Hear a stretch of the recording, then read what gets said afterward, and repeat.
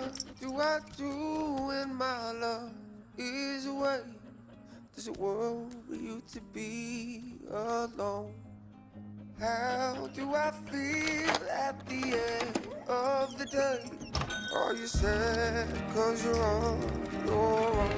I can't find a little help from my friends. Oh, I'm gonna try a little help from my friends.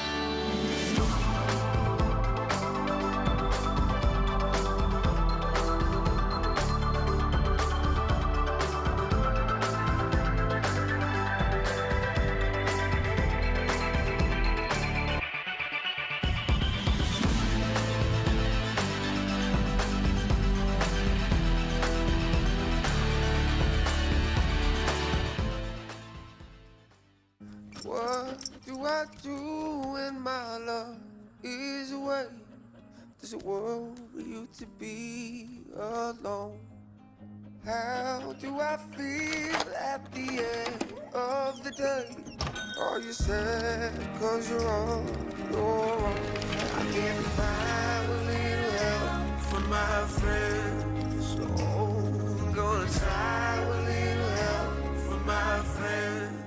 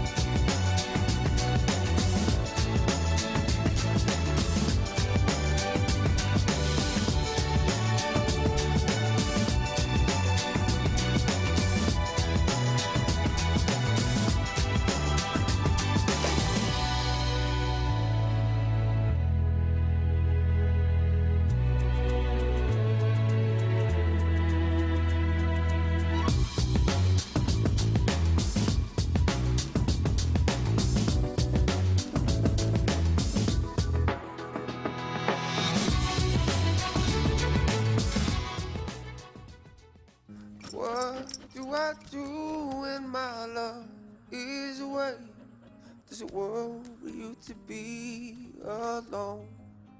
How do I feel at the end of the day? Are you sad cause you're on your own? I can't find a little help from my friends. Oh, I'm gonna try a little help from my friends.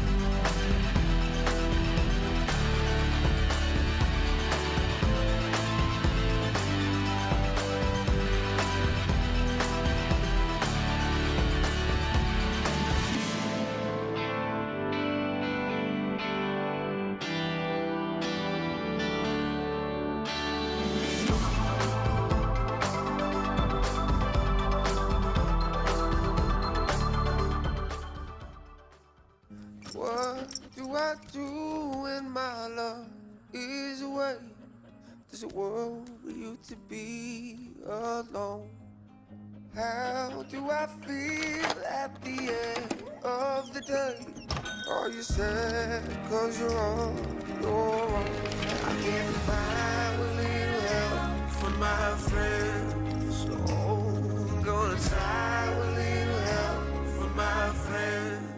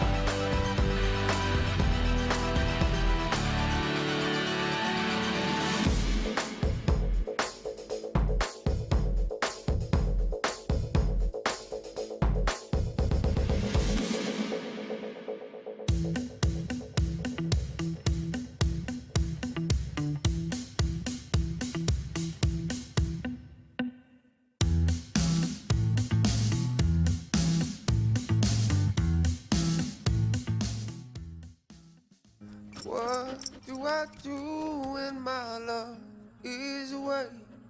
There's a world where you to be alone. How do I feel at the end of the day? Are you sad cause you're on your own? I can't find a little help from my friends. Oh, I'm gonna try a little help from my friends.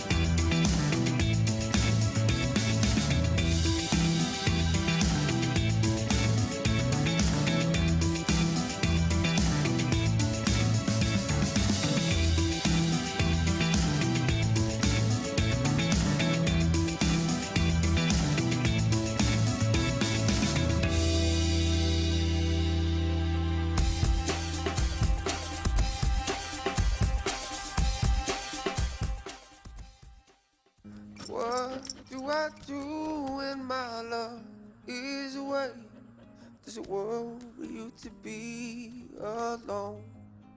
How do I feel at the end of the day? Are you sad cause you're on your own?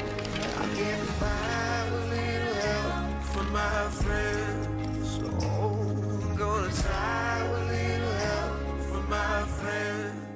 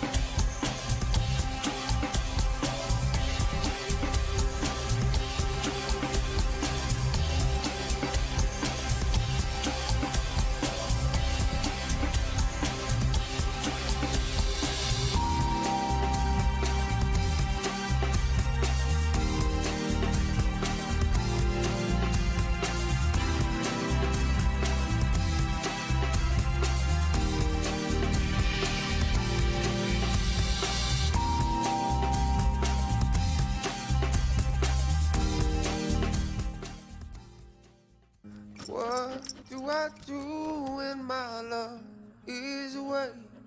There's a world where you to be alone.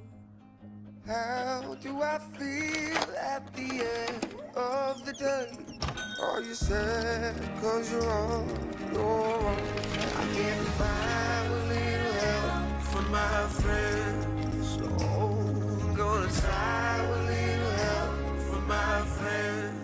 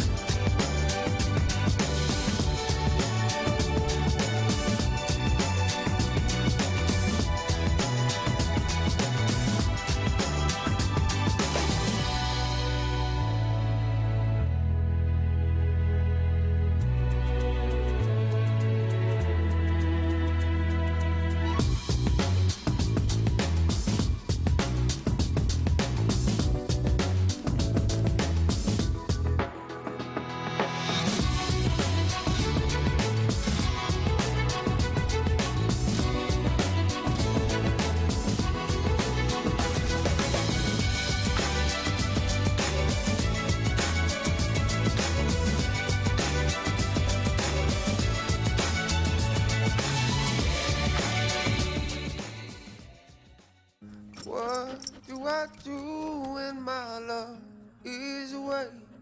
There's a world where you to be alone.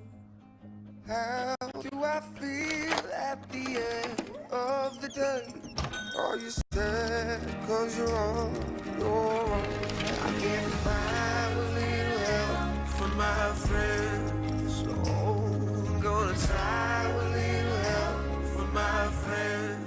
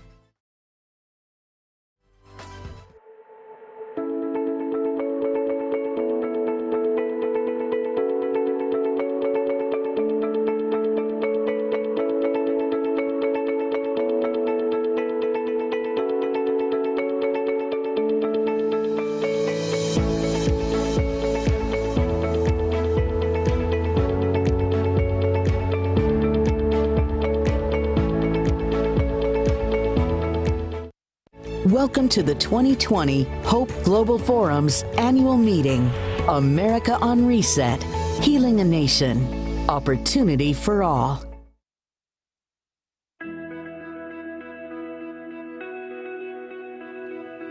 Imagine a world where employees and executives both begin their days with a smile and end them just the same.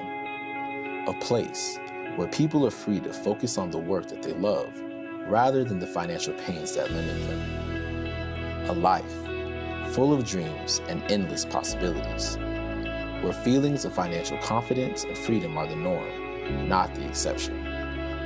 Imagine transforming your workplace into a well place.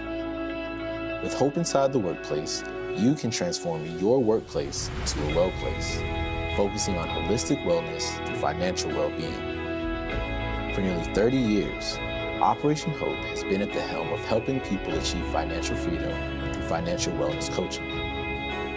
As a nonprofit, we have focused on financial dignity and economic empowerment. With more than 100 Hope Inside locations around the country, businesses, organizations, and community foundations are taking hope, inspiration, and empowerment and putting it in the hands of those who matter the most. We believe, just like you, that employees and their families are your primary stakeholders. Through Hope Inside the Workplace, we partner with you to bring financial wellness into their lives through one-on-one coaching, group coaching, and seminars to implement the principles needed to secure a better future, like budgeting, credit management, investing, saving for retirement and college, and major purchases like a new home or car. With Hope Inside the Workplace, our dedicated Hope Financial Wellbeing Coach becomes your in-house resource for financial empowerment and wellness for your entire team. Together, we can transform your company from the inside out, transforming employee wellness and corporate well-being to make your workplace a well place, a place where productivity, engagement, and well-being live, and your employees thrive.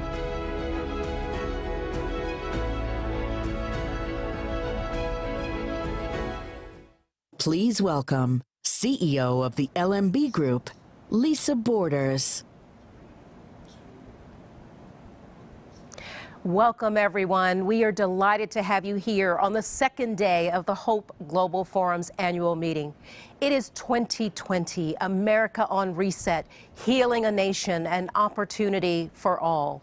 We are delighted that you could join us again for these important conversations.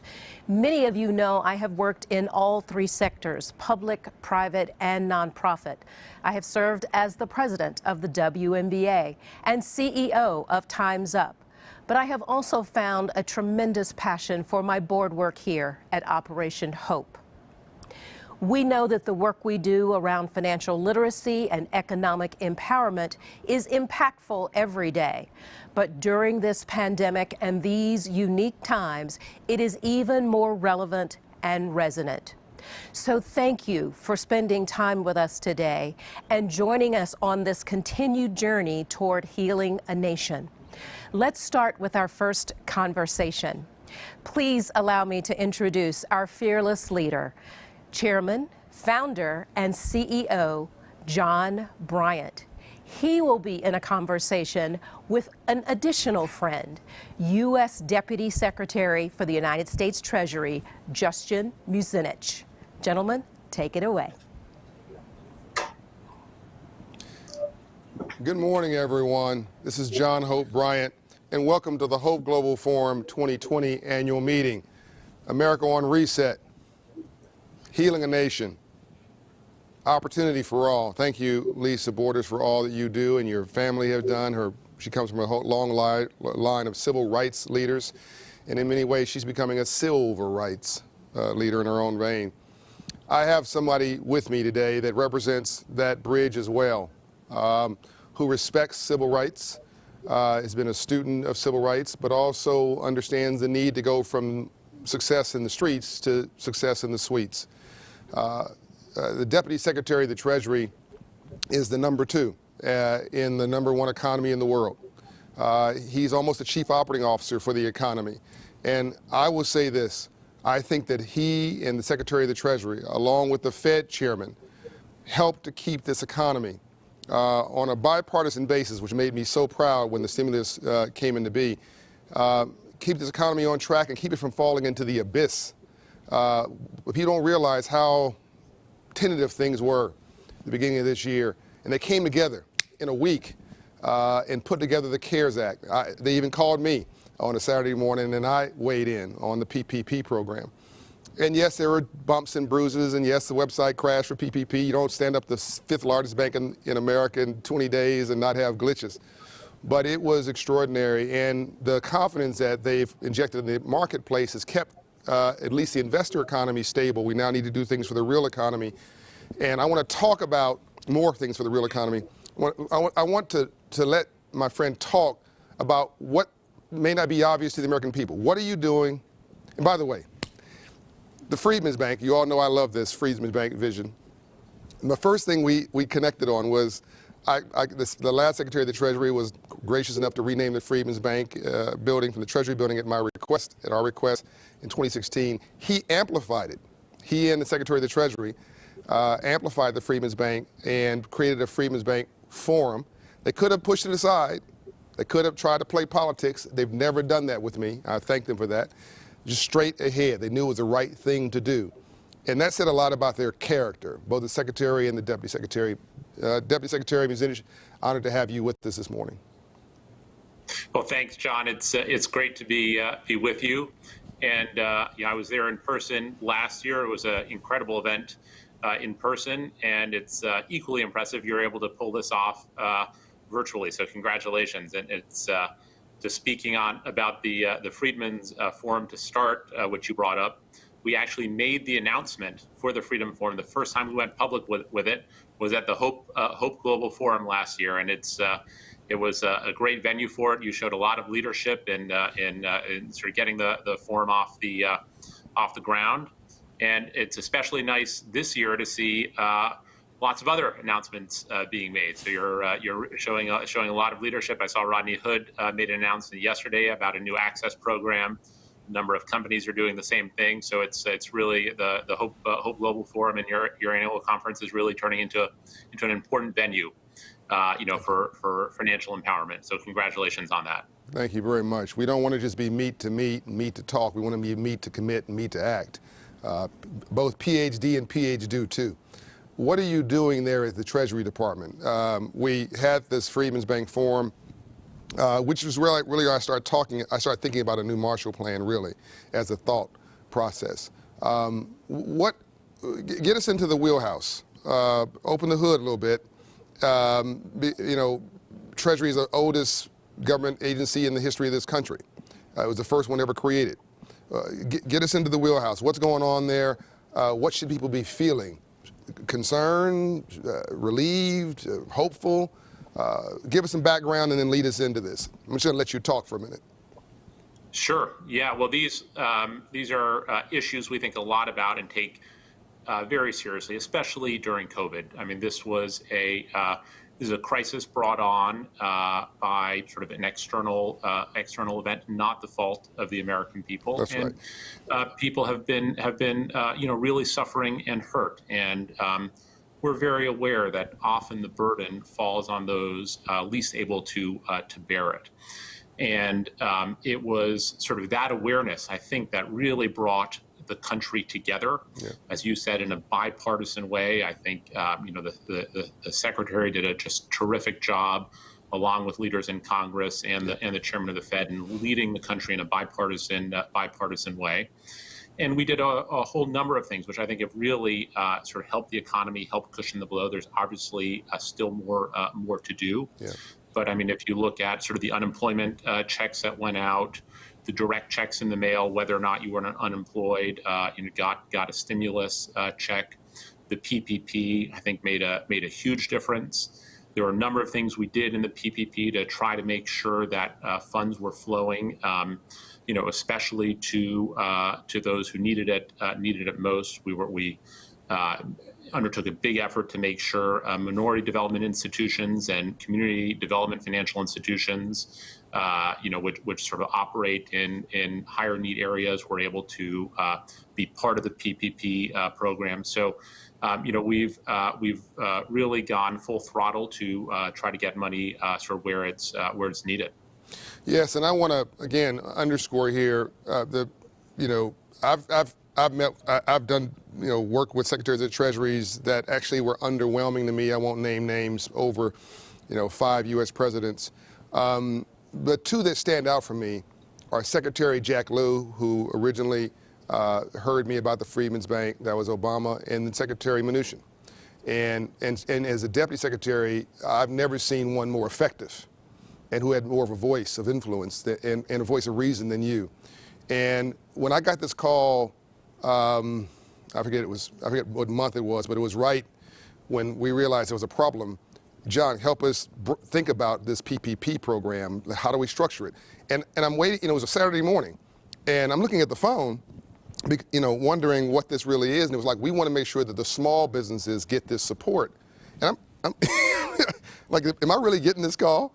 And I made my notes and sent them to you, and some of that survived, some of it didn't. But you listened and you were engaged, and we tried to get that money to the least of these God's children. Clearly, we've now learned that small businesses need coaching and support to get that infrastructure. We now learned that 96% of all black businesses don't have an employee, so unfortunately they could not benefit from PPP. But you couldn't solve all that in 10 days, right? But it was a lot of creativity, and I want to commend you for leaning in and you got blamed for stuff that didn't go right and got no credit for the stuff that went well. But you stayed in the fight. Should people feel hopeful that our financial system is strong, that our fiscal system is strong, that the infrastructure is strong? Yes, absolutely. I mean, the financial system is very strong. The economy is recovering well. And, I think one of the most important, listen, the response to COVID was, as you said, it was a short-term response to an immediate problem. Right. But what really matters over time are a lot of the structural issues. And you've done a great job leading on that at the U.S. Treasury. We have a number of initiatives to address that.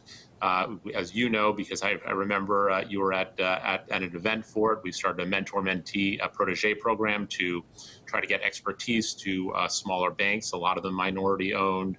We have a financial literacy program. There are all these structural issues which are really, really important. And I think the most important thing we can do, and we've made great progress on this, is to get the economy going.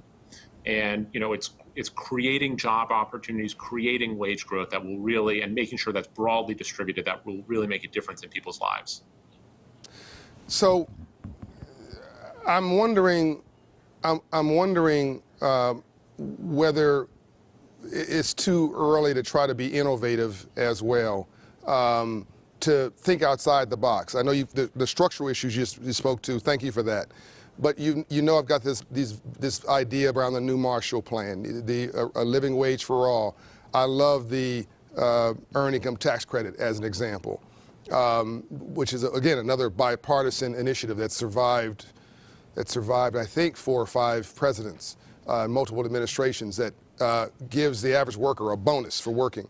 I know this is something that probably goes beyond Treasury, but is that a bridge too far to try to get an expansion, a deepening of the earned income tax credit so that the average worker can get a bonus? Or are there other creative ideas you guys are thinking about that we can help, Americans can help to encourage our representatives to, from both sides of the aisle, to knock it off on the games and get to solving problems for us, whether it be small business or consumer or whatever?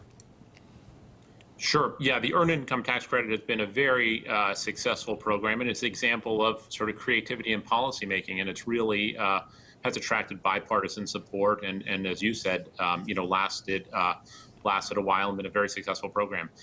There are a whole number of innovative ideas that are worth considering. We're looking a lot at the fintech space and the ability of fintech to get credit into communities that that may not have had credit historically.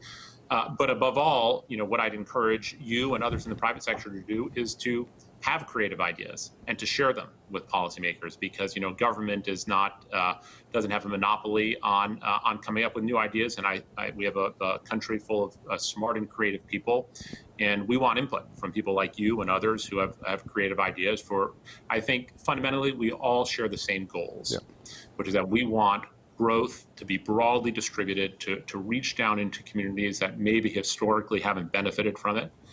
And if we agree on that goal, it can bring people together. And I think we all have to be open to sort of new ideas to achieve it. I wouldn't want your job for anything in the world. You and the secretary, you get up in the morning, look at your phone and go, what the? Huh? And while people are driving their cars very calmly down the street or walking their dog or dealing with life, you know that if you don't make the right decision, and if you don't get everybody to come along, bad things are going to happen, not just in America, but around the world. And it's all the things you can't talk about, probably on this program and maybe ever. But I want to thank you for giving your public service and for leaning in. Again, I've met a lot of people who I'm not impressed with at all. And I don't like when people play games with the American public, or people who are invisible, worse, those who don't have a voice. But you've never done that to me.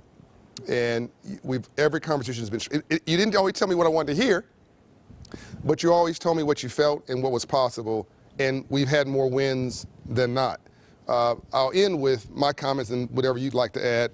I'll end with the Freedmen's Bank, which is where we started. People probably don't know what this is, but it was an effort by Abraham Lincoln, joined by Frederick Douglass, again, a Republican and a Democrat, a black and a white, a white and a black, to create a bank after the Civil War to teach freed slaves about money. Because those Union soldiers who were black, who were fighting for our freedom, were being taken advantage of at the camps for the Union soldiers by that era's, the 1800s version of a payday lender or check casher or predatory provider, trying to separate those soldiers from their wallet.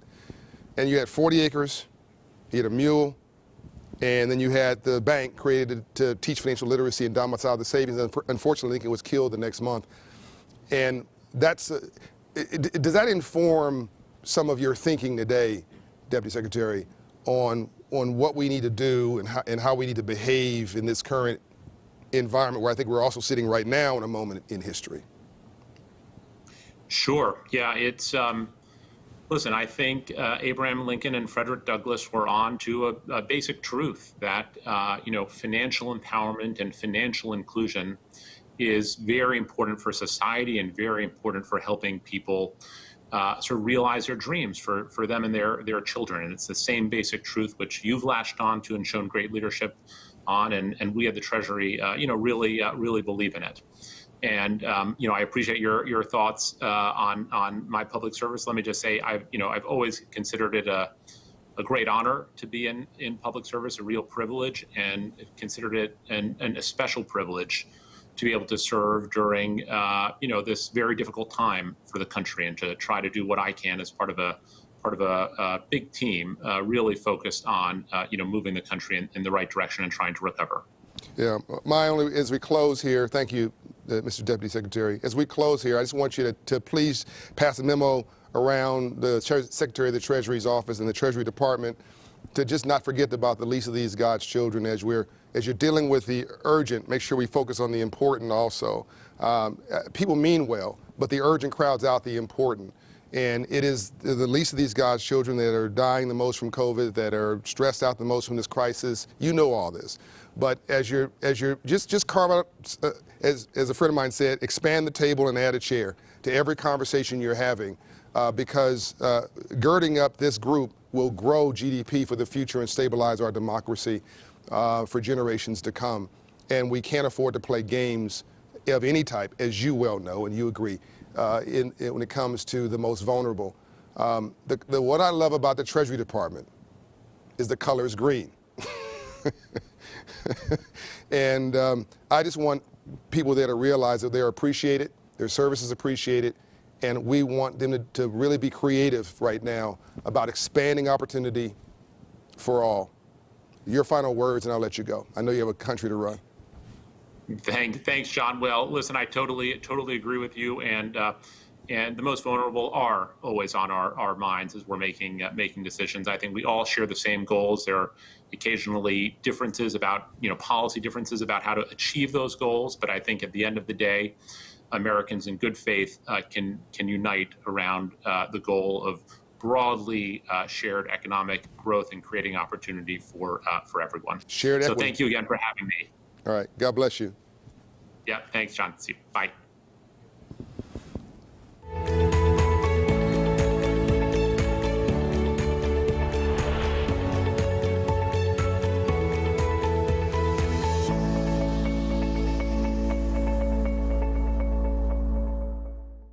Good afternoon. My name is William Smokey Glover. I'm a Senior Vice President and Director of Fair and Responsible Banking for Fulton Bank, which is headquartered in Lancaster, Pennsylvania.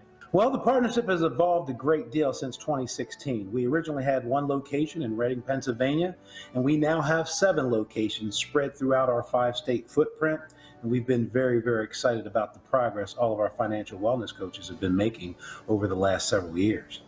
So I think the partnership between Operation Hope and Fulton Bank has been a tremendous success in the 4 years that we've been partners. It started originally in Reading, Pennsylvania, and we're now in 7 different communities across our footprint. But what I really love about the partnership is that Operation Hope is willing to roll up their sleeves and meet people, clients, wherever they're at. So it's folks that don't have necessarily a high enough credit score. They're willing to do the work to help people improve their credit. If it's folks that aren't very familiar with the first-time home buyer process, they're willing to educate customers and get them prepared for that home ownership opportunity. So really what I'm trying to say is whatever the need of the client is, I think Operation Hope is prepared to deliver in partnership with Fulton Bank. And we're really excited about not only what we're building, but what the potential of the program offers our clients, particularly in underserved communities in the future. So as I think we all would agree, COVID has been a very big challenge for many communities, and certainly low to moderate income and minority communities. So the partnership with Operation Hope, I think, does just that. It gives people hope when in the midst of a really dark time, right? So our financial wellness coaches, what I try to say to them is be the light in the community. And they have been doing that. Since COVID has hit, our financial wellness coaches have helped originate over 18 mortgages, getting people into homes during what is the greatest crisis of our lifetime. So to think that they can be that productive, or our partnership can be that productive during the middle of COVID, it gets me excited about Fulton Fort, because when this is behind us, we're going to be even more productive, and we're going to be an even brighter light in the communities that we serve. So kudos to Fulton Bank and Operation Hope, and it's all Fulton Ford. Hi, this is John Hope Bryant, founder of Operation Hope, and welcome back to the Hope Global Forum annual meeting. Resetting America, healing a nation, opportunity for all. This is going to be one of the most interesting discussions of the forum. All of them are interesting. This one's compelling, interesting, because it's authentic and it's real. And it involves somebody who I've learned and grown to respect a great deal over his career. He's currently vice chairman for public affairs at Wells Fargo. He's formerly the chief of staff to President Barack Obama. He was also Secretary of Commerce under President Clinton. He comes from a legacy family in Chicago that really led the city and the nation from the center of the country, and some would argue responsible indirectly for the election of a U.S. president through their family's active encouragement. He's lived through history and he's seen it, and now he's in the middle of a moment. And his name is Bill Daley, and he's my friend. Now Wells Fargo has been a sponsor of Operation Hope, full disclosure, since our founding. I think they were the first major bank in 1992 that wrote a check and believed in my dream back in Los Angeles when no one believed in what I was doing. Then we did financial literacy together over the years, and we almost co-founded each other's financial literacy programs. And then when I had this vision for Hope Global Forums, they were the first one in. And they've never asked to speak. They've never asked to be on the program, and I've respected that. We haven't always agreed, but that's family. That's what happens when strong personalities get in the same room. And when this current moment happened, or with this social justice reckoning and what I call unconscious bias, their CEO, Wells Fargo CEO, Charlie Scharf, reached out to me along with Bill Daley. And we had about 6 hours worth of combined conversations, an hour with Charlie Scharf alone. And I found it to be transparent. But I'm going to let Bill Daley speak for himself. He's not a shy man. And I admire that we were supposed to be on yesterday. We had a technical glitch. He came back today, and I'm praying he's with me. My friend Bill Daley. Thanks, John. I am with you. Hey, Bill. I do somewhat apologize, I think, for the technical issues we had. I'm not the most tech-savvy person, but we tried mightily because the panel you had on and the participants you had on yesterday and having on today, I would have really been proud to participate with them. But I'm happy to be able to come back today. Wells, I joined, as you mentioned. We obviously, going back to 92, placed a pretty good bet on not only a person, but a concept.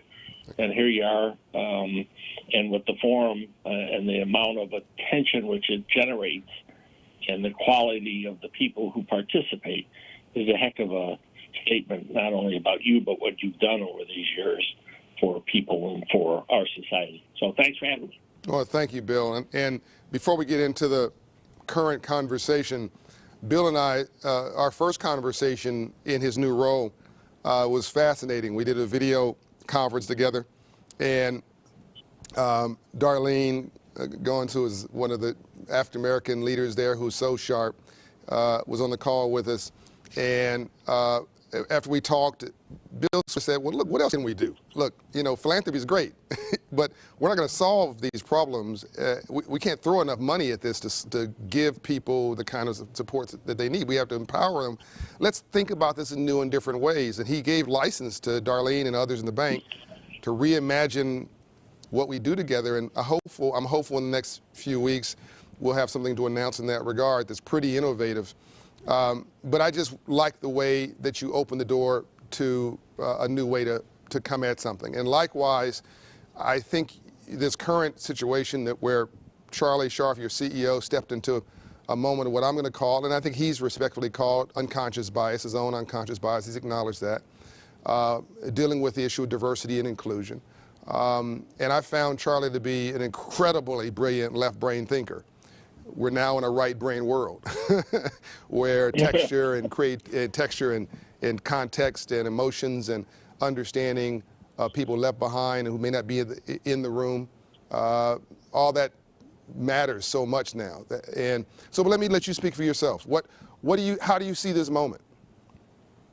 Look, we as a company, we as the corporate business community, are at a moment to really try to change. And I think one of the reasons, obviously, the energy that has been generated post the murder of George Floyd in late May or the very beginning of June, has created an energy that we've not seen in a very long time. But it's an energy that's not left to a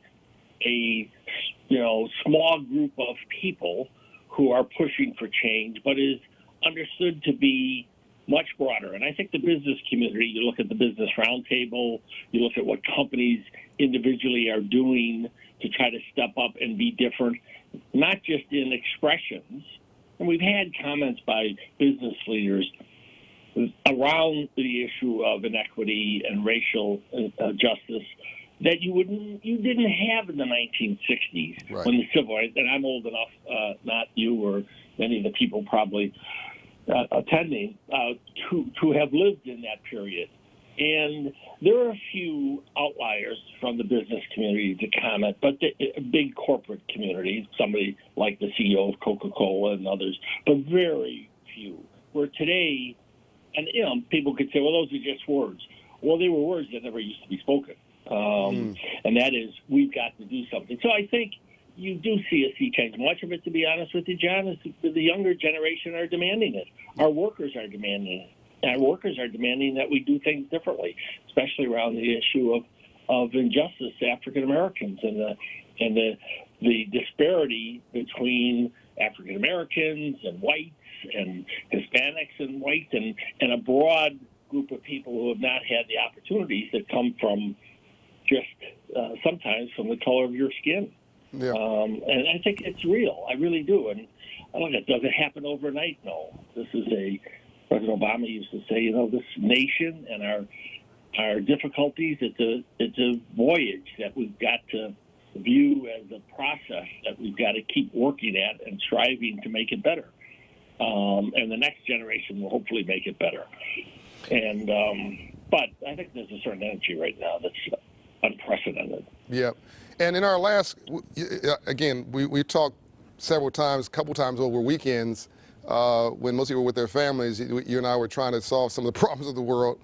I commend you for taking the time. One of our last conversations, I don't want to put words in your mouth, but to paraphrase, the current challenge you saw not as so much of a problem, but as an opportunity. Am I getting that wrong? No, you're absolutely right. If we look at it as a problem, that's a negative. Right. If we look at an opportunity, and in our situation where Charlie made his comments, and obviously they were offensive to not only many of our employees, African American employees, and others on the outside who read them, that he felt that he obviously whether one states a conscious or an unconscious bias. A conscious bias is pretty obvious. An unconscious bias is something that maybe somebody doesn't understand exactly how the other person is going to hear it. And you've taught me, John,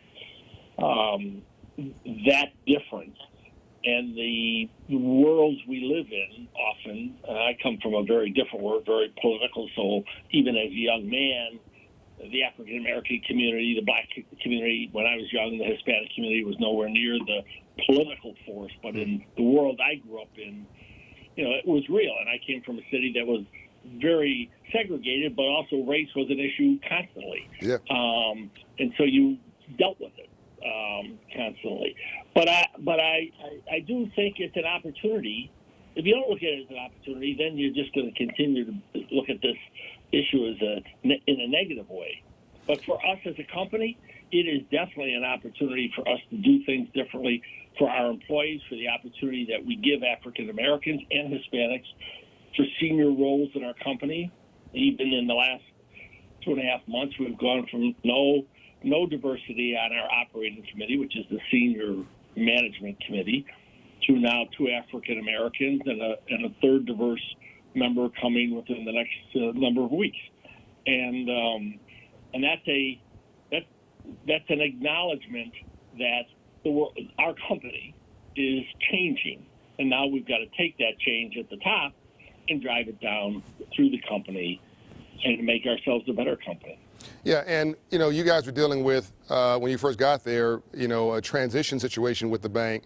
And Charlie probably brought what he called to be his SWAT team, those people he calls on all the time, and probably wasn't thinking about broader issues.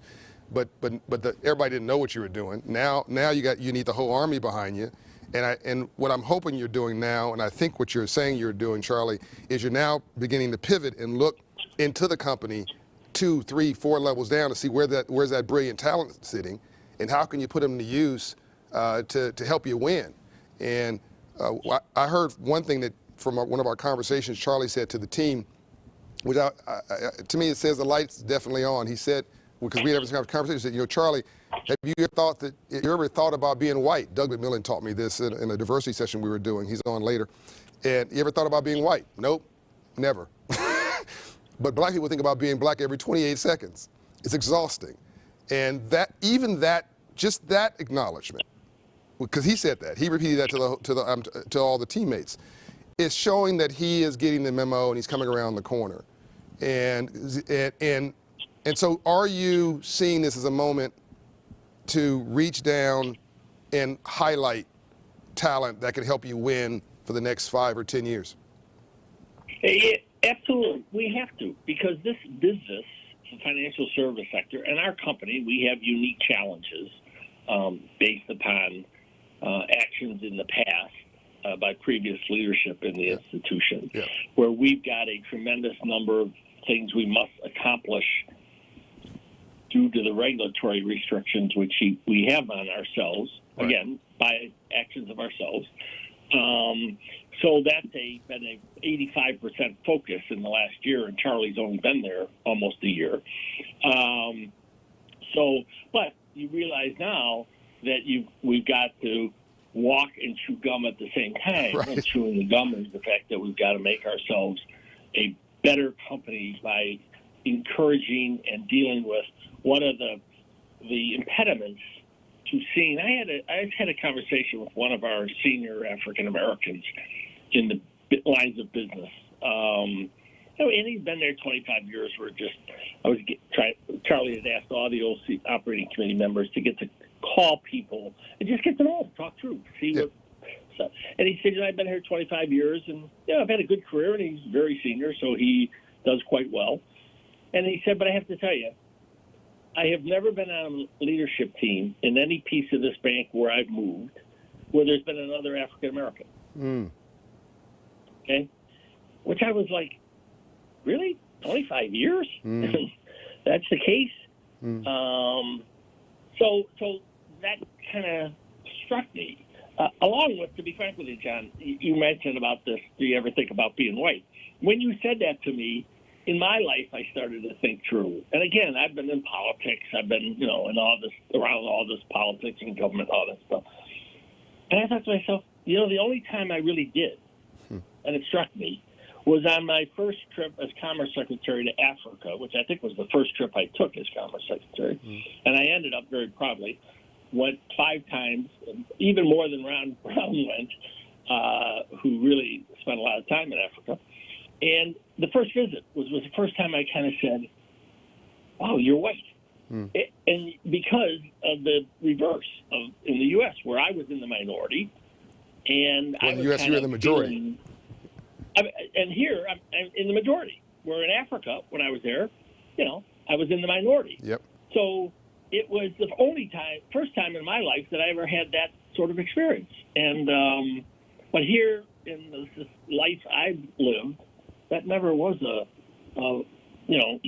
even though I was around all the issues. But to look at it in that perspective was rather enlightening. At least I found it that. Yeah, you also called me and told me you met literally a rocket scientist who worked, a black person who had credentials to be a rocket scientist 3 levels down. You're like, my God, why is this person promoted? Like, what is this person doing over there for 20 years? Yeah, I was like, what? But I don't have a lot of the left brain. I got a little of the right brain. But when I meet people who have left brain, I'm really impressed with them. And those who have both, like President Obama or like Bill Clinton, I get pretty impressed with. Yeah, so our time is unfortunately up. But thank you so much for trying to squeeze us in again. I think it was a rich and important conversation. We didn't talk much about what the bank is doing and all that. We can, I'm sure, follow up on all that. You're such a big institution in the world. People know your story. I will say that this stuff aside, the bank has done a lot of very good stuff over the time I have been experienced with it, and I think the best is yet to come. Rainbows only follow storms.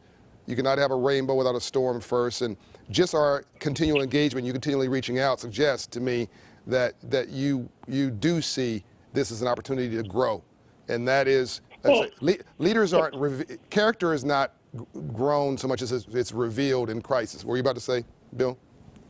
What I was going to say, and let me speak selfishly.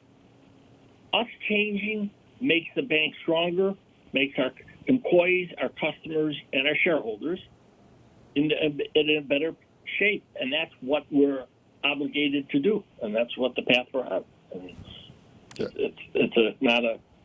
it's not a charitable thing. This is business, and it's the right thing to do, and it'll make us better. And diverse companies and inclusive companies are the most profitable ones, and I know that's music to your ears. Yeah. Bill Daley, thank you so much. Thank you, John. Have a good day. Thanks for having me. Bye-bye.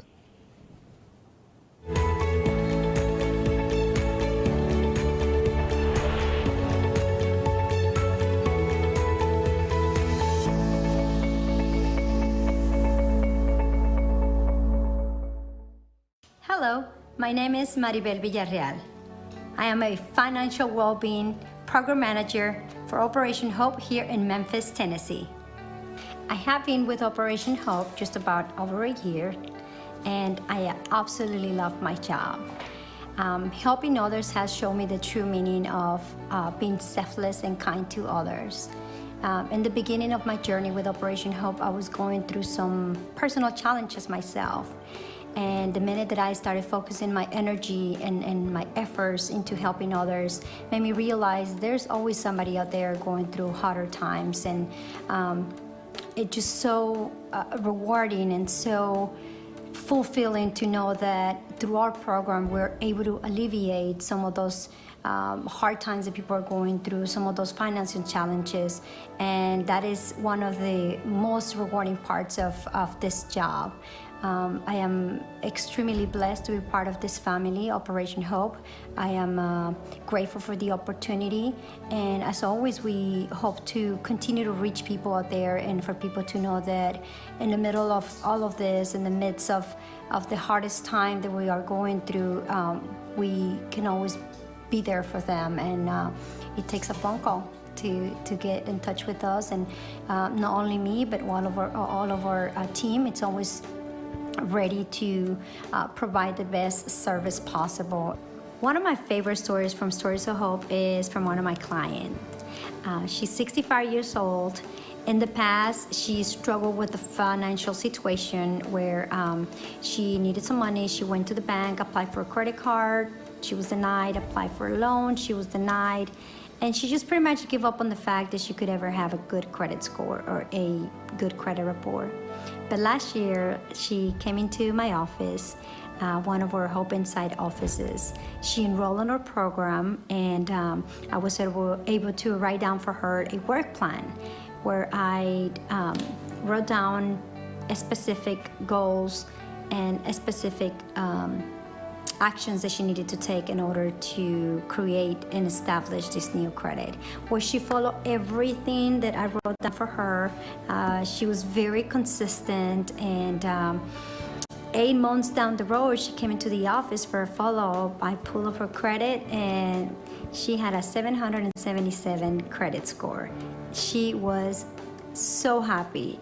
She was emotional. She had tears in her eyes. She got out from her chair, came and gave me a hug, and she explained to me how much this meant to her.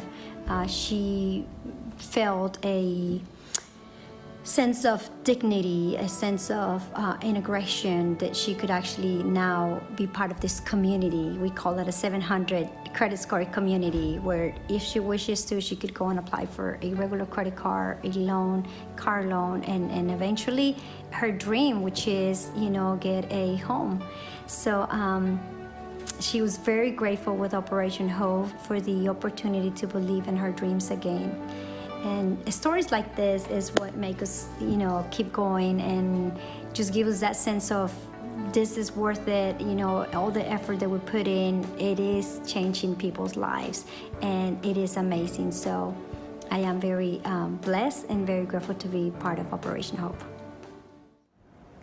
It is with great pleasure that I introduce this next segment because it involves one of my favorite families, Janet, Calvin, and Grant Hill. Janet is one of my personal mentors, and while she is not with us today, her influence and her spirit is always with the men in her family. But the men are here, so let me introduce them to you. Let me start with Dad. So Calvin Hill was selected by the Dallas Cowboys when he graduated from Yale.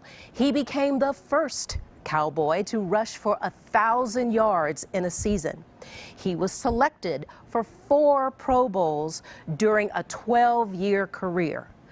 Now that's the football side of the family. Let me go over to the basketball side of the family. there is Grant, a fellow Dookie. When he graduated from college, though, he was drafted by the Detroit Pistons, played 19 years in the NBA, and he is now a Hall of Famer, being inducted just recently. Equally as important, he is a businessman. He's part of the ownership group that owns the Atlanta Hawks, and he co-hosts NBA Inside Stuff. It doesn't stop there. He's a husband and a father, my brother from another mother. So please allow me to introduce Calvin and Grant Hill. They're going to talk about sports, race, and empowerment for the next 20 minutes. Gentlemen, over to you. Thank you, Lisa. Wow, that was a very incredible introduction. So kind of you. I was surprised, so thank you, Lisa. And certainly thank you, John Hope Bryant, and the entire Operation Hope family and team for the incredible work and for the opportunity for my dad and I to have a discussion. So Dad, are you ready? I am ready. I'm ready when you are. All right. Well, I think we all can recognize that we are living in some unprecedented times. And some people like to say it's the equivalent of the 1918 Spanish flu, the 1930s Great Depression, and of course the 60s social and civil unrest.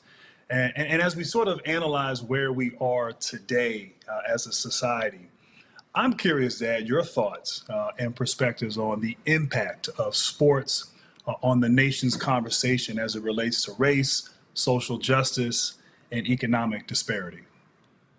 Well, I think, it's interesting. I think sports has always been, a place where people could look and have hope and where you could find role models. I think back to even in the 50s when I was growing up as a kid, people like Jackie Robinson, and being from Baltimore, Jim Parker, and they were role models for me as a young kid.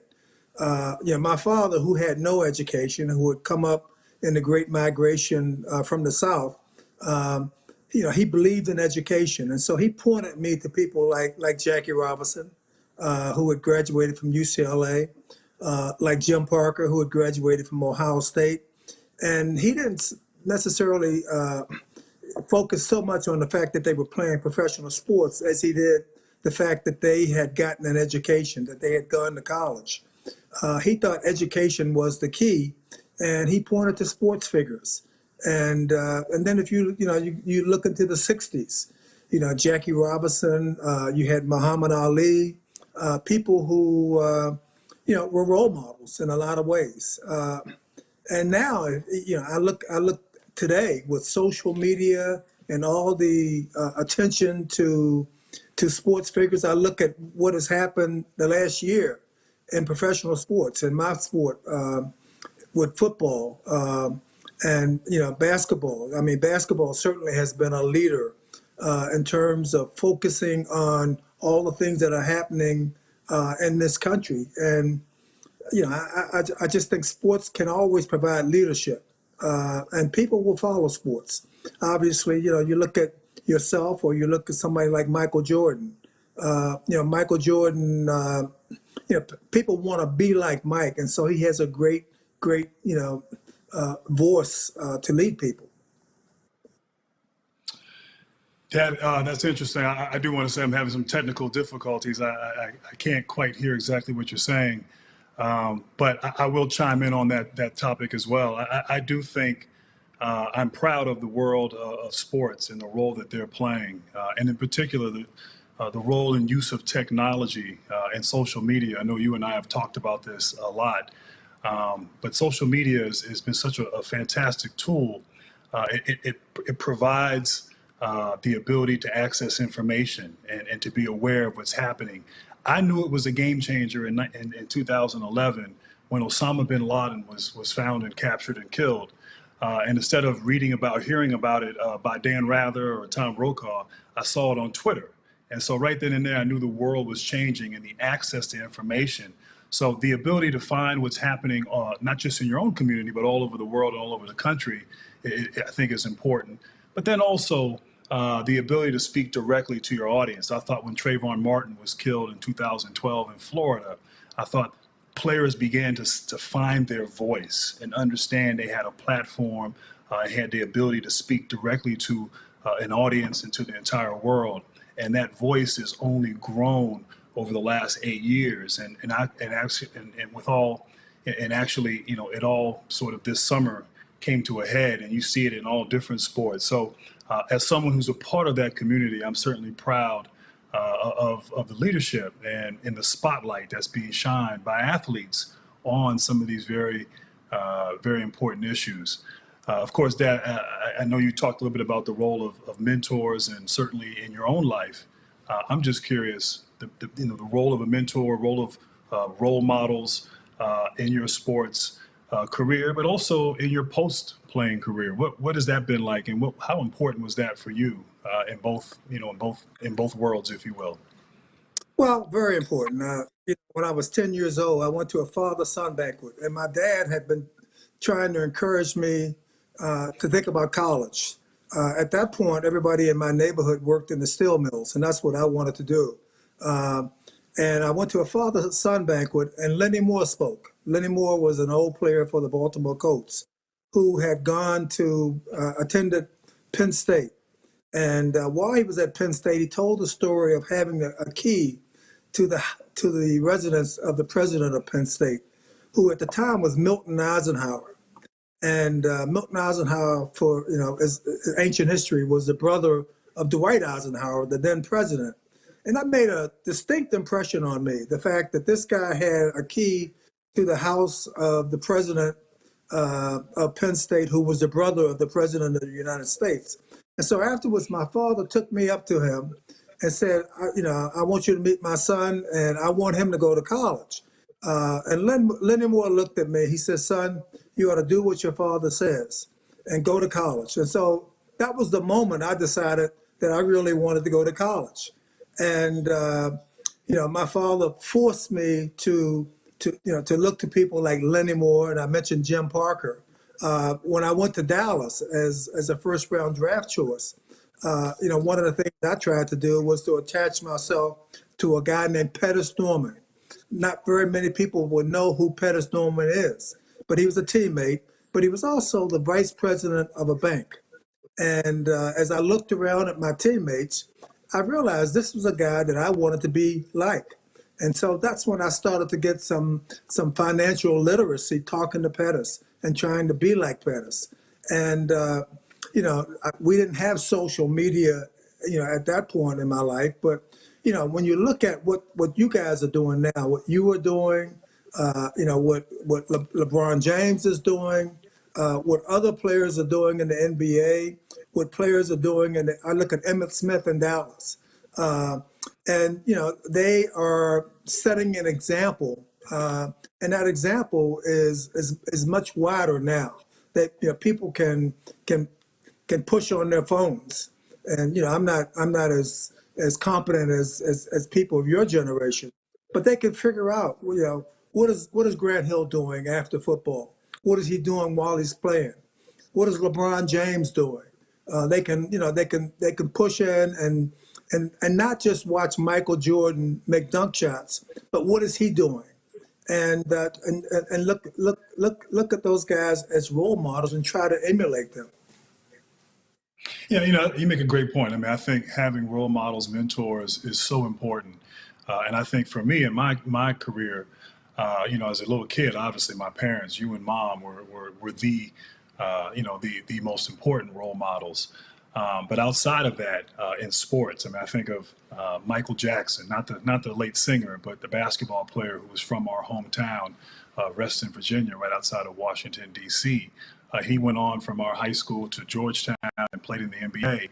And so just sort of seeing someone who had done that and knowing that was a possibility certainly motivated and inspired me at a very early age that, hey, maybe possibly if things, if I'm fortunate, it could happen as well. But I think also, too, because of you and your career and the exposure that you and mom provided, one of the things as I was in college and eventually on in the NBA, having role models who were former athletes who transitioned and pivoted and found careers and found really fulfillment after their playing days. And I think of people like Junior Bridgman, Dave Bing, who was a legendary Hall of Fame basketball player, had a steel company, auto parts in Detroit when I played in Detroit, eventually became the mayor of Detroit. And so knowing that was a possibility. Also to Roger Staubach, who was a teammate of yours, was in your wedding.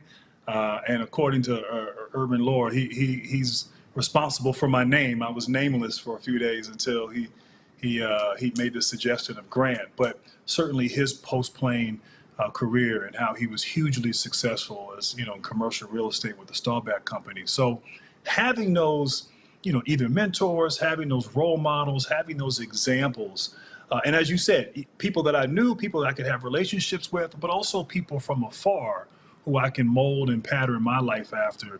I think that's so important, and particularly nowadays with the access to information, you can read up and learn about anyone out there for the most part. And so that's huge, and certainly I think we both have benefited greatly. One of the things that I've gone through over the last 7 years is sort of transitioning from playing on the court into now, into the rest of my life. And, I think one of the things that I didn't realize, and I feel like I've made a pretty solid transition and done a pretty good job, but playing 19 years, in professional sports, really my entire adult life devoted to my career as a basketball player.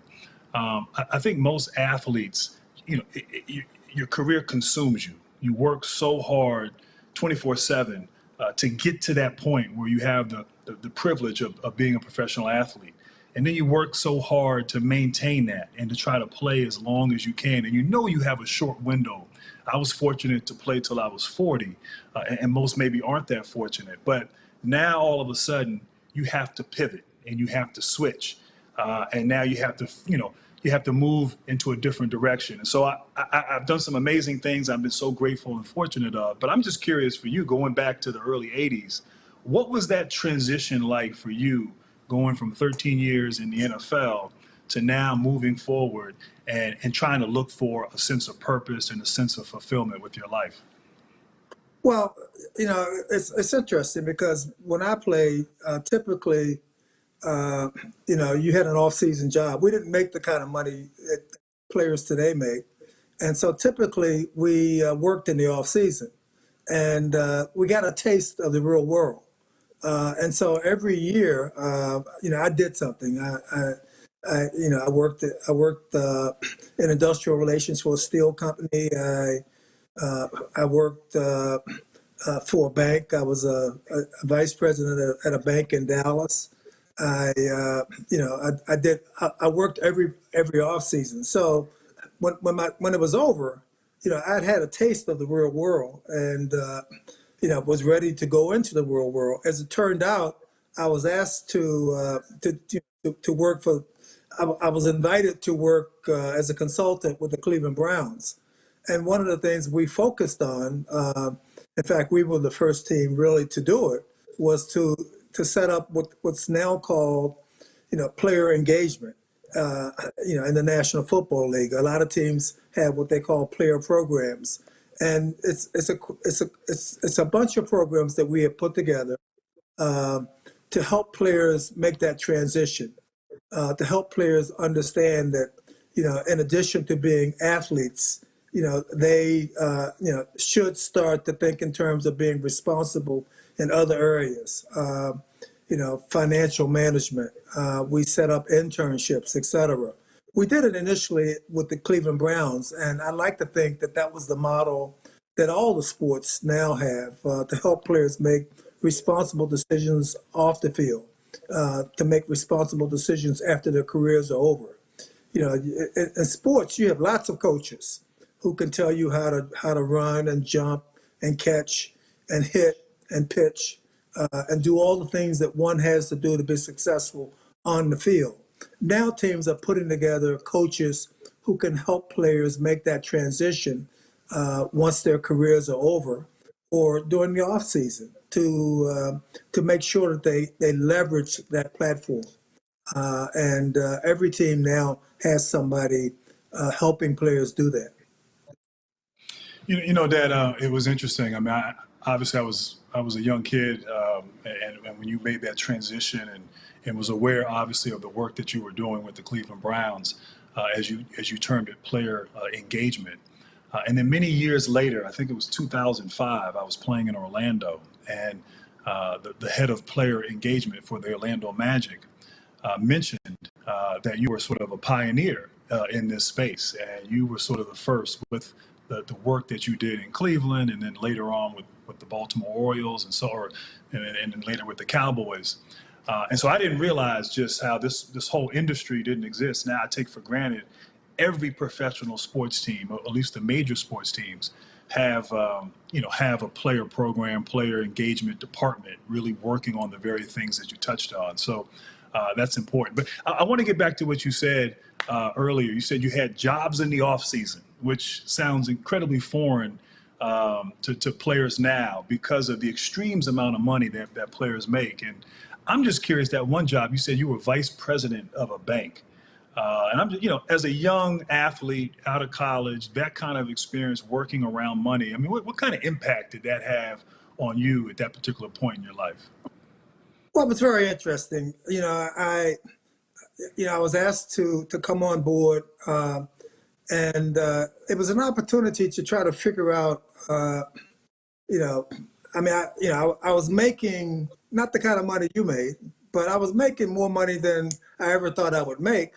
But it was handicapping. I didn't know what to do. And so when I went into this bank, when I joined the bank, it was called Dallas Bank and Trust. It's been absorbed by a much bigger bank now. But I wanted to know, how to deal with money. And I was very curious, how did people leverage, I was curious about finance. I was curious about leverage. I wanted to know, how a certain person could start with nothing and end up a millionaire. And so I spent a lot of time talking to people who were on the loan committees and looking at loan portfolios, trying to figure out, and meeting some of our customers and trying to figure out how they had achieved financial literacy and leverage that to where they were stable financially, and in some cases very wealthy. I mean, making money doesn't mean you necessarily know how to use it. There's an English expression, pray that a person does not enjoy success before they can endure success. And one of the things I found making a lot of money, or more money than I should be making, as a 21-year-old person, suddenly I had all kinds of problems. I had this money, didn't know what to do with it. I had a bunch of people coming to me with all kinds of ideas about what they thought I should do with it, and I didn't know. And so I wanted to go and find out. And I felt the best place to do that was to go to a place where it was a business of money. I went to a bank, a financial institution, and it was very interesting, fascinating for me. Yeah, no, that's great. I mean, I'll close with this. I mean, I think that was obviously impactful for you, and certainly passed along to me. I vividly remember my 18th birthday. I was a freshman in college at Duke, and you had come down and took me and a bunch of my teammates at the time to dinner to celebrate. And during the course of dinner and our conversation, we started talking about hypotheticals. What would you do with $1 million? And certainly $1 million was a lot of money back then, and it certainly is today. And I remember, I thought I was being responsible with my answer. I said, well, I'll spend half of it, and then the other half I'll put in the bank and live off the interest. And then you said, well, what about paying taxes? And I'm like, what are you talking about? And so, on one hand, it goes to show sort of where my head was at that particular point at 18.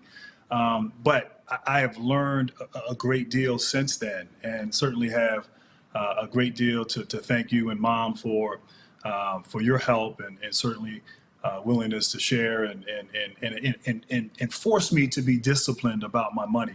I think one of the things that athletes suffer with is you spend an incredible amount of time at the grassroots level perfecting your craft. And that's even more the case nowadays when you're a teenager in college. And so you never really have a job. You've never really balanced a checkbook. You've never really had that experience. And so all of a sudden you're thrusted into a position where you're making more money than you can ever imagine.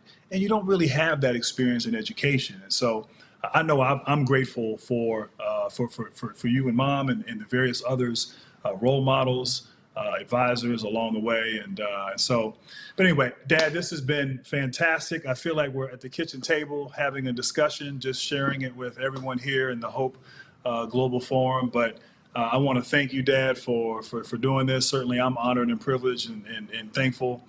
Thank you to my good friend, John Hope Bryant. And we enjoyed this conversation and sharing with all of you. Thank you.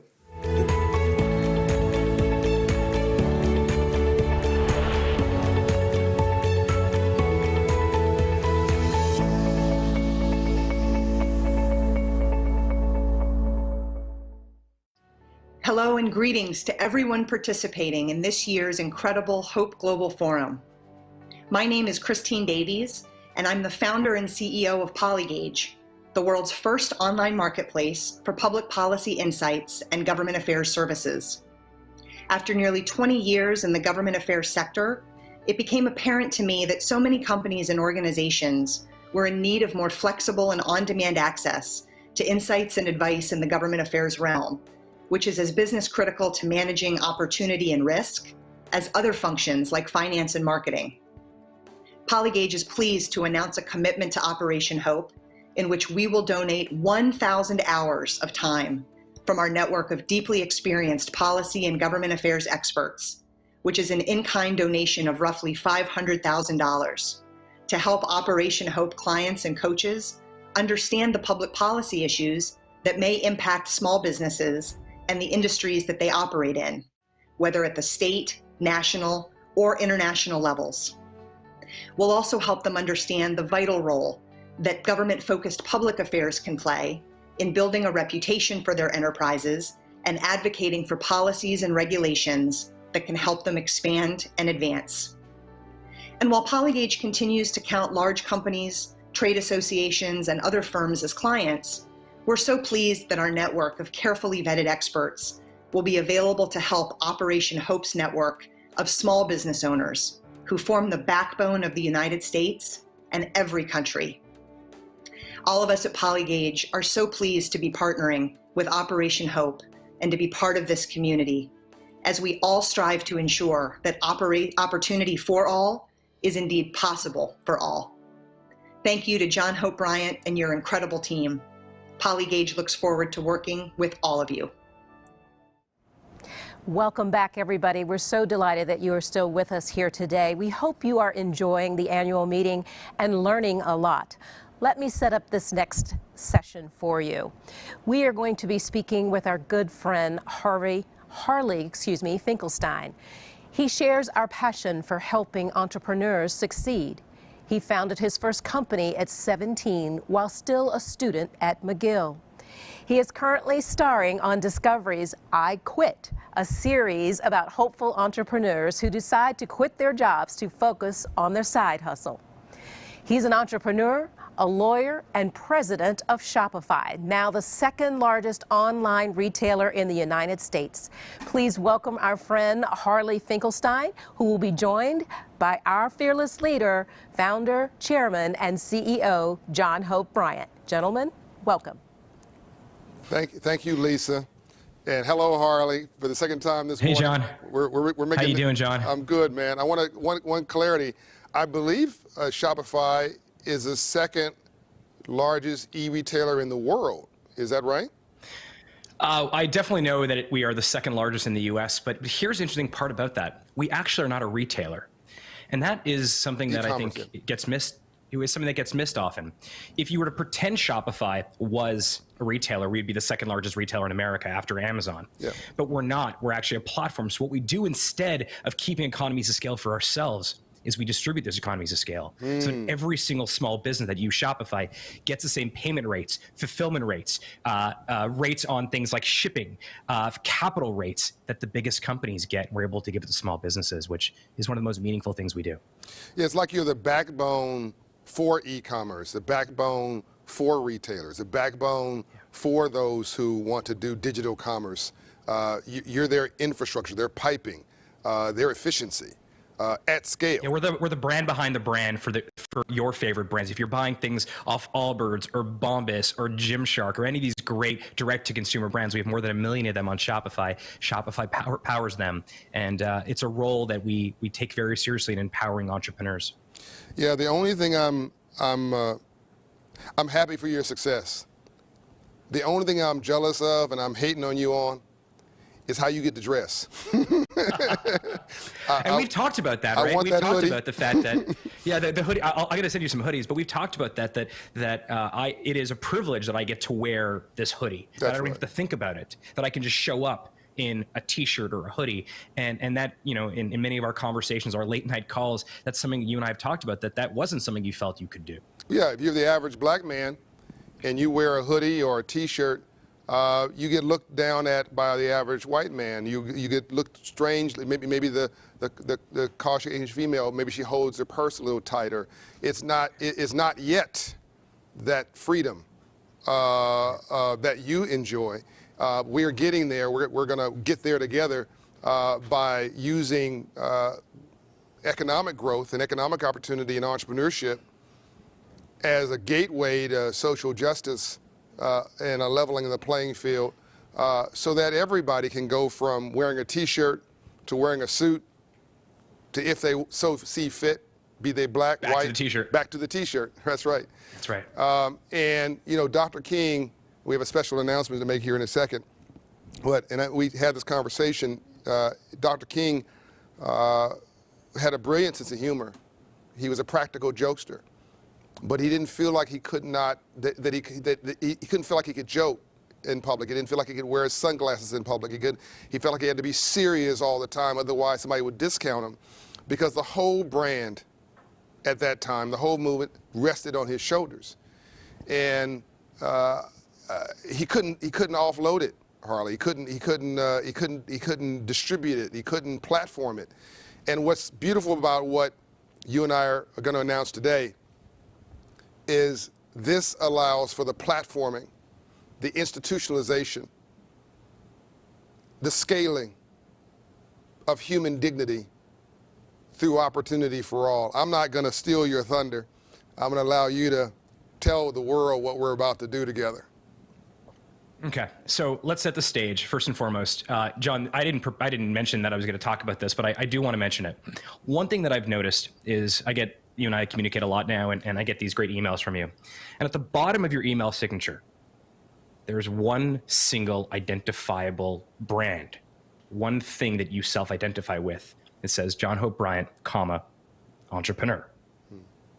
And I've been thinking a lot about, you can call there's so many different things that you can say you are, whether it's on the philanthropy side, or it's a business owner, or it's a banker, or it's a community builder, but you wrote entrepreneur. And I think that is something that you've held close for a very, very long time. Yeah.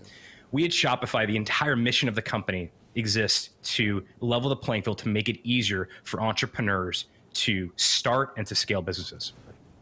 But something else that you and I have talked about is that something like 9.5% of all small businesses, all businesses in America, are ran by black entrepreneurs and black small business owners. That is a disproportionate amount. That doesn't make sense. And so what we are announcing today is that Operation Hope, along with Shopify, is creating a new program, which we think it's called 1MBB, so 1 million new black business and entrepreneurs. And Shopify is helping to advance that mission by offering $130 million worth of resources, and the goal is to create... Slow down, Harley. Only rich and wealthy and brilliantly smart people who are cool and wear hoodies as a daily uniform walk right past $130 million. Slow it down. come back, say that again, and say it louder for those in the back of the room. Pause. Let's roll that tape back.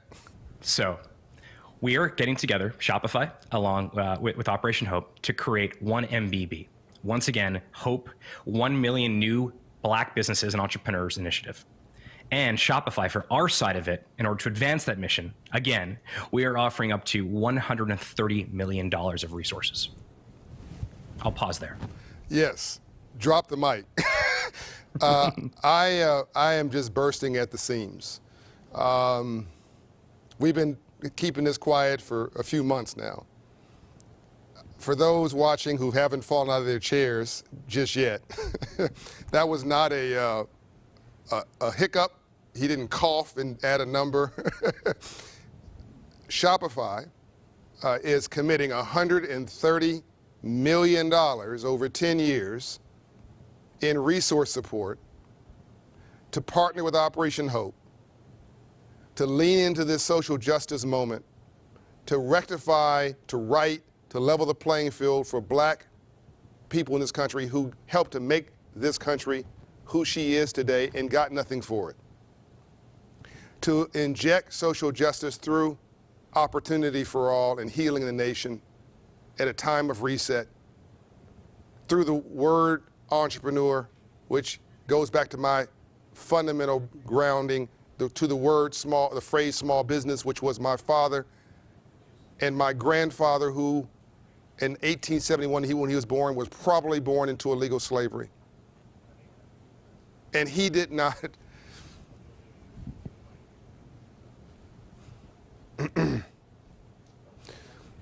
those that came before us don't have this opportunity,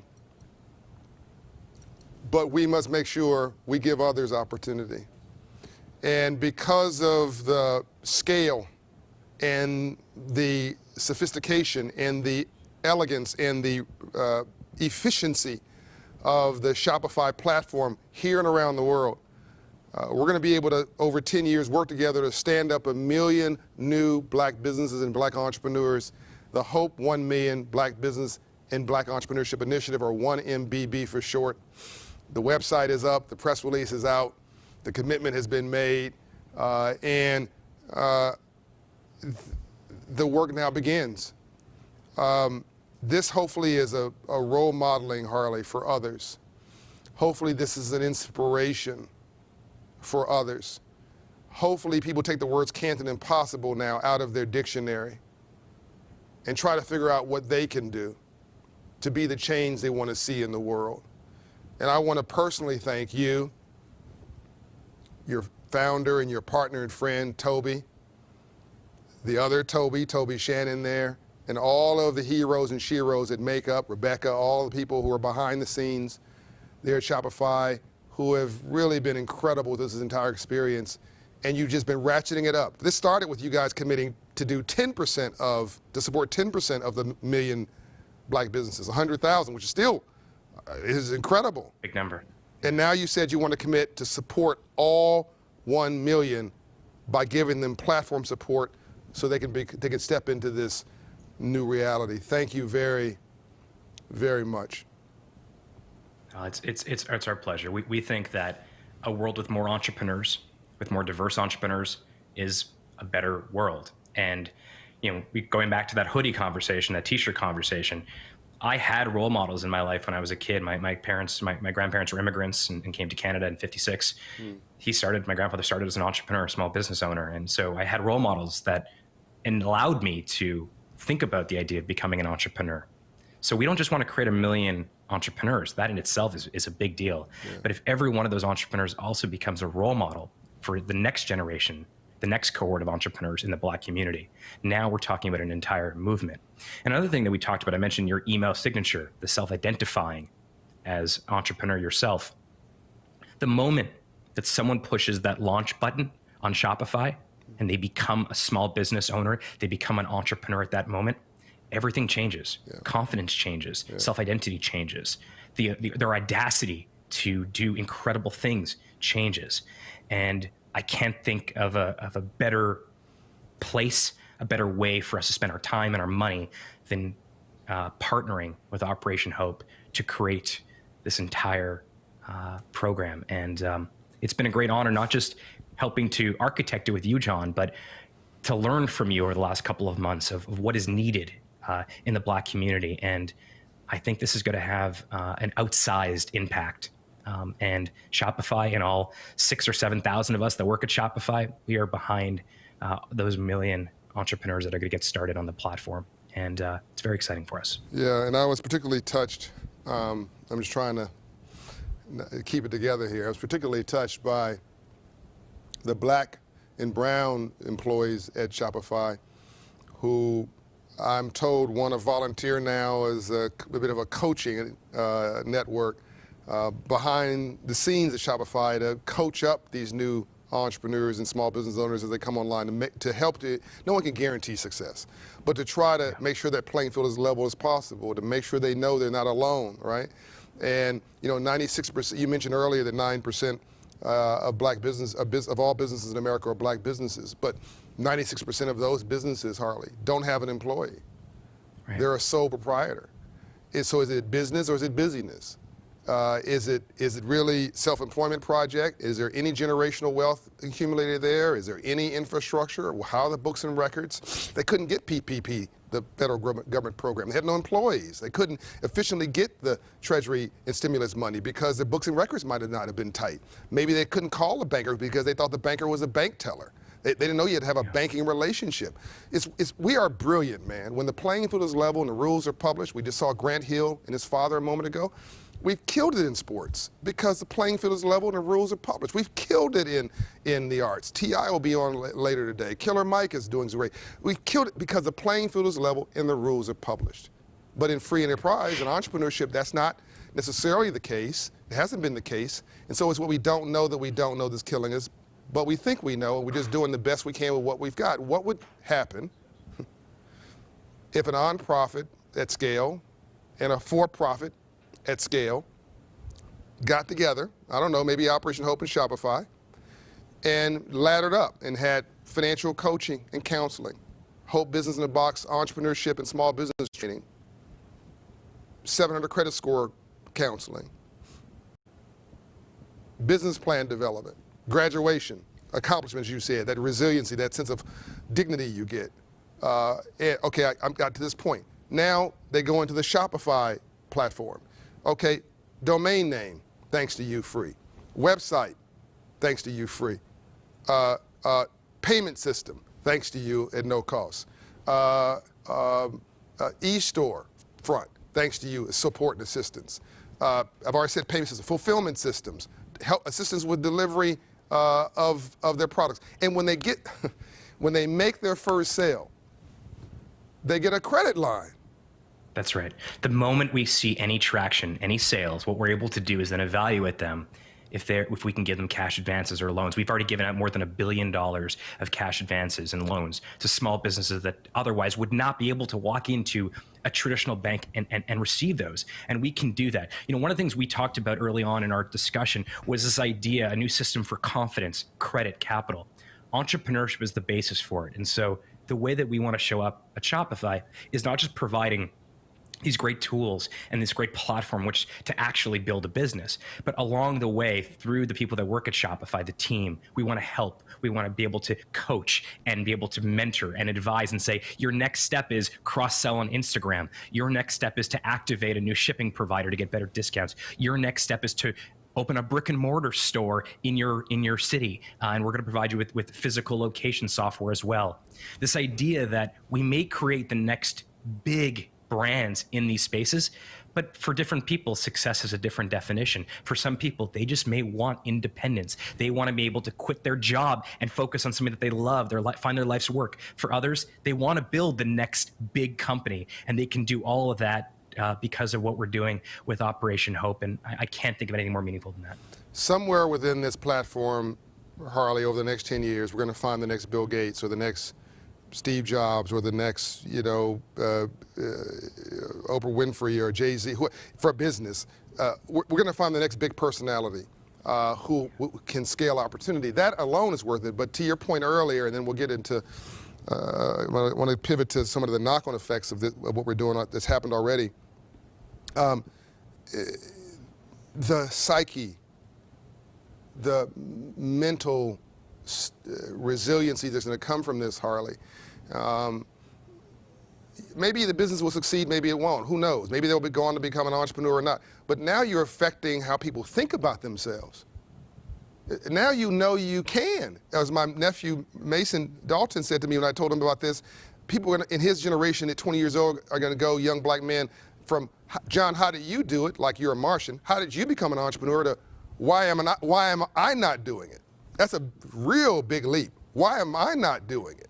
Well, that is confidence. That's going from a surviving mentality to a winning mentality overnight. And you do that and you transform a generation, maybe generations, because now they know they can at scale. And they know they can not just cash a check, they can write one too. The knock-on effects, Harley, of us doing Squawk Box this morning, I want to thank CNBC Squawk Box for leading with us this morning and this announcement today, is we've already gotten 100 Black Men of America, the largest collection of black male mentors in this country. 40% of their members are business owners who said, we're going to mentor these businesses that you've brought on. Boom. We've already gotten one of the largest accounting firms here in Atlanta, Apria, who said, we'll give you, I think it's 6,000 hours. It's 50 hours a month for 10 years. It's like a $2 million commitment of time. We're going to wrap accounting support around these new business owners. We have law firms calling us. We have a big business management firm that's called us. Somebody before this we got on, I didn't even know about it, they're committing some in-kind hours. You're creating a juggernaut that other folks can latch. A movement, there you go. Yeah, you're creating a movement. And what you're seeing is what we're doing and what Operation Hope is doing with this program is we're figuring out what are all the pain points that any entrepreneur might have, whether it's mentorship, technology, accounting services, legal services, whatever that may be in the way of becoming a successful entrepreneur. And we're simply just weighting it down. We're bringing it right down as flat as possible. And we're doing that together because we're able to bring all these different people together all around this mission. In the intro earlier, they mentioned that I just finished wrapping this show on Discovery Channel. It's called I Quit. And the winner of I Quit, which, thank you, was a guy named Mike D, and he's in Durham, North Carolina. At the end of the show, Mike D has built this incredible barbecue sauce company. At the end of the show, I asked Mike very simply, why did you decide to become an entrepreneur? He didn't say money. He didn't say fame. He didn't say because he just loved to barbecue sauce. He said because he would be the first person in his community that ever would have a family business for their children to go into. And that was mind-blowing to me because what a reason to start something. Yeah. All of a sudden, his daughters now have a totally different version of what their future may look like. They may not want to go into the barbecue business, but they have that optionality. They know they can. Starting this business for him, and they know they can, right? And if they don't want to, they don't have to. But that's what we're trying to do here. If we can create 1 million more Mike D's, some bigger, some smaller, oh my gosh, that would be incredible. Yes, and we're not going to guarantee success. That's not what this is about. We're going to guarantee you that we're going to try as hard as we can to lower those barriers of on-ramp to your own self-determination. But you can't self-determine yourself unless you understand the game, how it works, and you get an on-ramp, and somebody opens a door for you. And if you hustle and work hard, then nobody should be able to stop you, whoever you happen to be. So this should be encouraging to you. This is going to ladder you all the way up from training to support to literally starting the business at no cost to you, to wraparound services of professional advisors. And who knows? I don't want to riff here, but I think that a lot of other people will be inspired to say what other gaps exist. And now it's just on you. It's on you to say, do you want to do this? Do you believe you can do this? Because a winner knew they were a winner before they won anything. And I think we have a whole generation of winners who've just never been given a shot. And the cost of failure is now about as close to zero as it's ever been in the history of the world. To start a business 10, 20, 100 years ago cost a lot of money. You mortgage your house if you even could do that. Yeah.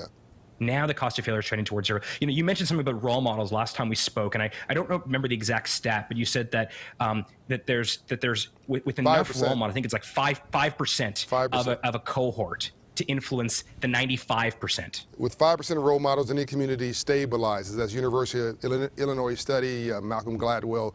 It's from book The Tipping Point, I believe. At 5% of role models, every community stabilizes. Not 80% role models, not 50%, not 20. That's tough. Just 5. Just and the tail wags the dog because people recognize hope and they are addicted to it. And now if you're wearing a suit, everybody wants to wear a suit. We got to, if you want to wear, we'll make hoodies smart, sexy, and cool again. But the point is that we got to make smart sexy again in this country. This is not about black people. This is about, this is everybody is dumbed down. They dumbed down in the world and they celebrated it. And we got to knock it off. We've got to make smart sexy again. This is making smart sexy at scale. This is betting on the right jockeys, betting on the right believers, but that all legitimate wealth came from the poor, came from the least of these God's children. That Walmart was Sam Walton with a pickup truck, a storefront, and a high school education. That every big company was once a small one. Why aren't we betting on the least? Why aren't we betting on the underdog? That's who's going to build the next big Shopify. And so let me say 2 last things. I'll give you the last point. We're a little bit over on time, but I think everybody would recognize this is $130 million from Shopify is probably worth it. And then Operation Hope is adding some on there to it, and they're supporting us, by the way, with this platform. And they aren't being egotistical about it. They're our founding signature partner in this, but they've invited others to come and join for freedom. I just love the spirit. Number 1 point, if you think if the government had done this, and we want the government in 2021, whoever is president, to be challenged to do this at scale maybe. But if the government had written this check, it's easily 20x what the commitment we're making today. This is at least easily $25,000 per business if you add up all that we're providing times 1 million businesses. It's a lot of money. It's, pick a number. 10 billion, 15 billion, 20 billion, $25 billion easy if you did this at the federal government level. This is the efficiency of a nonprofit and a efficient for-profit enterprise working together to do something smart at scale. This is capitalism for good, really. I hope that this, by the way, so this pivots to my last point. I'm thankful to Governor Gina Raimondo of Rhode Island, who's making a state commitment to 1MBB. In other words, she's going to commit the whole state to carving into this number of 1 million small businesses. We have Mayor Strickland of Memphis, who's making a city commitment for the entire city of Memphis, Tennessee. We've got bankers like First Horizon Bank. Brian Jordan's committing bankers to the Time Bank. We've got the CEO of Aprio doing accounting work. We have 100 black men, Tommy Dortch. We've got, this is just the, iHeartRadio is giving $2 million of radio spots to get the word out. I'm just seeing a layering effect here. And I want to end by thanking both you and your partner in crime, your partner in doing good. Let's get caught doing good, Toby. And I want to thank him. Please tell him I said thank you for checking his spam folder. Because when he and I did a podcast, and he said, John, what can we do? And I think you walked out of the room, and what can we do? And I said, well, I don't know, let's start 1 million black businesses. And he said, send me a note. People say it all the time, right? So I wrote a note. You follow up. I sent it. Hey, look, Harley, crickets. I heard nothing for a week. I said, well, that didn't work. And I went on about my business, right? And so I get an email about 10 days later. Oops, I'm sorry, this went to my spam folder. Of course we're in. You and him responded with absolute commitment. I just want to encourage everybody out there to check your spam folder. It might be magic there. Well, look, we have to open more doors. We have to provide access. We have to remove the barriers for entrepreneurship. This is not just done through software. This is done through resources, through educational programs, and the opportunity to access capital. And I think our shared values and our vision with Operation Hope for 1MBB, like this is going to help us succeed in empowering and inspiring black entrepreneurs. And can you imagine we get to 1 million, then we decide to go to 2 million entrepreneurs, and it would be wonderful. And so we are engaged. You have the entirety of Shopify at your back and behind you, and blowing wind in your sails. And we want to create 1 million black entrepreneurs, and I think we can do it together. Let's go. Thank you for your leadership, Harley, and for your vision and for your commitment. You're as smart and committed and authentic as you are cool. Peace and light. Oh, thank you. Let's go, John. Let's go. I don't think this is a secret that if you take care of your employees, they'll take care of your customers and the company is stronger. KKR is really going the whole distance of broad-based ownership, investments in the facilities, in the people, and then the community engagement work. It's quite unique. In the case of CHI, we've invested in new break rooms. We're building an on-site medical facility. We've air-conditioned the manufacturing plant, and rank-and-file employees, as well as management, participate in the ownership of the company. The model that KKR has brought to us, whereby we invest in our colleagues in the workforce, is an incredibly powerful model. We employ over 875 family members. Financial challenges may arise from time to time if they're living paycheck to paycheck. We found over the years that that can impact their performance at work, and most importantly, it affects them as a person and how they're doing. So financial coaching and financial wellness is fundamentally critical to making sure we're nurturing the full associate, not just who they are at work, but helping them in any way we can throughout their life. Profit sharing aligns everybody's interests, and you can combine that with financial wellness coaching. You got a new model for success in America, period, full stop. My financial situations are a bunch of medical bills that got piled up. I didn't think that I was gonna go anywhere with the amount of credit that I had. I was stressed, I had no hope. I was like, oh, this is never gonna end. We moved down here to find better jobs and have a better opportunity. And we wanted my daughter, 4 years old, who had been sleeping in the same room as us, to be able to have her own room. So trying to buy a house, but my credit score isn't looking too great. Financial coaches lean into your life and they help you resolve your credit reporting issues, help you understand how money works, how to become a homeowner, how to retire, how to build wealth, and how that's different from making money. Financial coaching gives them a set of tools and a set of resources to navigate financially whatever path is most important in terms of their dreams and their aspirations, and really hopefully create financial freedom. I've been in debt for so long and stressed out from it, and in the weeks that I've known Natalie, we've actually got a big chunk that we're working on of my credit. My situation isn't going to change overnight. It will take a little bit, but I'm patient enough to wait because I want a better life for myself and for my daughter. Helping me get the derogatory mark off my credit score allowed my wife and I to buy a house. Transformational reclaiming of your life has to go from abnormal to the new normal. My hope is that this combination of access to ownership and participating in financial outcomes plus financial literacy training and skill building will lead to great outcomes for our colleagues.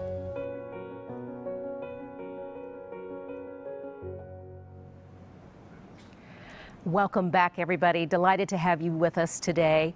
We are going to now speak with another friend, Pete Stavros, who is a partner and co-head of America's private equity for KKR. Welcome, Pete. Glad to have you. He'll be in studio with us, or rather coming in via technology, and in studio with us is our fearless leader, Chairman, Founder, and CEO, John Bryant. John, over to you. Thank you very much, Lisa. You bring class and substance to everything you touch. Thank you, John. Pete, you're a special soul, my man. And thanks for being with us today. And in absentia, I also want to send my best regards to Henry Kravitz and the entire family there. Henry, I want to give credit because I've known him for a long time, and he gave a huge philanthropic check to us. But you saw something different. You didn't see philanthropy, you saw business. You saw, and this is an and, not an or, because we need both. But philanthropy may not be all that sustainable.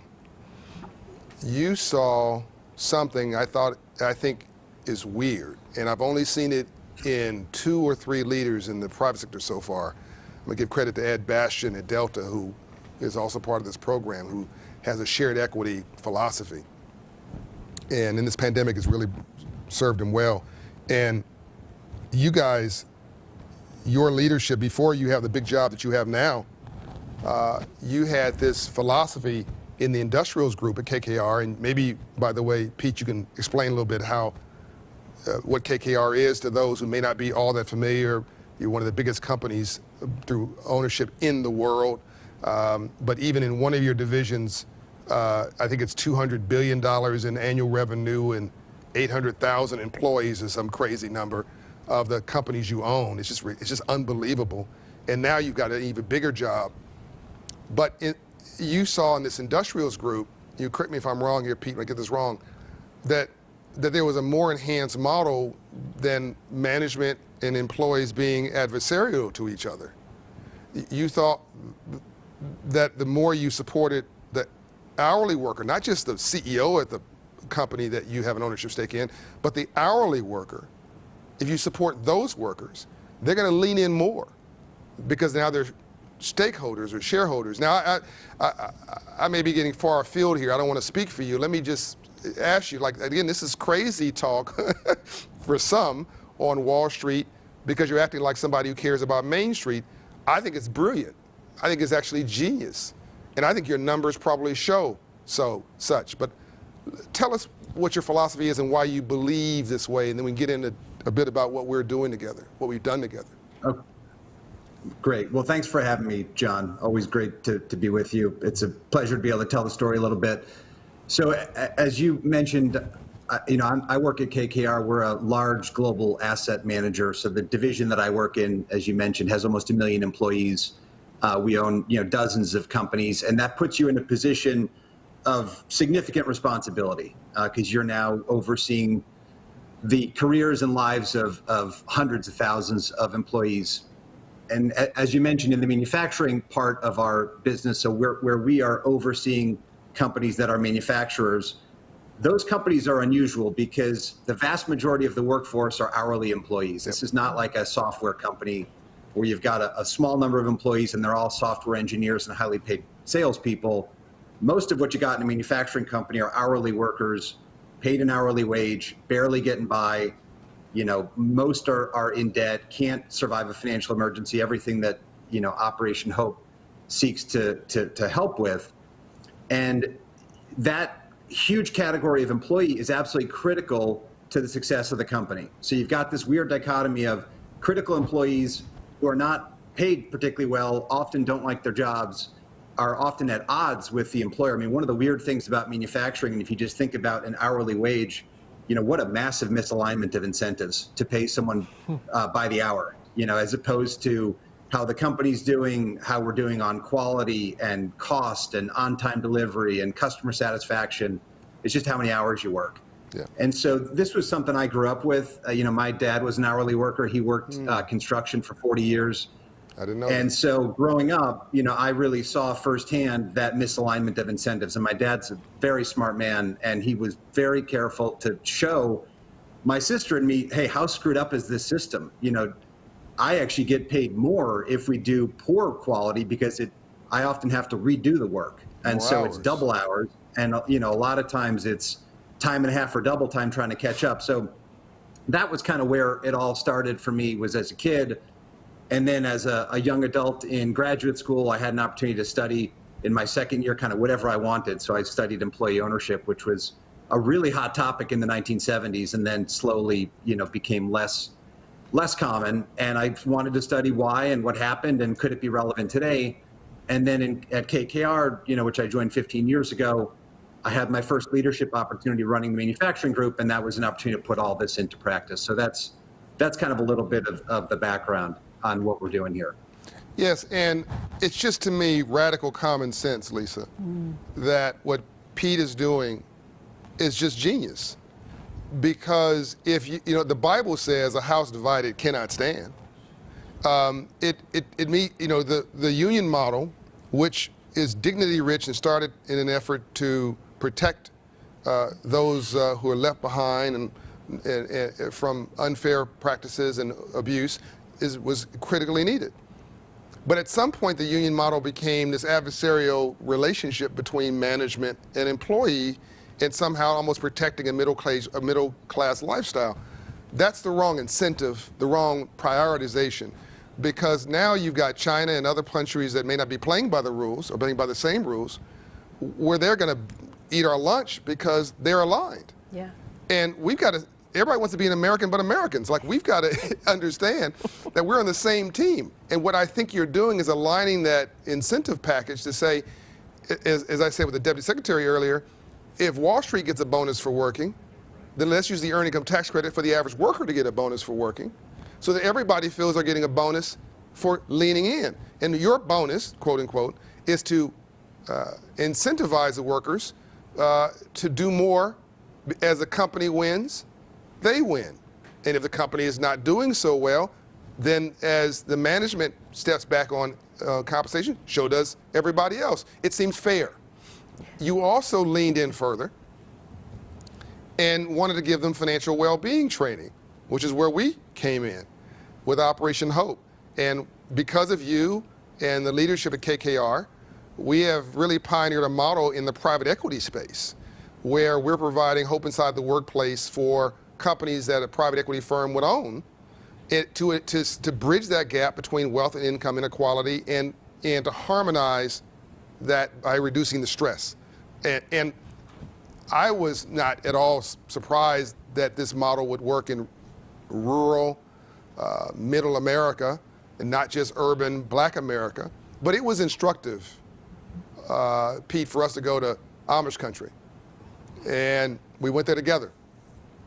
Before the pandemic hit, we were able to, be with each other. And this community didn't look like me. I was in the vast minority there, CHI overhead doors. And I mean, there's literally Amish horse and buggies riding by. It was brilliant.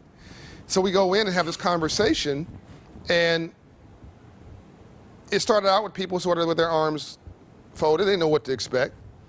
But within 20 minutes, they went from this, folded, to this, leaned in. And somebody who may not be at all on the same, maybe political stage with me, we end up on the same human stage together. We're agreeing. We're in massive agreement. And we ultimately find out, those folks ultimately said to me, and a few with tears in their eyes, Pete, like, can you help me change not just my financial picture, but my mindset? Because after listening to you, it's obvious that I'm stuck. And I need to unstick myself get unstuck so that my children have a pathway. And that me and my wife have a different perspective. That I now see through my employer that I'm not desperate or in survival mode. I can reimagine possibilities. And that all became as a result of our partnership together. I remember walking through that factory and having people who couldn't be further from me socially, from a socioeconomic, racial makeup, cultural makeup, saying, I'm an eagle. We were talking about eagles, buzzards, and turkeys in my presentation. What kind of bird are you? I'm an eagle. They're also saying we're together. I don't know if that surprised you, Pete, but it pleasantly surprised me. Let me ask Pete a question, if I may. Yeah, sure. So, Pete, I salute the work that you're doing. We all do. Let me ask you a question about the people, because clearly you recognized people as your greatest asset to all the acquisitions and management that KKR is doing. It seems to me you're also building trust, you're improving talent, and ultimately people's treasure, the way that they will manage their families and manage their lives. What kind of feedback are you getting? I would hope it would all be positive, but I know it takes time for some of this to work its way through. But as we look at what's going on in the world today, that whole notion of trust equity is missing in a lot of companies. Was this an opportunity for you to build trust, improve talent, and build treasure with your colleagues? Yeah, it was. And look, it took, and it continues to take a long time every time we do it. When you walk into a new situation and we start talking about ownership, and we're going to invest in the workforce, and we're going to do personal financial coaching, we're going to invest in the facilities a different way, we're going to invest in you as people and as human beings and as trusted business partners. Right. You definitely get a lot of eye rolls. And I think that was what John was referring to, the first little while, even, somebody's captivating as John. People at the bottom of the economic ladder have been kicked around for decades. I mean, how many stories can we read about stagnating wages and people not being able to afford, $400 financial emergency. And I mean, the statistics are shocking. And so, right. yeah, it's an opportunity to build trust. It takes a lot of time, in terms of feedback, and maybe this ties back into the Hope partnership, where the need for Operation Hope came from, first of all, is the backdrop that we all know around the country. This is desperately needed financial coaching. Right. But then when you add in the employee ownership aspect to it, and you start with a workforce that is in debt, 95% of the hourly workers that, at one of these factories in debt. And then they become owners and you start paying dividends, and maybe the first few dividends, they make $15,000, right, with a promise of making $75,000, $100,000, and they've never seen anything like it before. We have a responsibility to prepare people for that, and frankly, we miss that. And at CHI Overhead Doors, I'll never forget walking the shop floor. I had gotten to know a bunch of the folks, and one of the guys came up to me. This was after our third dividend, so in 18 months, he would have received somewhere between $12,000 and $16,000 of additional income. Wow. Over his base pay. Came up to me, pardon me? Over his base pay. Over his base pay, exactly. So, he came up to me, tears in his eyes, saying, "Pete, I think I'm going to lose my house. I'm way behind." And it was like, Dennis, how could that be? We just paid 3 dividends in a short period of time. And he said, "Well, I bought a truck, and then I bought my brother a truck." And in that moment, we kind of, Allie Hartman, who John knows well, who's at our firm, helped me dissect this. We quickly went back over the last, 8 times we had done this, tens of thousands of employees, and all the heartwarming stories of people took vacations they could never afford before. They took honeymoon.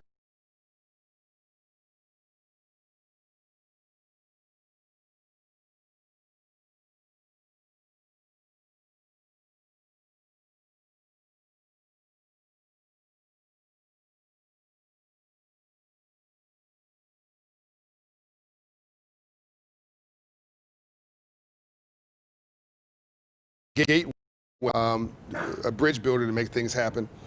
But he was talking about the fact that you can't give some mindsets. Well, even managing money. Well, managing money. Money has velocity. That's right. And you don't even need to be an hourly worker to have this challenge. You can be an NBA star. You can be anybody and have this, because nobody teaches you financial management in school. Think about it, whether it's junior high school, college, unless you're learning to be an accountant, or you're learning to be a banker, and you want to be that when you grow up, which most people can't spell what they want to be when they grow up, and we change 2 or 3 times.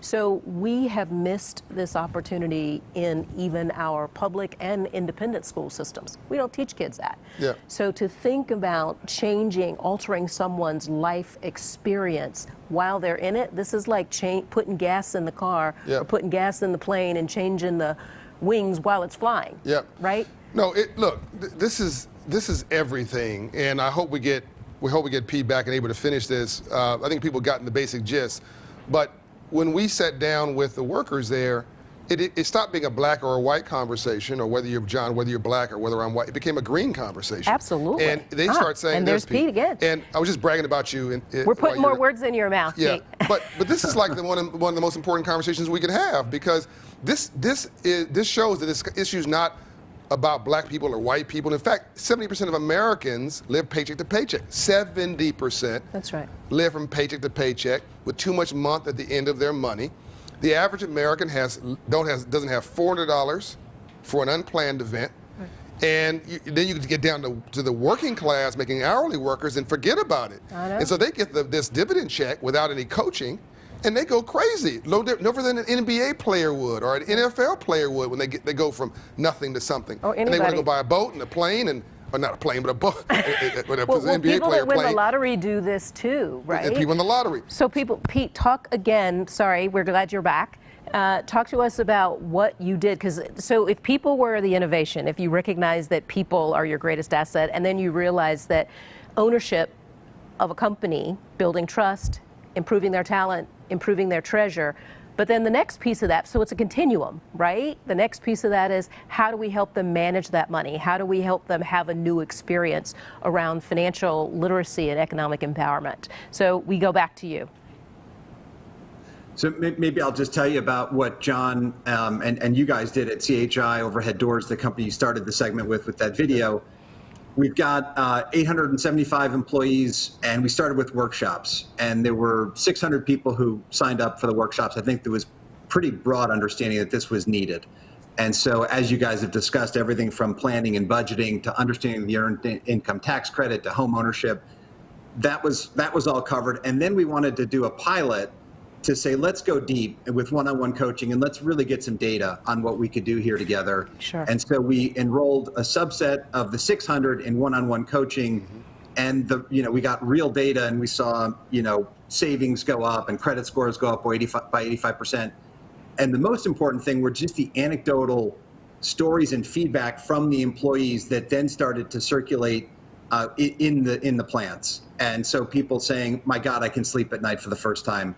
Can I bring my wife next time? And then it really, that spread then across our portfolio. We've now got a partnership with you guys that's much broader.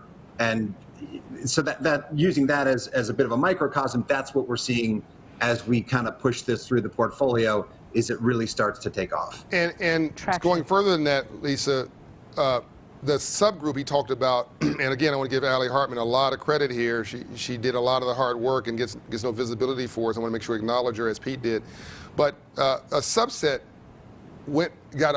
increased their savings $406 in 8 months. Now, that may not sound like a lot to the average viewer, but I just said before that the average American, not the average poor person, right, the average American does not have $400 for an unplanned event. So for a subset to get $406 of savings in 8 months, stunning.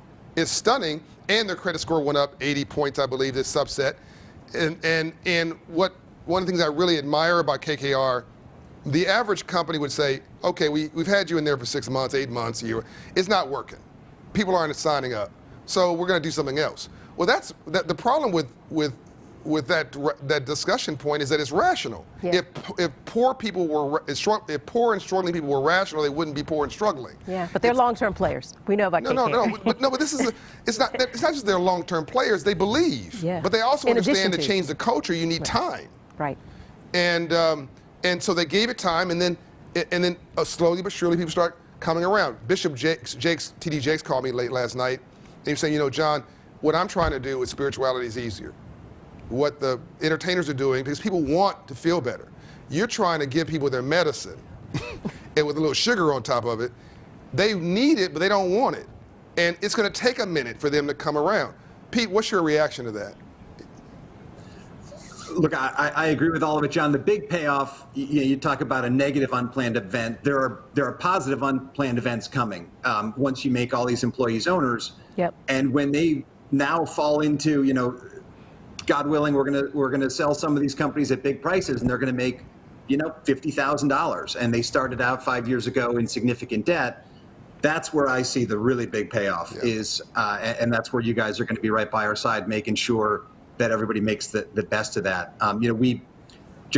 John's working with us across a number of companies. One of our bigger companies, Ingersoll Rand, we've now distributed just at that one company over $300 million of value to non-members of management. 80% of whom are hourly employees. Wow. That it's approaching 100% of people's annual income, and that's the kind of stuff we need your guys' help to make sure we make the most of those opportunities. Yeah, I've got a cousin who wants to be an employee at Ingersoll Rand tomorrow. Yeah, that's great. That's fantastic. That's fantastic. Well, Pete, look. We're so grateful for you to spend this time with us, Pete, and for all the things you're doing with Operation Hope, but most importantly for the folks that you work with in your different companies and across the enterprise, because KKR is a long-term player. We understand who you are and what you're doing, and you don't have to do this. You've chosen to do it, and in this time of intense and unique environment, not only the pandemic, but the social unrest and all the uncertainty, there's one thing certain with you and your group and the employees that you're working with. So we appreciate you and KKR and the time, but most importantly, the partnership. John. And I thank you for your leadership, Pete. you didn't have to do this. You could have skated and still got all of your benefits, but you leaned in for those who don't have a voice. And for that, I will forever be grateful. For those all those who don't have a voice, thanks for giving them one and giving them some share ownership as well. Your legacy will be well treated, and I think your shareholder value will also be well suited as a result of this investment you're making. It's not a handout, it's not charity, this is an investment. And I think the last thing I'll say is you're being a role model for Wall Street. And that's really important right now, given that Wall Street's budget is 3 times the size of Washington, D.C.'s. People don't know that. And so if other companies follow suit, just imagine the change we can make in America and around the world. Pete Stavros, Henry Kravis, and Extension, all the partners and friends there, Ali, KKR, thank you. Thank you guys for the great partnership. And we're just getting going, so.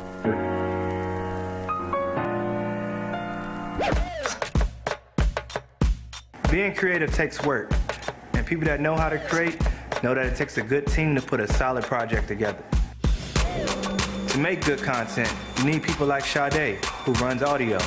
You need people like Sean B, the musician. You need people like Nis, a photographer. And that's what we do at Cam Kirk Studios. We create. I started Cam Kirk Studios in 2017. I just felt like the city of Atlanta needed more creative resources. The creative community here was so strong, but I never felt like we had a home. This space is very important. It brings a lot of different people together. In any given day, you'll see your favorite artist, you'll see an aspiring music artist, you'll see your favorite photographer, you'll see a beginner photographer. We see people create all types of things here, from music videos to photo shoots to album covers. 2020, the start of the new decade, I mean, we had some really strong goals that we wanted to achieve. You know, COVID struck us. It struck us crazy. We had to make that tough decision to shut the studio down. If the studio was to shut down permanently, I feel like it would take the heart and soul out of the creative scene in Atlanta. We not only were stopping our business income, but we know we would be also stopping the income of other creatives that still needed to create to continue to put food on their tables. In turmoil and in dark times is really when the creative scene comes to life. So the PayPal Empowerment Grant was just a blessing. It allowed us to, get caught up on some rent. It allowed us to keep our payroll going. I mean, it just gave also just that peace of mind of knowing that the work that we're doing here is not going unnoticed. You can't think Atlanta without Cam Kirk Studios, truthfully.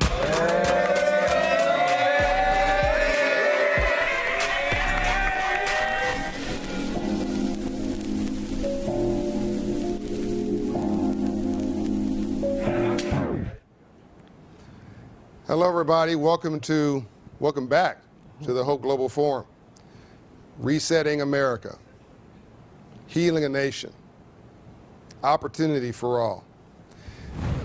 This next guest is a special soul. You'll recognize him more when we get into conversation. He is, of course, the CEO of PayPal.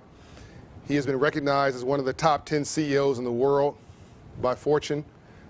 Named one of the top 100 most creative people by Fast Company. Prior to joining PayPal, my friend Dan served as group president at American Express. But that doesn't nearly describe who he is, just describe what he does. I met Dan at a meeting that's sort of off the grid. And I met him through a mutual friend, John Donahoe, CEO of Nike, now CEO of Nike. And John just thought that Dan and I would get along. I didn't know Dan didn't know me, and Dan shocked me. Almost instantly after he realized that we had this shared passion, he displayed the first identifier of true wisdom. Wisdom is different than education or intellect. He asked a question. God gave us 2 ears and 1 mouth, so we listen twice as much as we talk. It's one of the great attributes, Alicia, that you have, is you're a great listener. Ambassador Andrew Young, a great listener. All the people we admire, they're great listeners. And Dan sat there and he listened. Then he asked a question. He said, John, I want I'm gonna embarrass him now. I want to take a good chunk of my income, and it's a lot of money, so I won't mention the number, and I want to donate it to my employees. And I said, don't do that. I'm sure the employees are now like, oh, why'd you tell Dan not to do that? And he said, well, I'm so upset with this. There's been all this inequality, and why wouldn't I do this, try to level the playing field? I said, because if, God forbid, you leave next year or 2 years later, or something happens to you, the next leader won't do that, probably. No, won't. And no one's going to give up their own paycheck for somebody else. You're an extraordinary, unique individual. Don't set people up with an expectation that can't be sustained. How about we talk about a way to share the wealth, about reinvestment, about inspiring people to be part of the uplift of your platform at scale. And then if you do that, you can do that for a lifetime. He was like, wow, okay. Well, and he started talking to other people. I think he talked to Ed Bastian at Delta, and he talked to, and he's learning, he's gathering information. It's like he's building a whole new division of PayPal or something. And then at least I find out several months later, he's launched his major commitment of $500 million to transform Black America, or I'm sorry, to transform the social justice conversation, and specifically to help Black America and others left behind. And I'll just tell you, that was multiple times larger than what we were talking about that he would do as a gift. And then he's done much more than that. I want him to get into that. But I wanted to introduce him as a human being I know that is as much heart as he is head. No one's perfect, but he's perfectly himself. Dan Schulman, honored to be with you. Or honored to have you with us, rather. Thank you so much. It's such a kind introduction. Hi, Lisa, as well. It's so nice to be here with you. I don't know where you are, but I want to be there. That place is cool. That has to be one of the coolest offices I've ever seen.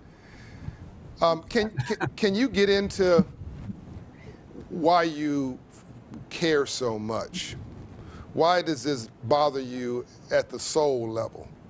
Because I didn't understand it. I mean, you're the definition of wealthy and powerful, and if you want to, and privileged if you want to, in a bubble which you choose not to live in. What resonates so much with the plight of those left behind that keeps you up late at night, and has you do? And then let's talk about what you're doing after that. Well, you know, John, as you and I talked about, like, we're a product of our upbringing by our parents. You can't escape that ever. Yeah. And both my parents came from, from low income, poor backgrounds, and they cared. They cared about civil rights. They cared about justice. My mom walked me in my carriage at civil rights marches. My dad was worried I'd be the youngest person ever to have his picture in an FBI file. And this was a time back in the 1960s where being part of the civil rights movement was also dangerous. My dad was a manager of a chemical plant down in Pascagoula, Mississippi, where the plant manager down there fired a Black guy for drinking at the wrong water fountain. And my dad flew down from New Jersey to Mississippi to reverse that firing. And I remember my mom hanging by the phone, just waiting for my dad to call, worried, what would happen to him in this. And, these are the things that stick with you forever. And as you and I talked about when we first met, we are now in these positions where we can do so much to help so many.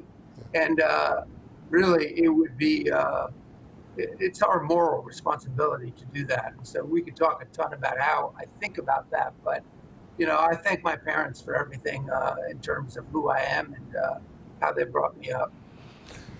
Yeah, and I know, Lisa, you're gonna lean in here, obviously, whenever you see fit, because you're gonna ask different questions than I am. I'm just so fascinated with. You're gonna keep me on balance because you're gonna go left brain on me, but I'm just so fascinated with his heart. Like, I just don't understand people like this. Yeah. I don't understand. Well, he's grounded. I'm happy for it. I just don't understand it. Like, why do you care so much? I'm glad about it. And you had this in the civil rights movement. I mean, his dad's act, a white man, by our standards, white. He's technically a minority, I guess, but everybody would see him as a white man, flying down to Mississippi to reverse an act that I'm sure only he thought should be reversed. It's put his life at risk. And to have his son anguish over things like what's happening to black people and George Floyd and all this injustice and just saying it's just wrong, you can intellectually say that, but still disconnect yourself from it. Yeah, but Dad modeled the behavior. Can you talk about, or did your dad talk with you about why he did that? Because obviously, Dan, if your pictures with the FBI, along with so many others, but you were a little child, so you had a first row or front row seat for all of this growing up. Did your dad talk at all about this? Because it sounds like this helped shape the tenor and the tone for who you are. Not just that act, but that was one, I'm sure, of many that you saw growing up. Yeah, both my mom and my dad. In fact, we moved into an integrated neighborhood because they wanted me to grow up understanding what it meant. And so I can't remember a time where we weren't talking about some form of social justice in some way. Like even my grandfather, who came to the U.S. from Russia, he was a union organizer, and he would get beat up, because it wasn't easy to be a union organizer at that time. And so, one of the things that I learned is that standing up for values takes courage. Sure. And I would say in this age where we have these cultural wars, that surround us, taking stands around values is not an easy thing to do. When PayPal withdrew from North Carolina because of House Bill 2, yes. Which the allowed bathroom bill. I remember that conversation. Exactly. That allowed for, in my reading of it, the discrimination against somebody for their sexual orientation or sexual identity. We thought that was sort of anathema to the values of PayPal. Right. And so we took out of North Carolina, and I was shocked to see the number of death threats that I got as a result of that. And, I couldn't even go into a bathroom without somebody searching it first to make sure there wasn't somebody inside. And so, sometimes these decisions seem like, well, that's obviously the right moral thing to do, but there's consequences. Consequences, exactly, to doing those kinds of things as well. Well, it sounds like he cares because it's in his blood. Yeah. John, like from your grandfather to your father and your mother and how you've lived your life, because to proactively move into an integrated neighborhood, I mean, I grew up here in the South. John grew up on the left coast, but what we saw when one black family moved in was what we called white flight. Everybody that was not black, which was 99% of the neighborhood when you moved there, actually left. So for your family to actually move, parachute in, right, is counterintuitive. So we know you're so passionate about the role of business leaders with social issues as demonstrated by your response to, and I'm not going to say reaction because that's emotional, your response to the bathroom bill in North Carolina. Can you talk to us a little bit about what you're doing and how you're doing it? Because it is a model that other companies are looking at and looking for, quite frankly. People are still trying to find their courage, Dan. Everybody doesn't have necessarily what you have. And I'm not trying to blow sunshine up your pant leg. I'm just saying, speaking to other CEOs, they tell me they're nervous, not only about shareholders and shareholder value, but they are personally afraid that someone's going to come after them a la death threat or make some comment about their company. So tell us a little bit about what you're doing and how you're doing it at PayPal. And do that. And Dan, talk about what you're doing internal with your employees and externally with communities as well. Yeah, that'd be great. Sure. Well, first of all, I do think in this day and age, business leaders must take a stand. We have to stand up and address the issues that face all of us as a society. How can we abdicate that responsibility to government or nonprofits like Operation Hope that are doing an unbelievable job? But John, to your point that you made right before, we have these huge budgets, we have great talent, and we have the ability to make a difference. And so we need to be part of that fight. And the other thing that I would say is having a mission that matters and values that support that, I think, attract the very best talent to your organization. And there's the single biggest competitive advantage that any business has is the strength of their employees. Amen. Like, how talented are they? How passionate are they? And by the way, really importantly, are they financially healthy as well? And, you know, this is one of the things I heard in the last interview that you were doing that we also did, which is we created a metric called net disposable income. And we measured it across all of our locations, which is basically how much money does an employee have left over after they pay their taxes and essential living expenses. And what we found out for all of our call centers and entry-level employees, their net disposable income was only 4 to 6%. So they were one problem away from a downward spiral. They were not financially healthy. They were financially stressed. And that is like, and by the way, just to be clear, we pay at or above market everywhere. And so this is why I also say, like, capitalism in its current form isn't working. Because if you're paying at or above market and your employees are struggling to make ends meet at the end of the month, something is broken. And so we stepped up and said, we need to target a 20% NDI for our employees to feel financially healthy. By the way, that's not just like $400 more. That's thousands of dollars every single year more than each of those employees need to get. And so we lowered the cost of health care by 60%. Wow. We gave every single employee inside the company shares. So everybody is an owner in the company, every single person. We raised salaries and we wrapped it all, because I know, John, at least you both believe this, in a financial education program. So people know what to do with that incremental income. That's right. Absolutely. And so, you know, to me, this is not suboptimizing profitability for shareholders next quarter. This is actually assuring that over the medium term, we move from being a good company today to hopefully a great company tomorrow, because we're taking care of our employees. And then, John, you know, I don't want to go on and on, but then to your point, if our whole value is around inclusion and democratizing financial services, we need to step up and take care of our communities as well. And this was this $530 million commitment that we made to the whole uprising that happened with Black Lives Matter. You know, after the tragic shooting of George Floyd, we basically said we need to be in this today, but also tomorrow. So we put in $30 million right away today to help Black-owned businesses and minority-owned businesses, but we put away $500 million to work over the medium term. And so to me, this is about how do we create, with so many others around the country, a movement, not a moment in time. You're also helping small businesses every day through PayPal, just in the normal course of what you do.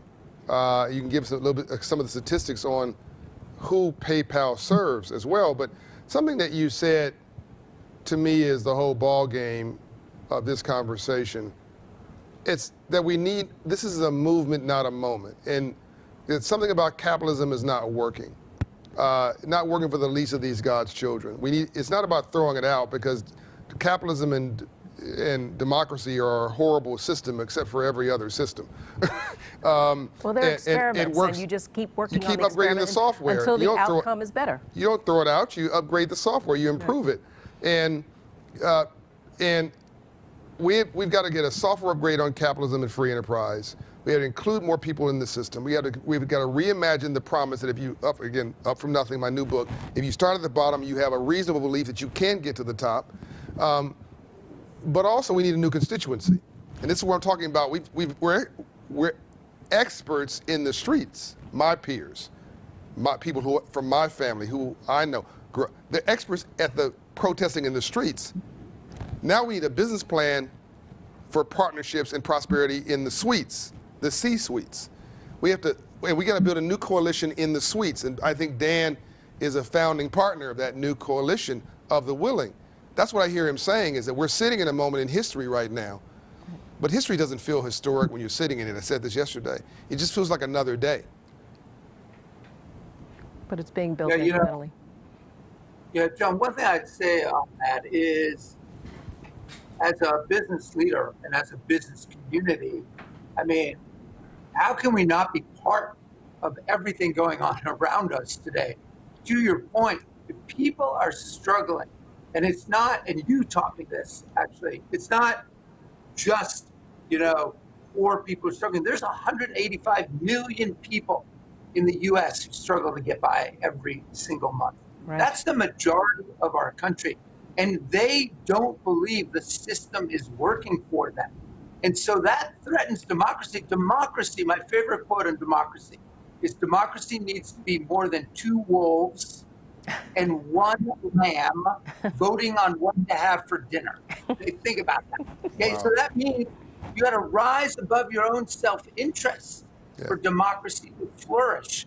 And that doesn't happen if people don't have that foundation of being financially healthy, because you can't dream if you don't have that. And if you don't think that your kids are going to have a better life than you do, if you can't embrace your own dreams, then you rail against the system. And I think it threatens the very foundations of not just our economy and capitalism, but also democracy. And I think this is such an important time for all of us. So Dan, we're winding down. We have about a minute left. We could sit and talk with you all day because we are thoroughly enjoying this and we are being educated and enlightened all at the same time. Can you talk just briefly about your peers? Because it seems like there's a tectonic shift in what business leaders, particularly large company business leaders, are doing today. Before it was all shareholder value. There was not stakeholder value necessarily, nor was there a broad, holistic look across the enterprise and across the country and the globe. So can you talk about yourself and your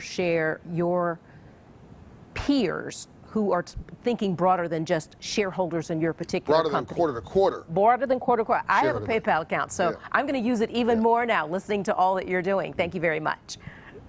Thank you. Listen, I think there is an awareness now that we need to embrace multi-stakeholders. They call it multi-stakeholder capitalism. It's just a buzzword for thinking about the communities we live in, all the constituents that we serve. The Business Roundtable, which is, I'm a part of that. It's the top CEOs or companies in the country, signed last year this idea about multicultural stakeholder, multi-constituency stakeholder. Right. And I think that's crucial. I think we are talking about it a lot more. I'm beginning to see more action, but I think there's still a long ways to go before it's fully embraced. But hopefully we're moving in the right direction right now. That's great. Gonna wrap.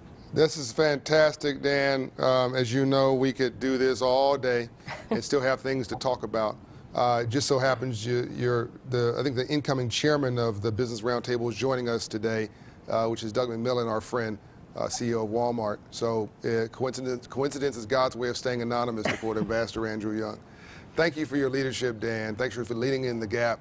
And I gave him an opportunity to talk about some statistics on PayPal, and he denied. He wanted to talk about us and not me. We and not just me, and that's a great sign of a great leader. Dan, God bless you, and continued prosperity so you can help spread the wealth to others as well. Thanks, John, to you and Mrs. Thank you. Thank you so much, Dan. You bet.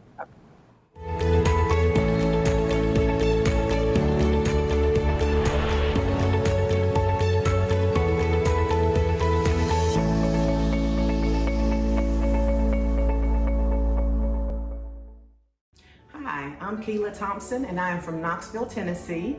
I found out about Operation Hope through my cousin, Jonetta Fenderson. She is a friend of Christy Blevins, and Christy is a financial coach for Operation Hope, and she thought this would be a great opportunity for me.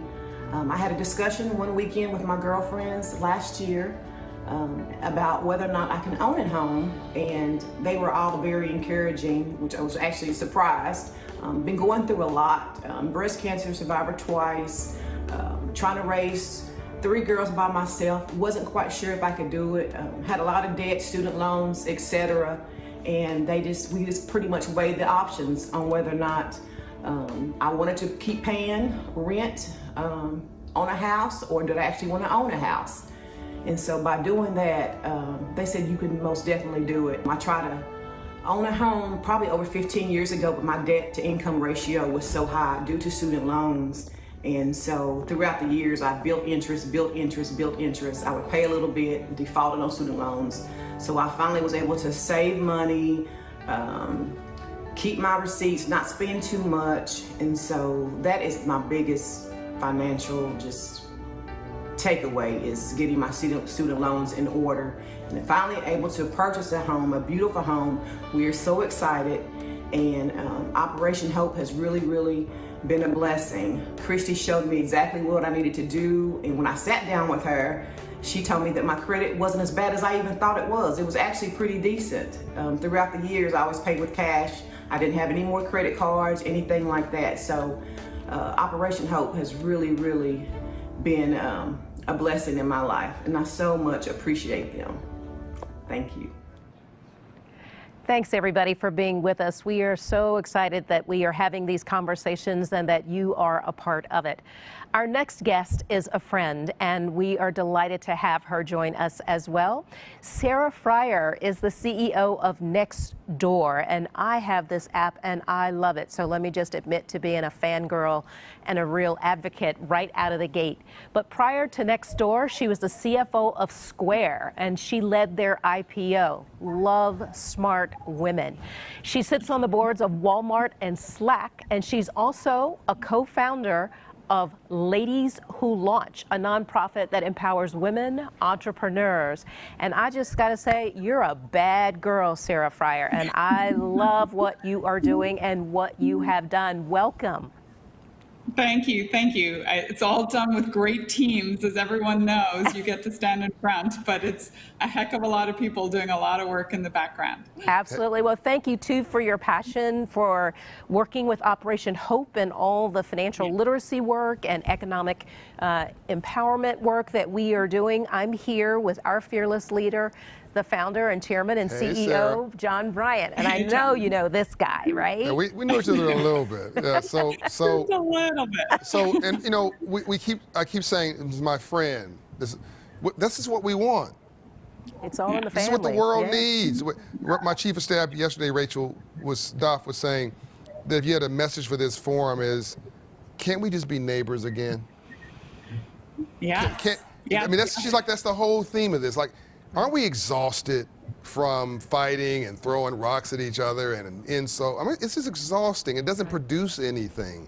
Like, blaming your neighbor doesn't make you any wealthier, right? She said, just makes you more stressed. Yeah. Can't we just be neighbors again? Of course, that's quite appropriate for Nextdoor, but let me back up, because so when I say somebody's my friend, I mean it. And that doesn't mean we agree on everything, but it means we have a conversation about it. We have a relationship, and with relationship capital, all things are possible, because relationship capital is how the world works. We have to all expand our relationship capital. And Sarah, again, people are, to me, revealed in how they behave behind closed doors when they have no interest. Sarah was, at this point, at Square, and I was trying to get Jack Dorsey to speak at our forum, and I sent a note to Jack Dorsey's founder of Twitter and founder of Square, copied her. I copied her with other people. Didn't expect her to do anything, just wanted her to know. She sends back and says, what did Jack say? well, Jack hasn't responded yet. Probably went to his spam folder too, right? She says, well, Jack should do this. Jack will love you. Jack should, okay, Sarah, relax. So give me a couple of days. Okay, Sarah. So I go about my business. About 4 days later, did Jack respond yet? Well, no, not yet, Sarah. But I'm sure about a week later. Sarah. About Love a week it, later. girl. About a week later, I'm working on this. This looks good. What people see is that Jack Dorsey showed up. He spoke. I have now this good relationship with him. But that didn't come because I'm smart and intelligent and have the right credentials and gave him the right presentation deck. No, that's not the way the world works. That's part of the way the world works. If you have the credentials, you've got to be smart. You can't fake it. The competency level. But it also took somebody staking you. And Sarah said, whatever she said to Jack, this is worth your investment, or if you don't, he'll keep bugging you. And Jack showed up, and so he expanded the circle, right? That was the first indication of her character. Didn't want anything from it, didn't need anything from it, wasn't speaking that year. She did it because it was the right thing to do. She then takes this transition. She calls me, she wants some advice about this moment we're in. Doesn't have to call. She's a smart lady. She knows she's not lacking in self-confidence or belief, but she listened. And then we have a moment where she says, basically check your email. And her husband had made an unsolicited 6-figure commitment to Operation Hope. Wow. No questions asked. Then the next week, I called her and said, I think your accountant made a mistake. There's a second contribution for the same amount. She said, no, we intended to do that. We just figured that whatever we did, we should double down on it. I'm like, I've never met anybody quite like this person before. And what did I tell you about women leaders? It does right? tell you something about women leaders. And they have this, no, it's serious, they have this texture and this context that a man may not miss, but it's more likely a man's going to miss it because a man is more of a left brain, analytical thinker, whereas women are more contextual. They've got that right brain, that soul, that heart. Women are the only ones who can create, give birth. So without women, there'd be less men. But I think that this umbilical cord, solve the problem. No, sorry. Well, actually, we recognize that you have both. You're thinking with your right brain and your left brain based on what you've done in your life, the numbers, the analytics, the IPO, all of that. There's no IPO. No, there's no. Well, I'm sorry. Previously, there was an IPO. That is a big deal. That's a big deal, yeah. And women sitting on board, so we are often told we only have a left brain, and we can only contextualize, and we can and what the point I'm making, and Sarah's my example, is that she's done both. Yeah, the right brain is creative and aspirational and warm. That's what women tend to get credit for. The left brain, the analytical side, they tend to not get so much credit for, and people tend to feel they have to do one or the other. And we'd like to think you can, to quote, I think Dan Schulman said, no, it's Bill Daley, you can walk and chew gum at the same time. So I am proud to say that, just full disclosure, I've agreed to join the Nextdoor board of directors. I'm honored to be on the board along with another bright light I'm sure Sarah will talk about. Sarah, I think that Nextdoor is the largest social network of neighborhoods in the world. In 11 countries, and 1 in 4 people in America use it. But I take this much more personally. I think at a time where Republicans and Democrats aren't getting along, and blacks and white people are trying to figure out a new relationship, you don't get to pick who your neighbor is. And that's an opportunity for a new relationship. And I just wonder if Dr. Martin Luther King Jr. had Nextdoor in 1960, how different the world would be. If he had the Nextdoor app or the Nextdoor network as an opportunity, how different would the world be today? Have you ever thought about that, Sarah?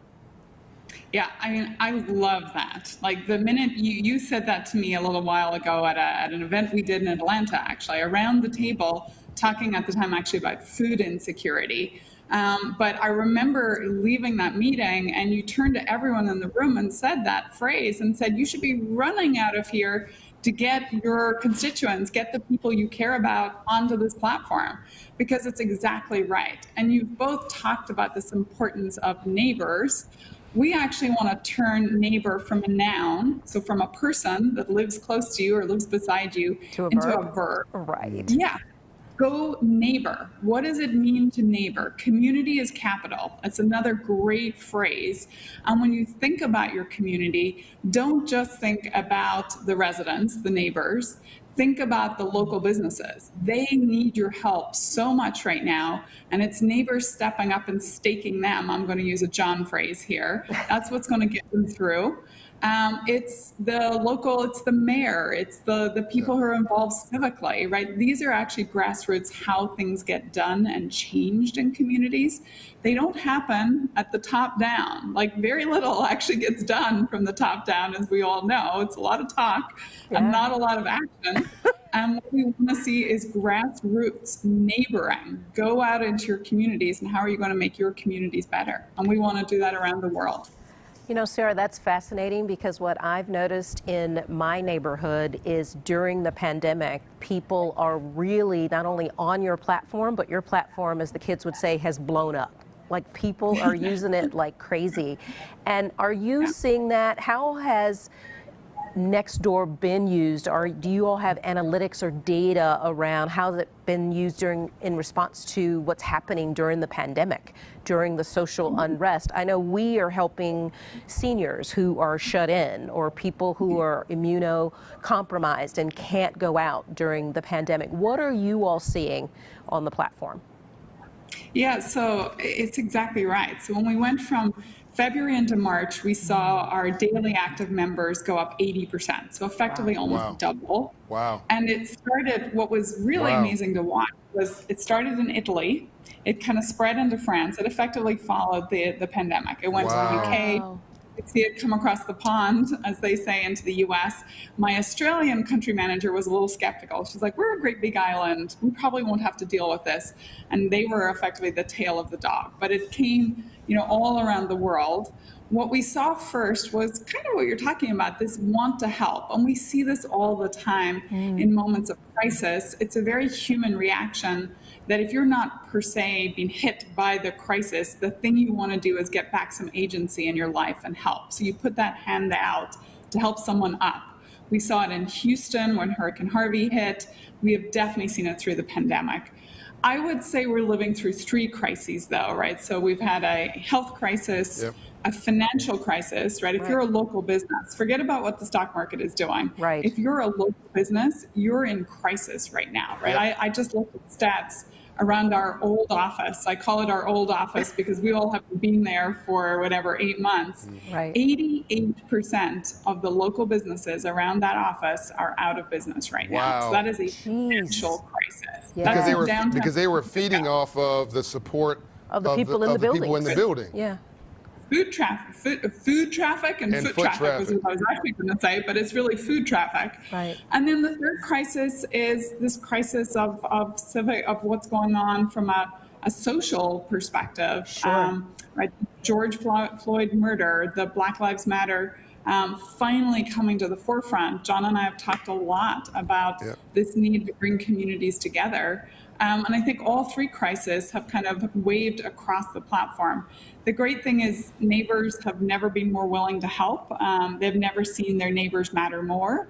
And we think that won't change. We think that is a defining moment in the world, actually, that this rise of local is here to stay. Yeah, two other things I would mention, then I'm going to turn it back over to John, because I know he's got some really specific questions he wants to ask about the work that we are all doing together. Is I am seeing people introduce themselves as they're coming into the community, which it's the old-fashioned bring a loaf of bread to someone's front door, which no one can do that right now, nor have I seen it done in the last 20 years of living, but I am seeing people introduce themselves on the platform. So kudos for that as well. And lastly, I am now seeing people invite one another to go vote on the platform and giving directions here in Atlanta, our home city and headquarters for Operation Hope. State Farm Arena, we had Grant Hill on earlier, who's one of the co-owners of the Hawks, and I think Tony Ressler will be on later today, opened their arena even before the NBA said we're going to do this, you know, across the league. And so I took some seniors this past Sunday, but I want to tell you that people on your platform told me exactly where to go, where to park, what time to go. It was really informative. So this is the latest wave. It was help your neighbor, bring food, pick up medicine. Now it's how can we be engaged civically and civilly, frankly. So thank you. And one thing we dropped on our map was a lot of people to register to vote needed to print off materials. That's right. And we told people, if you have a printer in your house, you can drop a pin on this map so someone knows they can show up to your house to get something printed. And you know where that idea came from? Where? That came from France, where we saw parents offering to print school materials for parents who might not have a printer at home for their kids. So we were able to take a best practice or an idea from one country and bring it here because, of course, voter registration and now letting people go vote, that's not partisan. We're not taking sides, right? We represent the United States. But we do think that democracy works when people are enabled to vote, right? That is at the soul of a democracy. Très bien, très bien. You know, I had another, Lisa, sort of crazy thought just sitting here listening to this conversation. Oh, by the way, I want to acknowledge Andrew Wisham, the other board member who newly came on the board of Nextdoor, former executive with Oprah Winfrey, actually, is brilliant. This moment we're in, this 400-year-old social justice reckoning with Black America, the police piece, which I think is a knock-on effect of social injustice, is not the issue itself, it's the knock-on effect, how we are policed. You know, all this stuff about defund the police, it's really just bad marketing. Like, they don't really mean like, let's not have any police. They mean the police are being asked to do 28 different jobs. That's right. Right? And they shouldn't be a psychologist and a mental health professional and coming and resolving your emotional disputes and your husband and wife are arguing. And, no, it was catchy. It's not compelling. It's catchy but not compelling. And what we're really saying is reallocate. That's right. And let's let the police do their job. Let's get them better trained and get them some cameras. But also let's do mental health professionals.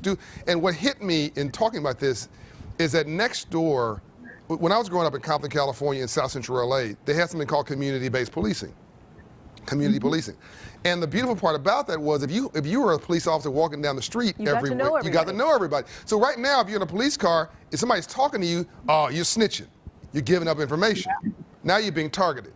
But if the police officer's in the neighborhood all the time, even living in the neighborhood maybe, and hey, that's my neighbor. They're part of the fabric. Now, it's creating the fabric, but also nobody knows whether you're saying hello or telling them about a bad guy around the corner who needs to be taken care of. My point here is that it seems like Nextdoor could play an incredible role at scale in enhancing dignified community-based policing through information sharing, through coalition building, by making neighborhoods safer, which they're doing already, but maybe it's more intentional in zip codes where this is a cultural challenge.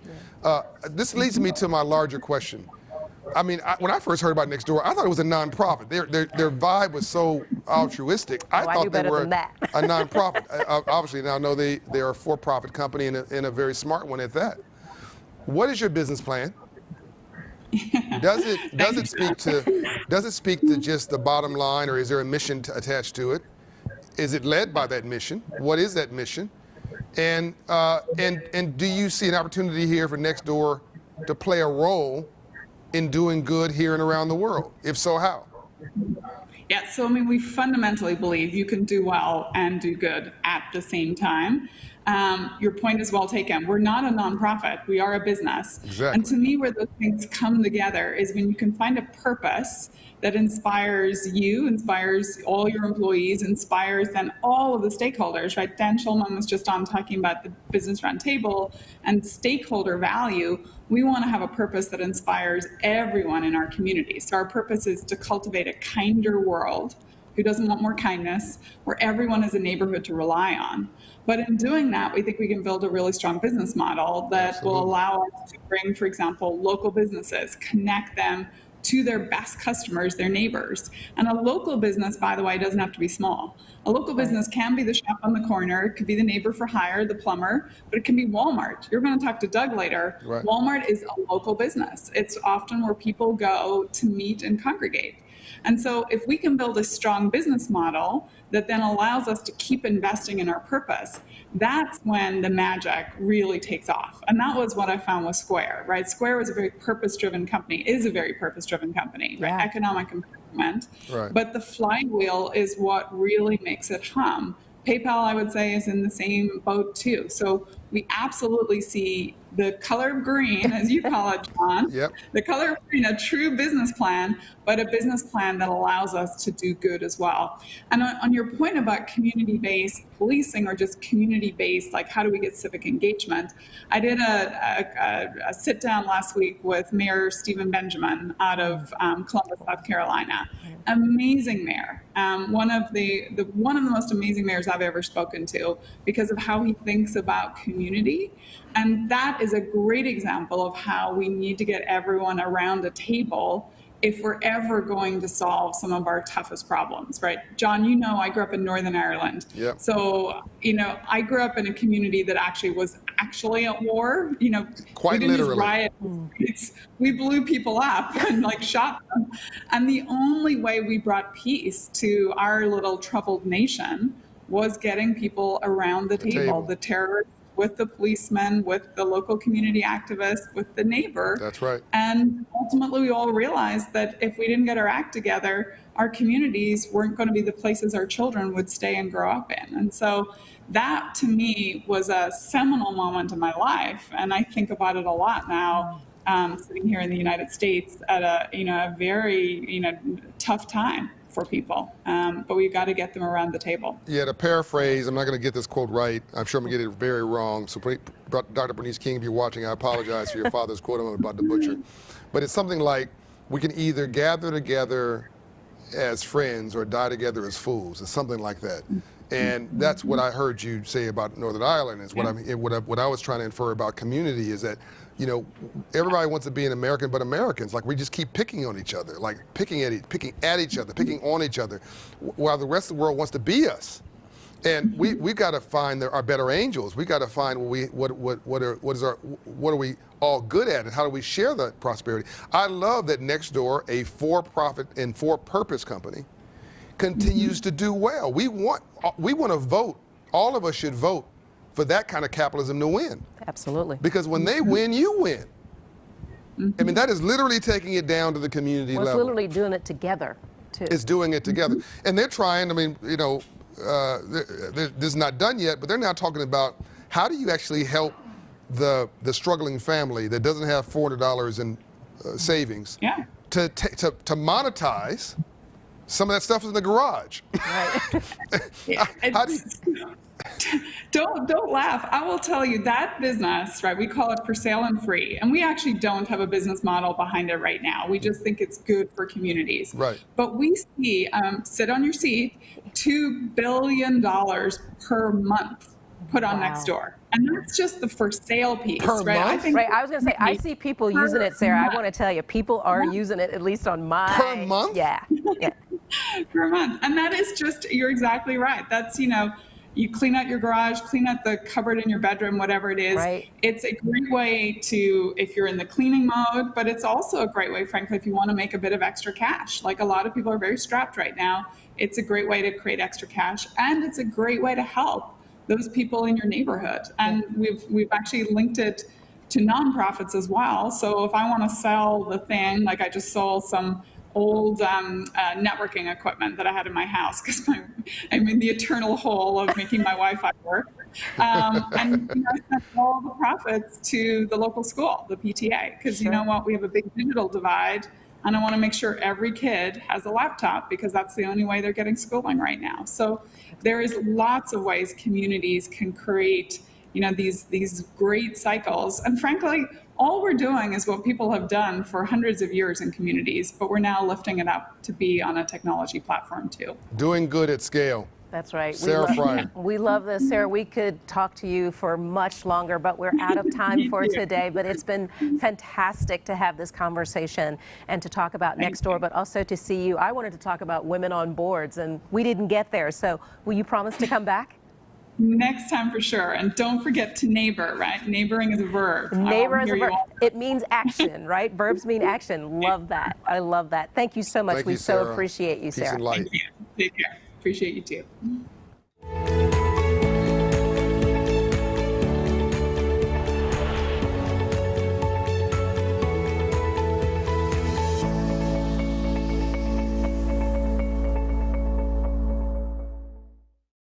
At Truist, we believe that serving the underserved is an absolute priority. Truist stands for better. Rebuilding our economy in a way that works for all is a sure way of improving our communities and the lives of everyone. And we believe that everyone should have access to quality financial services and advice. That means we stand for opportunity for all. Financial dignity and security are not just for the lucky few. We know that the well-being of all people is closely linked to financial confidence and security. This work is meaningful, important, and urgent. Our bedrock purpose is to inspire lives and build better communities. We know that our clients' well-being is closely linked to financial confidence and security, and we're here to help make it happen.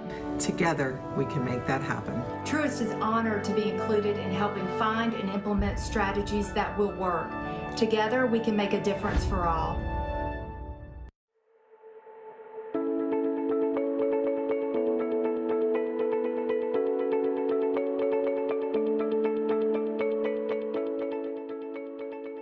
It cost you $55,000 a year in Georgia to keep somebody in jail. Okay. You can give them a college degree for 10 at Georgia State, $10,000 a year. you can give them a business license and a trade at Atlanta Technical College for $1,500 a year. 98% of the people that go into that institution come out with a job. Right. Now you take the guy who has comes out with a job with a skill as an air conditioning maintenance man. Mm-hmm. See, but he's got to have a truck. Right. He's got to have, a client base. Right. And as he grows it, he needs to be able to go back to the bank and say, look, my son or my neighbor has been partnering with me. We got more than the customers that we need. I need a new truck and a new set of materials, set of tools. Yep. And he ought to be able to get it with a signature. Yep. See, and it's what we have to do to grow this economy out of the coronavirus. I mean, if we don't, we're going to look awful bad in history. Right. The greatest society in the world at the time was destroyed by a virus that it could not even see. And that virus may be not the coronavirus, but our own ignorance and our own lack of enlightenment. And I'm inspired by leaders that you and I both know. There's a new group called Shopify that's going to do something pretty amazing for Black empowerment, Black business, which speaks to the philosophies that you talked about of growing Black business from the bottom up and everybody winning. I'm going to end my comments here. It's been such an incredible conversation spanning civil rights and civil rights and the first Reconstruction after the Civil War, the second Reconstruction during the Civil Rights Movement, and what I call the third Reconstruction now, which is economic empowerment and opportunity through leveling the playing field. But it takes a team. And you and Carolyn are a team, and God rest your soul, you and Jean were a team. And every successful group that succeeds, when you go to buy a company, you don't buy buildings, you buy a management team. Everything has a team. And when you buy a house, when you bought your house, you made it a house, she turned it into a home. And I'm thinking about the team of you and your wife, and the average family watching this. If you're coming up from nothing, I want you to think about how one person makes the money to live, the other person should, if they make any income, to take that money to invest. And that's how you build wealth. So one person's paying for living expenses, the other person is reinvesting that in a home, in business, or stocks, or whatever, to invest. So you have to have, again, two strong personalities adding unique things to the mix. Ambassador Young was married to Jean Charles Young, mother of his children, and he just become a UN ambassador. The importance of your partner in this, I believe in marriage. And I've been married twice, 40 years to my first wife, 25 years to my second wife after my first wife died of cancer. But going back into her hometown, one of her boyfriends from high school had gone to Vietnam.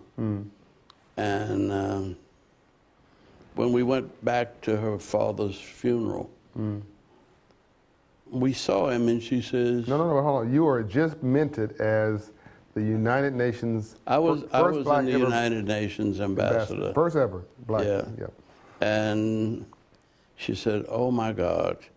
She said, that used to be my boyfriend. And I was not thinking and just being my arrogant self. I said, I guess you're glad you didn't marry him. And she said, if I had married him, he would have been the ambassador to the United Nations. But Coretta Scott King used to say that about Martin, that if he had married any of the girls he was dating in college, you never would have heard his name. But she could say that because her house was burned down by the Klan when she was 15. And her daddy taught her at 15 years old to kneel down and pray and thank God that they were not in there. And then to thank God that they were not born of this kind of hatred, and to pray that they would be able to forgive and never feel any anger and bitterness toward the people who destroyed their home. So they came out of suffering and a nonviolent environment. You've just witnessed a moment in history, a collection of wisdoms from civil rights, social justice, dignity for all, to what I call silver rights, and an opportunity for us all to come up. We thank Ambassador Andrew Young for his service.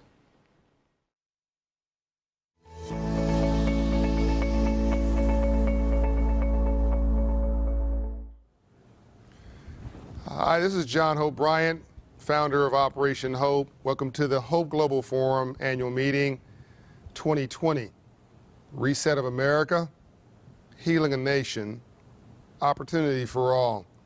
Before we get to my friend Doug McMillon, I want to just thank Ambassador Andrew Young. You saw a short outtake of probably the most incredible 2.5-hour session I've had with him, and in the entire time I've been with him. He's here with us here at the forum. You'll get a chance to see him later at the close. But that's an American icon. I mean, he's the last living lieutenant of Dr. King in the world, and the only mayor mentored by Dr. King. He's just an icon. He's the closest thing we have to Nelson Mandela, and it puts chills down my spine every time I talk to him. And if I move, if I want to go move from my right brain, Ambassador Young, to my left brain, it'll put chills down my spine and talk about Doug McMillon. That should shock you. There's a lot of people I admire, and he doesn't know I'm going to say this, but the son of Laura and Morris. Morris McMillan went to Vietnam and was a dentist.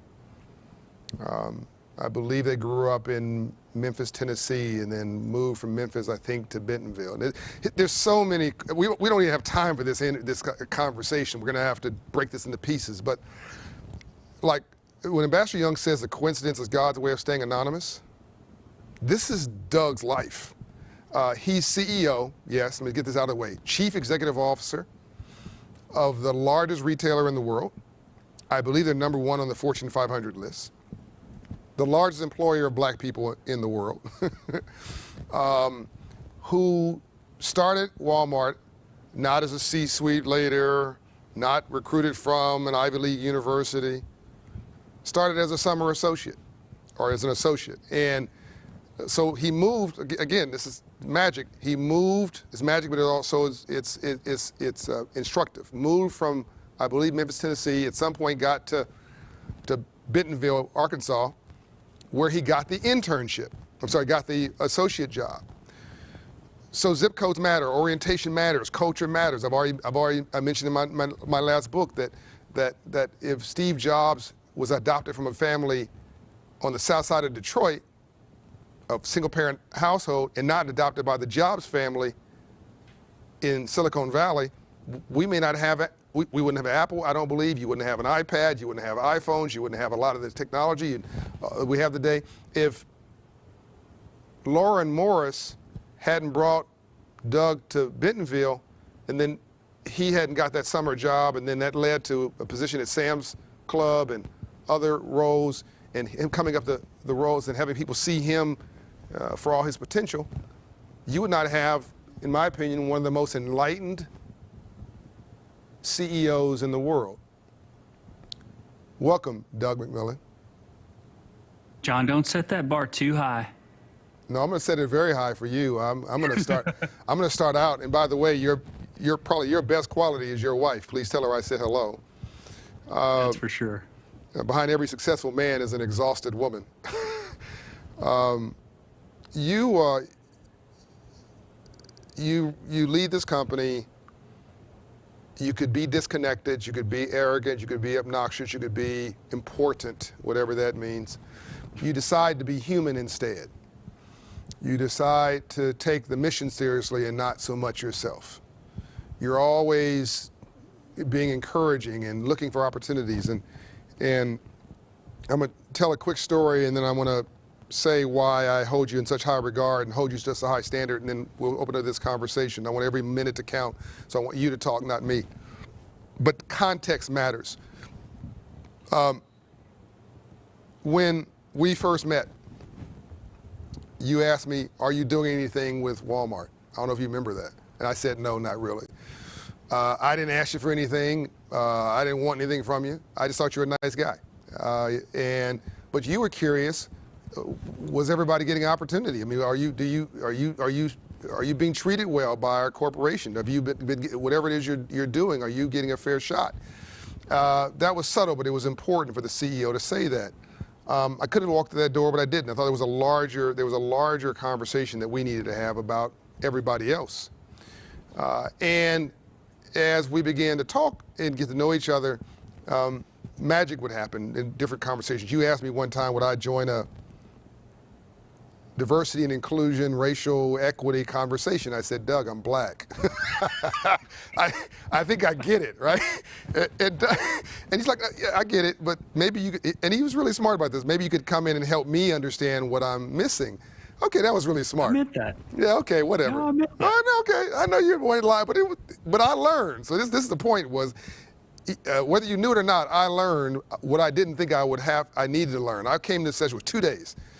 And at the end of it, there's a lot going on there, but at the end of it, Doug was the entire day for 2 days, the CEO of the largest retailer in the world now. And he had his people who he staked and people who he's done business with on his side, and he had also other white executives, and he had some prominent black executives, and then people like me on the other, and we all learned. At the end of it, one of the questions was, and I've asked this question to other executives now, have you ever thought about being white? Everybody who was white says, no, I never thought about it at all. Black people, you ever thought about being black? These are very successful black people all the time, every 28 minutes. There you go. Is a microcosm of the challenges that we see, that people are looking at life through completely different lenses. And as chairman of the Business Roundtable, you now have an opportunity to export this care and thought to influence, as Dan Schulman said in the session before this, some of the biggest companies in the world. One last thing, and I want to know, I want you to talk about what you're doing with associates and what you're doing in your stores and what you're doing with communities to level this playing field and what your thoughts are personally about the moment that we're in. But I challenged you one day privately to be what I call a Woodruff era leader. Remember that, Doug? Yes, sir. And you actually took the challenge. You said I'd be honored to. And so for those who don't know, Robert Woodruff was the CEO of Coca-Cola. Make a long story short, Dr. King was coming back from the Nobel Peace Prize. He had won it. Leaders in Atlanta didn't want to honor him, business leaders. The mayor, just real quick so we can get to Doug, the mayor went to the CEO of Coke, who then went to the former CEO of Coke, who had this credibility. He was out hunting, Robert McMillan, and said, we have a problem. Robert came back, got all the business leaders in his office and said, now look, I don't care whether you like Dr. King or you don't. I don't care whether you like this moment or you don't. Of course, change is uncomfortable. But this man has won the most important award in the world. And we're a global supply chain company. So if you don't respect that this needs to be respected, we're going to move out of this little backwards town and go someplace where people who have some sense. Move out of Atlanta. Well, within 2 weeks, of course, all those folks are doing business with Coca-Cola. Within 2 weeks, the ballroom was full. No one knew he did it. It was never broadcast, and Dr. King in the short term did not know what had happened. But he used his balance sheet and his budget and his credibility to help to get people see the benefit of their better angels. And Atlanta, Coca-Cola, of course, has benefited from that type of leadership. I would like to see that today. And I think you and others have the opportunity to be a Woodruff-like leader. Doug, tell me what's on your mind and some of the great stuff that you're up to at Walmart. And what bothers you? Yeah, first of all, I'd say I'm really enjoying getting to know you, and I see your light and appreciate the impact and influence that you're having on me, and basically don't want to miss this shot. Like Hamilton comes to mind. My faith would tell me I only get one life here, and I want to serve and make a difference and don't want to miss an opportunity to make things better holistically. And I have found myself, as you described with the move to Bentonville, being part of a company that has the place in the world to make a difference. And I've seen it happen. And when we're at our best, we have strong values, we have a clear purpose, we really do make a difference. So as it relates to racial equity specifically, clearly there was work happening inside the company forever, always, progress made. It starts there. If you don't do everything you should do within the company, you don't have much of a voice and a right to speak. And we're not perfect here and have a lot of work to do. And to unlock everything that needs to be unlocked so that we can get there, the leaders, starting with me, have to keep listening and learning. And that's why I wanted you to come to the Racial Equity Institute, why I went through it twice, why I'll probably go through it again, and why I'll do other things. Because I am learning. I didn't think about being white. I now see the world a completely different way, understand a part of history that I didn't understand before, and feel like I'm making progress in that journey, and I'm trying to lead the company to be a better company. Beyond that, working at Walmart, we have the opportunity to leverage the core business to make a bigger difference outside economically and in other ways. And we've done that more effectively with environmental sustainability than we've done as it relates to the social side of things and racial equity specifically. But what happened with George Floyd and so many others before and after gave us a moment to step forward more aggressively during this pliable moment where so many Americans, all kinds of people said enough is enough. We need to understand these issues and we need to put some of this stuff behind us, acknowledge the truth and put some of this stuff behind us. That gave us this moment to step forward more boldly. So together with our African American Officer Caucus and others in the company, we are doing that. So focused on 4 systems: financial system, educational system, healthcare system, and criminal justice. We're looking for our policies, where our purchase orders go, where our money goes, all those kinds of things, to try and make progress on those systems. We also put together a Center for Racial Equity and funded it with $100 million, which will help some. But I think this core systems work, getting at groundwater issues when we can, but certainly shaping those complex systems in the way that they're interrelated, gives us an opportunity to use Walmart to do good for the country and more broadly. And that's what we're trying to do. So, Doug, it strikes me that you coming to work at Walmart as an associate at an early age allowed you to see the struggle of other working class people who had too much money at the end of their money and have compassion for those people. And you bring that with you to this job. So I can see the resonance there and why you understand the struggles of others. In fact, I'll go one step further and say, if you grew up in Memphis and you grew up in the South, basically, you probably understood the struggles of our poor white brothers and sisters more than you understood the struggles or saw the struggles of our black and brown urban brothers and sisters, just because that's the environment that you grew up in. And sometimes we forget that there are 3 groups of people who've been aggrieved in this country and left behind: Native American Indians,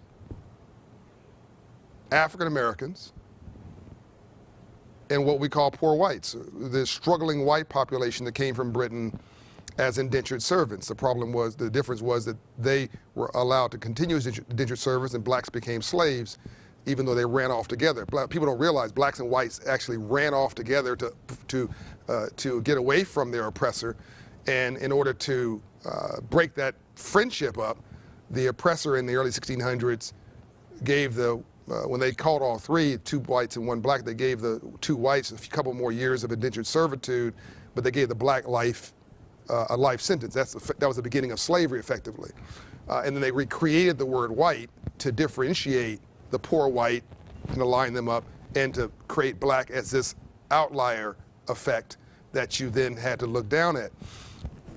So we've had these poor whites and poor blacks almost unintentionally fighting at each other, when really they should be brothers and sisters. They have the same struggle. Blacks more so because of slavery, but the same struggle, or similar struggles.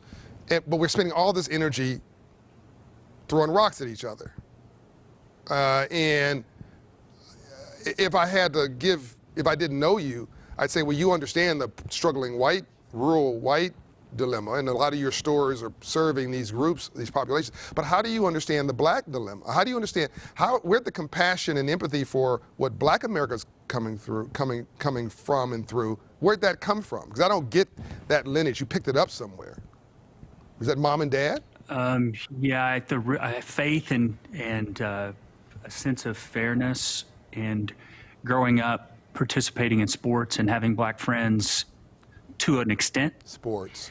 If you know what I mean. Yeah. Like, we were friends at school and on the court, but when we went home, we led separate lives. Yeah. Which bothers me now, because I could have done more to understand what was going on than I did at the moment. Yeah. But I do think your point about poverty is really super important. I mean, Dr. King's work underlines that same point, especially near the end, as he really started focusing on that as a root issue. Mm-hmm. I was in a store a few months ago, and a customer was talking to a store manager in a way that I knew something was wrong when I walked in the store. And I saw them standing in the action alley and walked over to listen in. And this customer happens to be a white mom, is upset because we're out of stock on some items that she desperately needs, that she buys all the time, that are lower price point items that we sell. We would call them an opening price point. Okay. And with the pandemic, we've had way too many out of stocks. The supply chain got stressed, and it put more pressure, as this whole experience has, on people that are disadvantaged than it did those of us that are advantaged in so many different ways. One of the ways is, if you had money and you knew what was going on, you stocked up early. And those that didn't have enough money at the end of the pay period, if they had a job, couldn't actually get what they needed, and they certainly couldn't afford premium products. Right. So she's letting the store manager have it. And as we engaged in a conversation with her, we later went on to hear and understand that she had $20 to make it till the end of the month. She had a developmentally disabled child who had been at home because school was closed, and she had a job and couldn't educate him, and her husband got laid off. She needed to buy gas. Just the stress of her life came out, and our store managers are sometimes counselors. That's what was happening in this case. That person could have been white, black, whatever. That common thread is one of the things we need to address, and I know that's a big part of your life's work. And in our case, we have a purpose that comes from our founder that says we save people money so they can live a better life, a better lifestyle. As Sam Walton was dying with cancer, that's what his words were to all the rest of us. The secret is if we all work together, we can help people. And that's probably the primary reason I'm still here. People forget, Doug, that Walmart was once founded by a poor white gentleman with a high school education, a pickup truck, and a storefront. And it's now, of course, become Walmart, but it was just his little vision made real. It's like that is the ultimate up from nothing story, and you guys have kept a lot of that fiber with you as you've grown. And there, of course, there's more poor whites in America during Dr. King's day and today than anybody else. Somehow black people became the poster child for poverty, but really there are more poor whites than anybody else. We're all in this mess together. And if you're middle class, you feel like you're poor with too much month at the end of your money. And that's why I think Walmart does a great job of leveling the cost basis playing field for most Americans. You've transformed that for communities. I think you've done things for associates, though, during this pandemic to give them a break. Specifically, Doug, what have you done for associates during the COVID crisis and the economic crisis, and for, if you want to extend on that, communities and that you serve? Yeah, we were probably late in February, early in March, when it became clear to us there were 5 priorities that we had to have through the pandemic. In the beginning, John, it was really chaotic. We had stores in China. We kind of saw this coming in early January, but it didn't really start to sink in how significant this was until the beginning of February. And after scrambling, 24/7 to make decisions for a week or two, we were like, wait a minute, what are we trying to do here? Goal 1 became support our associates on the front line and keep them safe. Yeah. Goal 2, keep the supply chain moving, help customers. If they can't buy food, we're really going to have a problem as a country. They got to have a supply chain. Yeah. Number 3, help others. We knew we were going to have stores that were open and cash flow. So forgiving rents at the front of the store and stuff like that, extend terms for suppliers. Step 4, manage the business. Don't find yourself in a cash crunch or an inventory problem and harm the business during a crisis. And then 5, if you have any bandwidth left, try to make progress on the strategy that you had when you started the year. Okay. The first one was the associate. So associates needed money, they needed emotional care and appreciation, but maybe first they needed safety. Yep. So the focus was on distancing, PPE, change the store hours, clean, all the things that we did, the leave policy. If you need to take care of a loved one, think you might be sick, there were 3 categories: don't come to work. And we've ended up during the course of this year hiring 500,000 new associates to help fill hours because so many of our associates took leave. Did you say 500,000? Because they needed 500,000, 500,000 new associates, more than 400,000 of those in the United States alone. These are people that were working at an independent restaurant or somewhere and their job just disappeared overnight. We were a place that needed help. We had more grocery orders to pick in the store for pickup and delivery, which is a growing part of our business. We needed people. So our team figured out how to hire people in 24 hours, and it had been taking us 2 weeks. Wow. So they changed everything. They looked at the background check differently. They approached the whole process differently. And all of a sudden, we are hiring so many people through the first part of this year. So health and safety was first. Money was second. We've been raising wages over the last few years, would like to raise wages even more. Just recently, we announced another wave of increases for 180,000 people in the U.S. So we're trying to grow our sales, manage our margins, invest to compete in e-commerce, build an omni-channel business, and every time we get a chance, just keep bumping wages and benefits up. Don't take away cash bonuses. Don't take away equity match. We invest over $1 billion a year for people to own Walmart stock. I got a question in one media interview this year about, well, you're benefiting because the Walmart share price is going up. And I failed to answer the question well in the moment because I couldn't hear it very well. But we have over 250,000 Walmart associates that own Walmart stock. And they are benefiting. Back to the point of wealth versus income. That's right. We want to build wealth for our associates, just like Sam Walton did with profit sharing when he initially set it up. So we've done some special cash bonuses, trying to protect the liquidity of the company while giving our associates as much as we can. So it starts with health and safety, then financial well-being, and then they need to be appreciated and supported. And there's this whole emotional and mental health aspect of getting up and going to work every day during a pandemic. You're worried about your safety, and so all of those things have been important to us. Yeah, and I want to come back to something I thought was shocking, but it makes sense. You have stores around the world, so almost, you have as much intelligence and maybe even better than governments in signaling problems that are ping-ponging, that may be a global issue coming from around the world. So you were able to see what was going on in China through your stores there, I'm assuming, before it even made its way here. Right. Oh, in January. But I don't want you to think that we immediately knew in January how big of a deal this was going to be. I mean, in the beginning, it was like, what's happening? And China, this part of China is doing what? Our stores were closing. Our store managers, our country president in China all rushed in to help. And it took a few weeks for us to figure out just how significant this was going to be for all of us. Yeah, and you guys pivoted really, really well. I know my family goes to Walmart every week because we feel safe. You practice social distancing. You respect your associates. People have a good attitude because they're reasonably compensated and feel that they are not just, as Wayne Hamilton there told me, a black employee has to feel not just needed, but they have to feel wanted. And that the CEO has to be accountable for that at the top. We know we're needed. We don't know we're wanted. It's a big difference. You're paying your people a living wage now, aren't you? Oh, it depends. It depends on how you qualify a living wage. And we've got some roles like part-time cashiers that probably wouldn't qualify with most definitions. But I think here's the challenge. But you're full-time people. The way that I think of it is Walmart's a ladder. Right. And we want to have that first rung be at a position where you can get started. Right. If we go too fast on our minimum wage or the country's minimum wage, and those lower rungs get eliminated, I think that'd be a problem. Right. So we think about part-time versus full-time, not just hourly wage, but cash compensation, quarterly bonus based on store performance, the whole suite of things. Right. And so what ends up happening is we've got about 75% of our store management that started as hourly.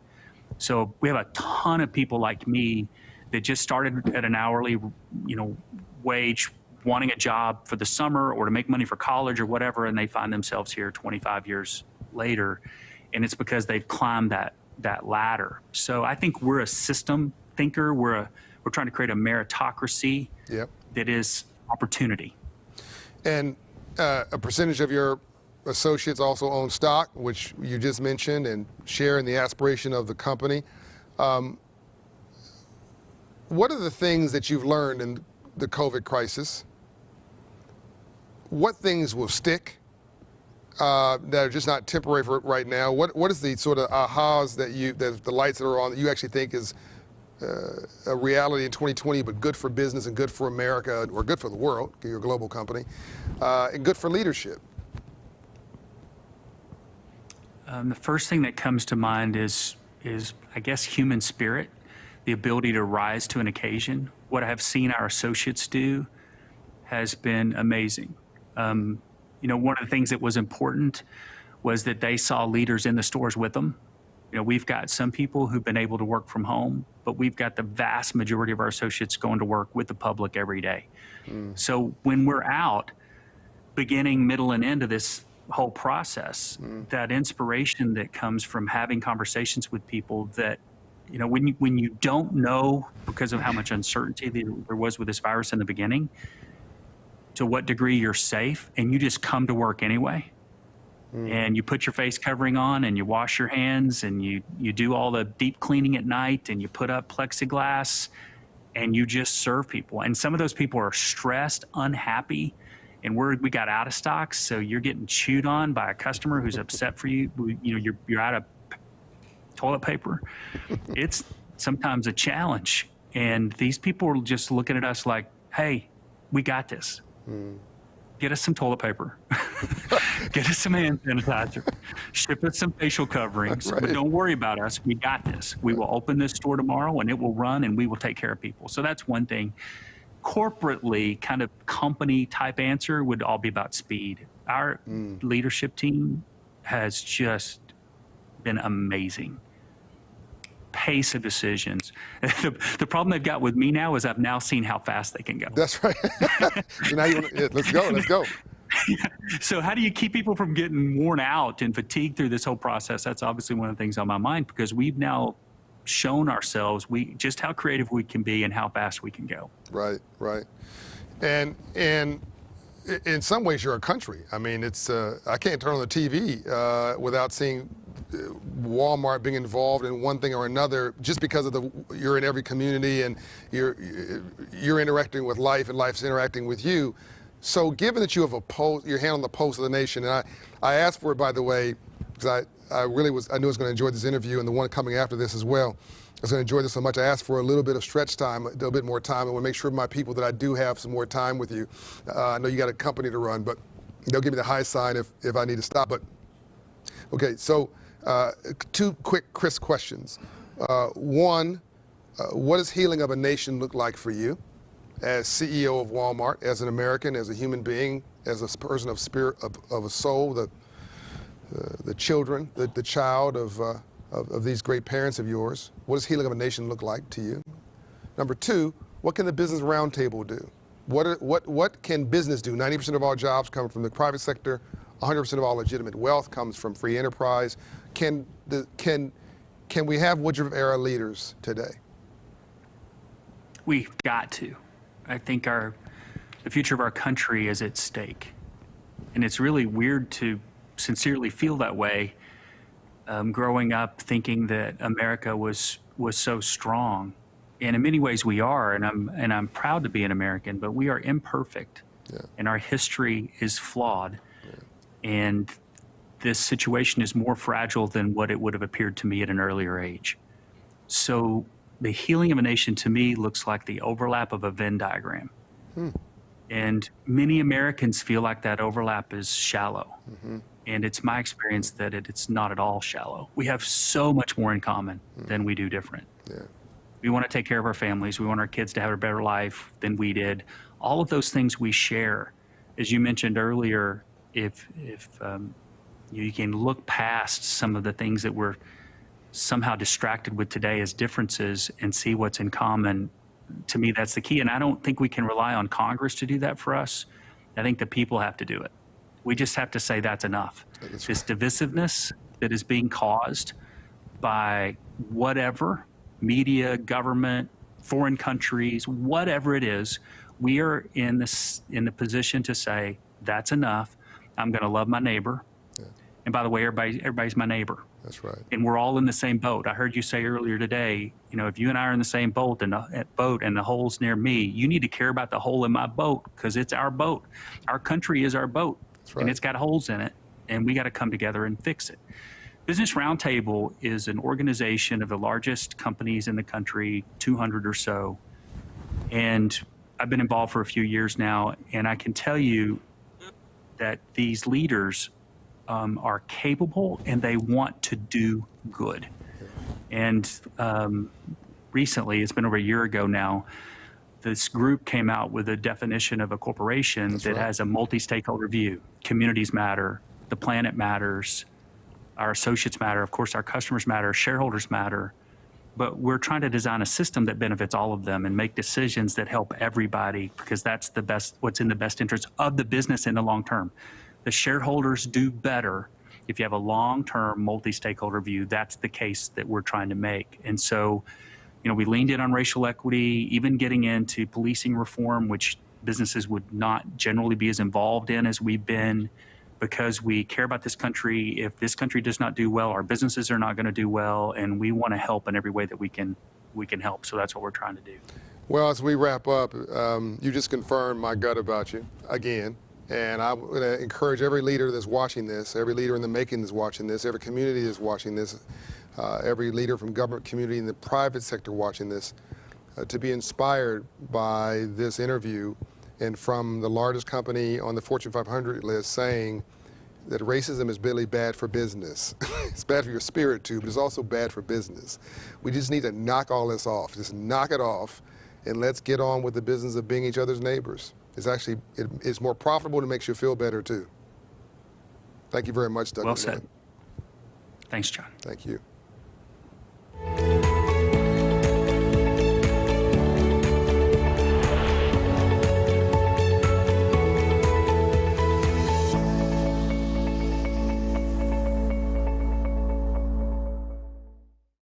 Hi, my name's Rachel Hood, and I'm a financial wellness coach with Operation Hope in New York City. I run Hope Inside Launch and Grow, powered by CIT, and we empower women entrepreneurs with the tools and support that they need to launch and grow their small businesses. I've been a coach here at Operation Hope for about 5 years, and my favorite thing about this work is the relationships. You know, Operation Hope did something really special by allowing coaches the time and space and resources to really be there for our clients. They really didn't limit what we could do. They said instead, as long as you're working on your goals, we're here to support you. And it allows us as coaches to build real relationships with our clients and assist them in taking meaningful steps to meet their goals. I love my job because not only do we make a difference, but we get to celebrate right alongside our clients, which makes for really great days at work. I have had so many wonderful clients over the years that have done so many incredible things. But I remember one of our graduates from the Hope Inside Launch and Grow program told me that she had been making body butters for friends and family for a while and wanted to just explore making it a more formal business. Now, at the same time, she's a nurse, so she's on the front lines battling COVID. She joined our program and was able to get one-on-one coaching and have the support of a whole group of women entrepreneurs. Since then, she's gone on to create her website, set up her branding, and start selling more broadly. Initially, she was just, I'm gonna think about this. But being part of the Launch and Grow program really was so inspirational. It made her more certain that she could follow her dreams, and she did. Welcome back to the Hope Global Forum. I'm John Hope Bryant, founder of Operation Hope, resetting a nation, resetting America, healing our souls and healing a nation, opportunity for all. I could be talking about this forum, I could be talking about the NFL because the NFL and that shield is embedded in our spirit. And I'm about to introduce somebody who really could do this session all by himself. He's that cool, he's that comfortable, and he's that courageous. Ladies and gentlemen, introducing formally my friend Roger Goodell, the commissioner for the NFL. He's the 8th Chief Executive Officer of the NFL, having recently completed his 100th season. Under Commissioner Goodell's leadership, the NFL has focused on improving the improvements to player health and safety, benefits for retired players, thank you, the league's personal conduct policy, expanding social responsibility initiatives, and diversity in hiring practices. None of that explains Roger Goodell. It does explain what he's been up to, some of it. Roger is one of those people you want to hug, not shake their hands when you see him, which makes this difficult, this moment we're in now, really tough. But he's got this sharp intellect, but this warm spirit. You just feel immediately like he's your friend, and he's not playing a game with you. He's authentic. And I also like that Roger doesn't tell you what you want to hear. If Roger likes you and believes in you, he'll tell you. If he thinks you're full of mess, he'll tell you that too, which probably got him in some trouble. But it also gives you more credibility because people know where you stand. We've got a partnership together, the NFL and Operation Hope. They selected us to be part of their economic empowerment agenda well before the issue with George Floyd and the social justice reckoning. He was ahead of schedule, or ahead of where the nation was. And then when all this happened, well, even before this happened, they renewed the commitment because they thought it was so important. And I want to give Jed York some credit for being the first team within the NFL to match what was being done at the national level. But really, Roger, in some ways, spiritually and emotionally, this is one of the most important conversations I could have with any leader, because the National Football League is embedded into the soul and the psyche of America herself. And it's the one, let me stop, by the way, that's the coolest office. I thought that Dan Schulman's office was cool enough. I'm just gonna come, I don't know, we're not going to lunch at a restaurant. When I come to, when we can find a meeting, I'm coming to your office. John, you're welcome right here. And I just want to make sure, first, thank you for your really nice comments. I want to make sure all of the listeners today realize that I am not 100 years old, okay? The league is 100 years old. I have not been here that entire time in this office, but I've been privileged to be there when we celebrate our 100th birthday, as you mentioned, and it's a thrill to be here with you today too, John, as always. Yeah, no, honored to have you with us. And you're sitting really in a moment in history. And you have this 400-year-old social justice reckoning for Black America. You have a global health pandemic with COVID-19. We have this economic crisis, all three of which has affected your brand, your business, your players. You got to think about all that with folks in the stands and communities you serve. But as I go back to my original comment, the NFL is in many ways the soul of this country, and or shares the soulfulness of this country. And it's the one place where sports, where people could come together, black and white, rich and poor, a billionaire next to a millionaire, next to somebody trying to buy some air, Republicans and Democrats. And everybody would get along for a few hours, rooting, at least on that side of the stadium, for the same team. And you now find yourself in a more complicated world. Why did you think that it was important to lean into the moment versus just standing back and letting the moment pass you by? Do you see the NFL as part of the soul of this country and playing a role in our healing? John, you know, I've always looked at the National Football League as a unifier. To your point, we bring people together, and people from different backgrounds, whether it's on the field, in our locker rooms, or whether it's our fan base, which is 200 million people. Wow. And so we have to play that role, and we want to play that role.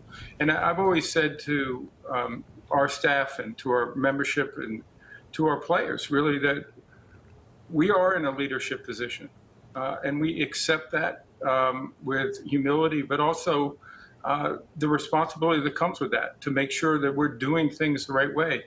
I don't think today's world that we're living in, you mentioned all the things that are going on around us, I don't think anyone, either as an individual, as a corporation, or an organization, can sit back and not lean in and not help make the world a better place. We all need to, and we all have to do what we can. Certain people can do certain things really well, certain organizations can do well. Yeah. I know the National Football League has made a difference in our history at various stages. We've helped heal our nation after 2001, 9/11. We certainly have played a role in different parts of our history, and I think we will be seen that way again as we work through these challenges that we're going through right now. And we will be better off. We will come through this better, but all of us are going to have to find a way to contribute to that, to make that happen. And we have a saying around here, it takes all of us. And I believe that it takes all of us. this is certainly not a popularity contest sometimes, leadership. As I think about good leaders, Abraham Lincoln did not have a popularity contest. He barely got elected. And he had people who loved him and people, of course, who meant him harm. And then you can fast forward to, Madam C.J. Walker, all the sort of the heroes and sheroes of the civil rights movement. You go to Dr. Martin Luther King Jr., my mentor, Ambassador Young. I mean, Ambassador Young became mayor. His friends picketed him at the city hall the day after he was elected. His friends. You have Dr. King would show up at a city, at an airport. The mayor wouldn't meet him. The people I've just mentioned that when he got the Nobel Peace Prize, the business community in Atlanta didn't want to honor him. Other members of the civil rights community resented him or were jealous of him. He couldn't win. But he knew he was doing the right thing. And of course, history has treated him well. You don't have the benefit of hindsight. You're in the middle of it. And let's just talk about the elephant in the room, because I know you're comfortable with every conversation. You had players who took a knee. You had Colin Kaepernick. You had this social movement within the ranks of the NFL that was really really in many ways a signal of challenges to come. Let me give my context on this, and then you can amplify or disagree or whatever any way you want. But as a black man myself, coming from Compton, California, and being homeless in South Central, I always think about all those I left behind in what we call the hood, the neighborhood. My guess is there are a lot of players got these contracts. They're basically, gladiator celebrities today. They're rock stars in their communities and around the world. They have these contracts, they're successful, but they feel they've left all their problems and all their friends and family behind, and they can't help them. They can't bring them in the locker room. They can't bring them into their net worth. And I feel that taking a knee, for lack of a better description, when they saw this injustice happening, was almost the only thing they thought they could do to bring attention to a problem that was affecting so many. They didn't know what else to do. They didn't have any other tools to use, which is why I think this economic piece that you're doing now and other things, giving people something to do meaningfully is so important. But let me back up. Do you think I hit that right, that this was something that... Absolutely. Okay. Yeah, I hit you. You hit it exactly right. People forget that our players are human beings. They come from communities. They come from families. They are fathers. They're brothers. They're sons. They're human beings, and they are remarkable human beings. Not just for what they do on the field. What I admire most about our players is not the skills on the field. It's the men that they are. Yeah. And it's more than, I have a responsibility back to my community. They care deeply about it, John. They with their heart and soul. And, when Colin and Eric Reed and Kenny Stills and Anquan Bolden and Malcolm Jenkins, all players, and going back to 2014, our players have always stood up and brought attention to issues that need focus and need attention. And they have that platform, and they used it. And I admired that. And that started a really important dialogue that really helped a lot of us understand better what's going on in those communities. I, for one, I'm the first to say it, it's hard to imagine some of the things that we've seen play it out on our screens. We see it on video now, but listening to our players, I felt it.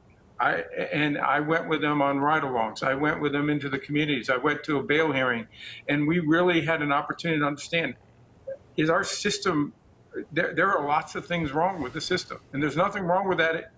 It's only wrong if we sit and we accept that and don't do something to change it. And so that was the commitment we made several years ago with our players, is to work with the Players Coalition and to help fund their efforts, as well as efforts of many great organizations like yours, John. Thank you. And also really be focused on those 4 key pillars, really, which was economic advancement, education, policing and communities, and criminal justice reform. All of those things that's where our focus has been. But we've also gone beyond that, John, and you've seen it playing out right now. It was one of the things the players really wanted to do and a focus for them last summer was, how do we get people out to vote? You're using half Everybody has a vote. Aren't you using your stadiums as polling places? We are. We're using 16 of our stadiums. We offered all of them, all 30 of them. But you know, the various entities would have to approve that in each community. But 16 of our stadiums will be used as polling places. Sometimes while games are going on, by the way. Wow. But we think that that's great, because what we're trying to do is encourage America to participate and to be part of the solution by exercising your vote. That's our given right as Americans, and we all need to do it. And so we have been working to register people to come out. We've been working to educate them so that they have the best information to make a choice however they wish, and to go ahead and go to the polls and actually pull the levers and make sure that they're doing it. But I want to make one other point here. It's not just this election. It's just not a presidential election. Really, some of the most impactful elections, as you know, particularly when you get into criminal justice reform and policing, those things are really, to a large extent, done locally. Yep. So the mayor and the county executive and maybe sometimes the governor, but those things are really important for us to be involved with, to understand what's on the ballot, get involved, and make sure that we're putting people in place that are going to drive the things that we believe in. I'm getting almost more questions from the floor for you than anybody else. I'm trying to respond to not only what I wanted to ask you, but some of these questions. And one of them is, what do you say to those fans who want the players to stop, who wanted the players or want the players to stop kneeling and to just stop talking about social justice and just play? I mean, again, being you must be like Chinese water torture or something, or like ready fire, herding cats. You can't make it. There's no way to make everybody happy. How did you respond to that? You know, it just goes back to your point about leadership. You know, to me, I don't come in here every day and sit at this desk to try to make people happy. What I do is try to do the right thing. That's right. And try to do what's right for not just the NFL, but for our communities that we live in. And so for me, our players have a voice. They have a platform. They should exercise that. I want to make it clear to everybody who may be listening here, I certainly understand those who come to watch a football game. But remember here, these are men that have families and have been impacted directly by these issues who are bringing attention to that. They are not, and I want to be really clear with this, they're not being unpatriotic. That's right. This is not against the flag. That's right. These young men care deeply about what's happening in their community, and this is the attention they're trying to bring it to it. But more importantly, it goes beyond the attention, John. As you know, bringing attention to an issue and not having an impact on the change that's needed to get us to a better place in our communities and our society and is really sort of a lost opportunity. So these guys are committed. It's not just what we're doing, the Players Coalition, and committing, you know, the $250 million over 10 years and, right, and the work that we're doing, that all the attention we're bringing to it through Inspire Change. It's actually being there and meeting with legislators, meeting with mayors, meeting with chiefs of police, and really effectuating change on a local level that is making our communities better. And that's what makes me proud. And we're doing it with the players and the league and the clubs and the owners, everyone pulling together, and along with great partners that we have as part of our social change, that really we are leading ourselves to a better place. And we're trying to do our part and more. And I think all of us have to do more. This issue of taking a knee, I think that the players I've spoken to see this as not only not being patriotic, they actually think they're being very patriotic.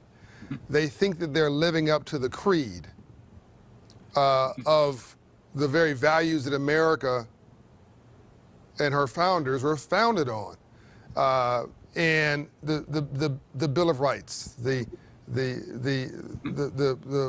really the vaulted values of our Constitution, the soaring rhetoric of freedom and justice for all, and Dr. King and Ambassador Andrew Young, who is here, his aide, the only living aide still with us in the world, they would consciously disobey what they thought were unjust laws. They notified the sheriff before they showed up. They weren't trying to create trouble. They said, we're coming to town. We're going to protest civil disobedience. We're not going to make any trouble, but we are going to make ourselves known. And we're going to take a knee. We're going to sit down. We're going to protest. We're going to sit in because we think that attention needs to be directed toward this injustice. It's an unjust law, X, Y, and Z, having separate water fountains or whatever the thing was at that time. But they fully expected they would be arrested. They fully expected that the local courts would prosecute them. And they just believed that by the time it got to the Supreme Court, that Supreme thought would take heed, and they were right about that. And they also got the media's attention. But it was designed to bring out the best in us, Roger. But rainbows only follow storms. You cannot have a rainbow without a storm first. So I think that if people will just step back for a minute, they can see that these players had good intentions. We can argue about whether it's the right strategy, but it was the best of intentions. And now taking a knee is being, I believe, replaced with taking a position and taking back their communities. Can you talk a little bit about the Inspired Change Initiative and what you're doing there? Yeah, John, because when we're demonstrating, we're bringing attention to things that need to be addressed and that things that are wrong. And I think the thing that individuals, organizations all struggle with, okay, what do we do to help? Right. How do we help lead to that change that we all want? Right. We all want to stop racism. We all want to stop oppression of people. We all want to provide opportunities and bring equality to everybody in our communities. How do we do it? And so our effort was to come under this banner of Inspired Change, which is our efforts not just to partner with others who are doing great work in those communities, but bring attention to the great things that are happening in our communities, the things that aren't so great in our communities, but inspire us all to try to be part of that change, part of that movement to make a better community.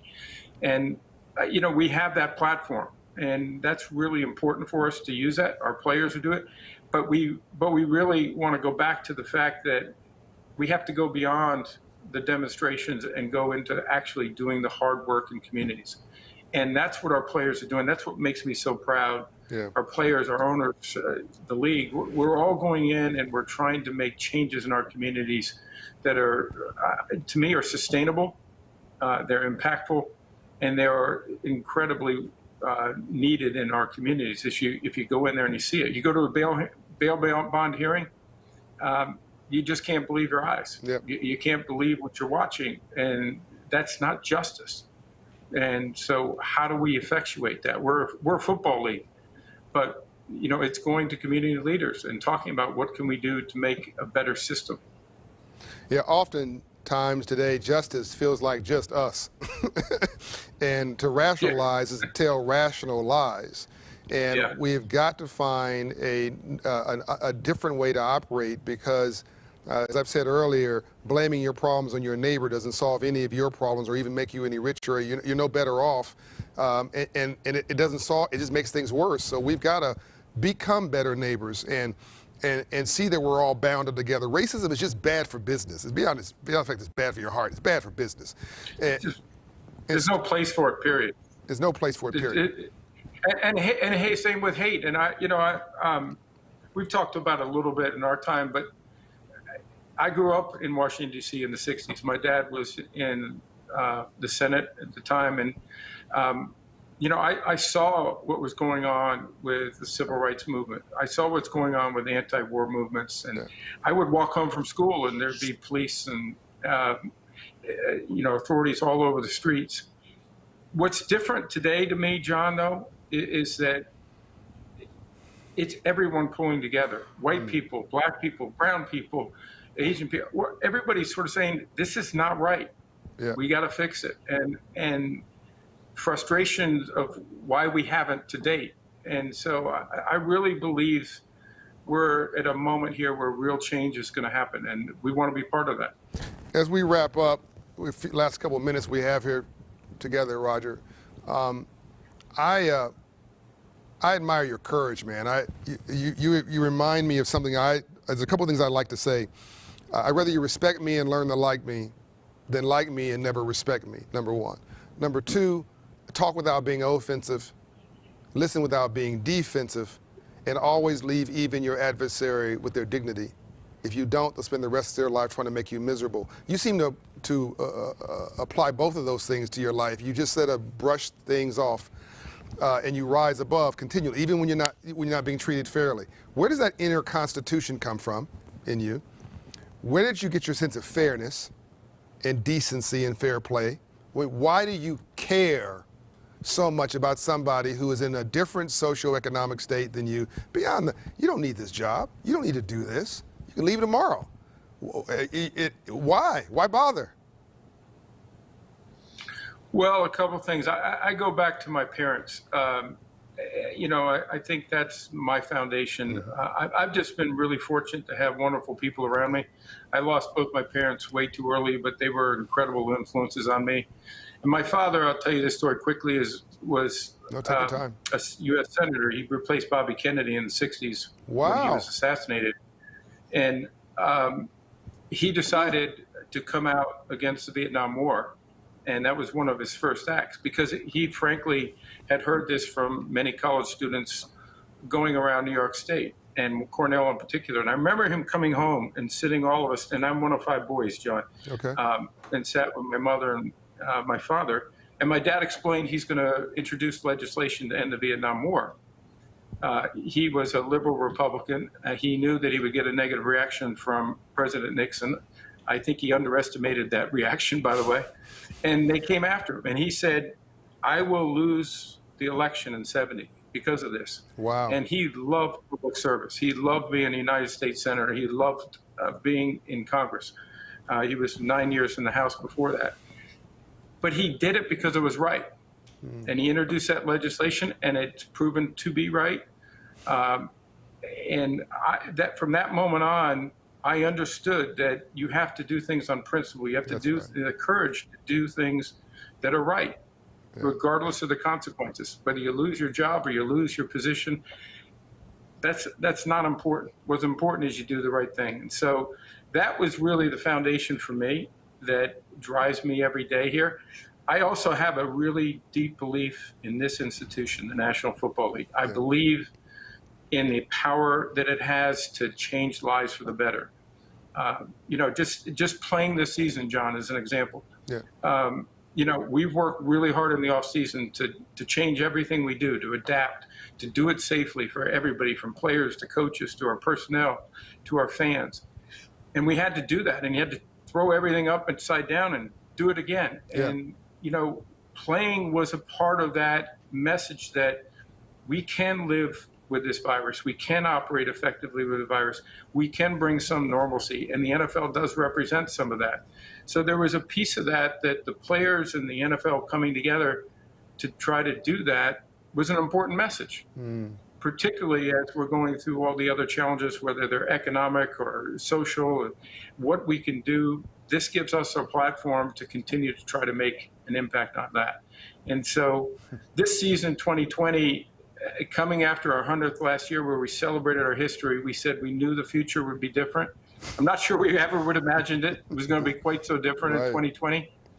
But it's been a real growth period for us and a learning period for us to show we can do things we didn't imagine, and we can do things that can have a real impact on people. And it may be some of the proudest days I've had being commissioner of the NFL, is seeing how we've elevated ourselves and really tried to do something great for our country and for people around the world. My team's telling me that I can ask you another question, maybe 2. So if you're good. You're the boss, John. No, actually I'm not. But I'm glad it looks that way. But This is such an important conversation, Roger, and very few chances to have these candid conversations with no agendas, and people can relax and really just have a heart-to-heart with our fellow men and women to hopefully role model leadership. This is what leadership should look like, and decency. Going back to '68, I didn't know this. Your dad replaced Bobby Kennedy. Was '68? Dr. King was assassinated? Correct. April 4th. In fact, Andrew Young was on that balcony. He's right here. Ambassador Young was on that balcony with Dr. King pointing to the shooter in Memphis. Bobby Kennedy was assassinated 2 years before that, I think. Kennedy was assassinated. 4 years. 4 years ago, 4 years before that. We were rocked with social upheaval and questionings of our own integrity, who we are. It must have been an incredibly tough period. How old were you then? 68, I was 9 years old. 9 years old. Okay, so you remember this. Oh, yeah. How did your dad deal with taking on this mantle in this time and turning it into something positive? Because you couldn't be obsessed with being liked or popular, particularly get the bills that he introduced. You had to root in your principles. By the way, you now make perfect sense to me. I understand why you do the right thing because you saw it. But what was that moment like with your dad? Well, I think it was hard because, again, being a United States Senator was really important to him, but it wasn't as important as not doing the right thing. Mm-hmm. And he didn't want to be in the Senate if he didn't speak up. He didn't think that was his role. He thought his role was to listen to the people, to do the best he could to lead and to go in and represent the state of New York. And to me, he did that. And he did it knowing the consequences. Yeah. For me, watching it, as young as I was, I really did see that. It was very clear to me. Yeah. And to hear people criticize my father, again, we're 5 boys in 7 years. Yeah. The Goodell boys fight. And when we fight each other, but if somebody attacks our own, we fight even harder. All the way to school and all the way back home. That's correct. And so I will protect anybody, but when you attack my brother, I'm coming after you. But my point is, we cared deeply about my father and my mother, and we saw the pain and difficulty, but they still did it. And I think they did it in part to show us how to live a life, and live a life of decency, a life of doing the right thing, and, risking things. You can't sit and be safe. And today's, we've talked about it a little bit here today. It is not a time to sit and be safe. That's right. It's a time to stand up, walk it out there, and make sure you make a difference every day. And I think that's just something that was born in me. And I guess I just had great mentors in life, and I still do. People like you, people who they send you that little message at any given moment that just picks you up and says, we're doing the right thing and working together. I always like to say football is about teamwork. Yeah. And that's what we need is teamwork. We need to come together, work together, and make a difference, because the challenges are pretty extraordinary. Yes. But I do believe we can meet them. And the only way we're going to do that is together. You make perfect sense to me, Roger. If I had to rename this session, I would say I'd name it the Goodell Brothers Fight. And we fight. You fight for justice. You fight for goodness. You fight, but most of all, you fight for your brother or your sister who's getting beat up next to you, who may not be able to fight for themselves. And that's really what you're doing every day. You're fighting for justice. You're fighting for the underdog. You're fighting for those who are unseen. You're fighting for those who are unheard. And people may not understand it, but they can appreciate it. And one day they will. They're fighting for people who don't have a voice, John.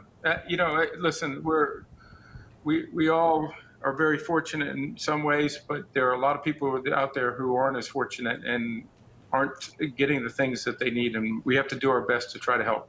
And that's what we're going to do. You inspire me, my friend. Let you get back to the good fight under the shield of the NFL there. Thanks for spending this time with us at the Hope Global Forum. Thanks for being a change in the world. And I'm honored to be your partner and your friend. Well, I am too. Thanks for the partnership, but more importantly, the friendship. So thanks for having me. God bless you, Roger. My best to your team there.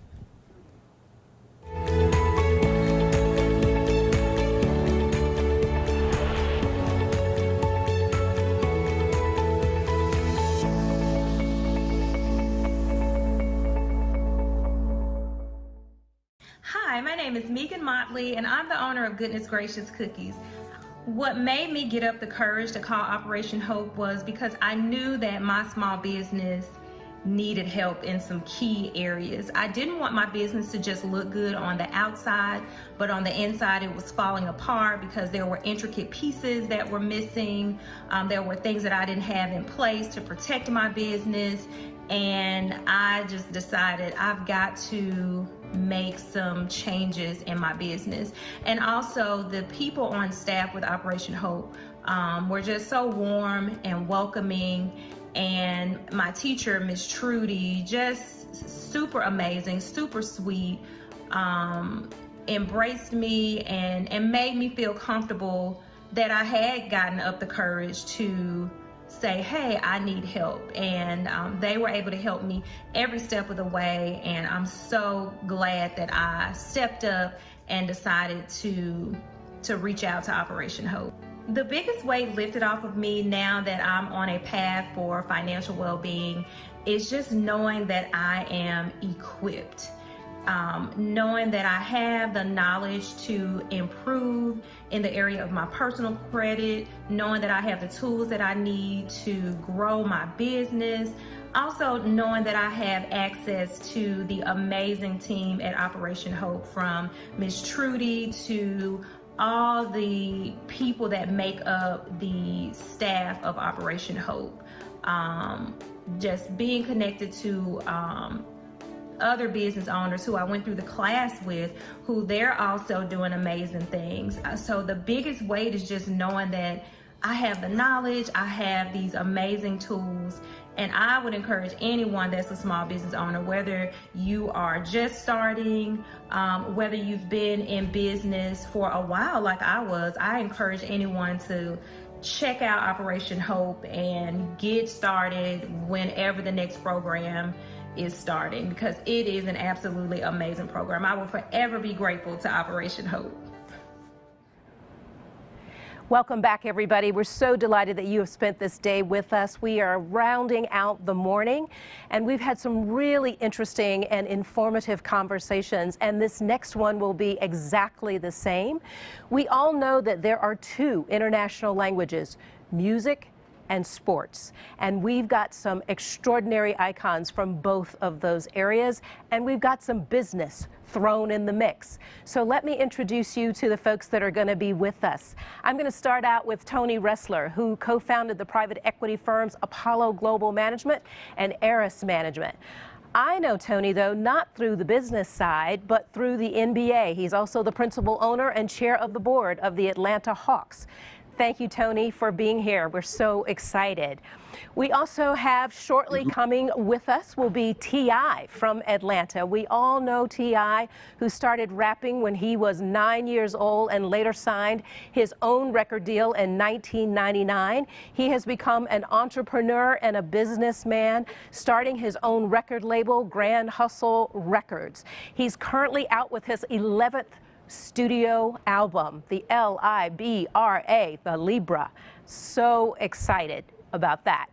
We also have Michael Renter in the house. Now, those of you might not know who that is, so let me break it down for you. Have you heard of Killer Mike? It's that dude. We love him here in Atlanta, a rapper, songwriter, actor, and activist.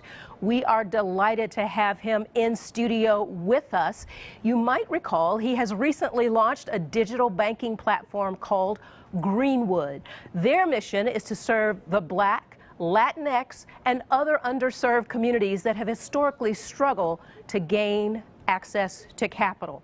So thank you, Mike, for what you've done and what you continue to do. Last but certainly not least, I got someone really exciting that's going to talk with all these gentlemen. My sister from another mister, Stephanie Ruhle. We all know she's the senior business correspondent for NBC News and anchors MSNBC Live with Stephanie Ruhle. I'm a fangirl, so yes, I see her every morning at 9 a.m. She previously served as an anchor and managing editor for Bloomberg Television, following her tenure as a managing director at Deutsche Bank. Now, if this is not a group, we don't know what is. I'm going to throw it over to you, Stephanie. Go, girl. Thank you so much. I know T.I. is joining us in a sec. Mike, welcome. Tony, welcome.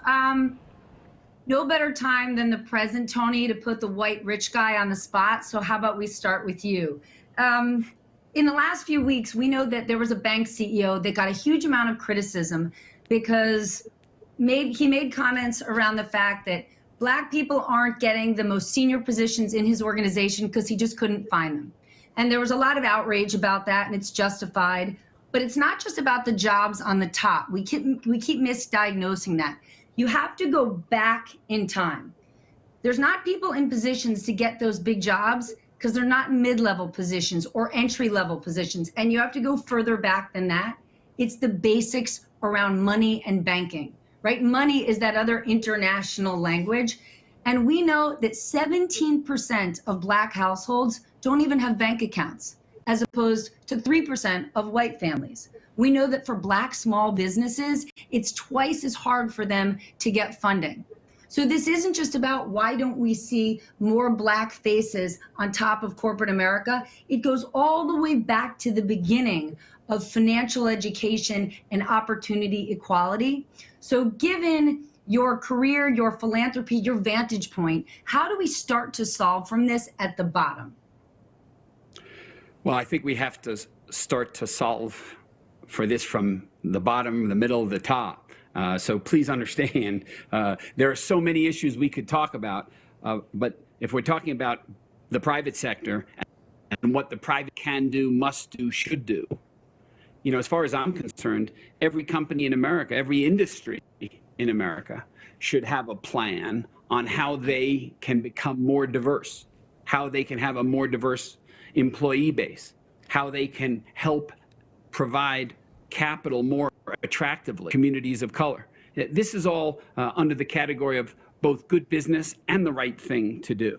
So please understand, if a company, it's not going to change overnight. But if you're not going to commit yourself to having a plan to become a more diverse business, and then I would argue a better business as a result, we're not going to make real change.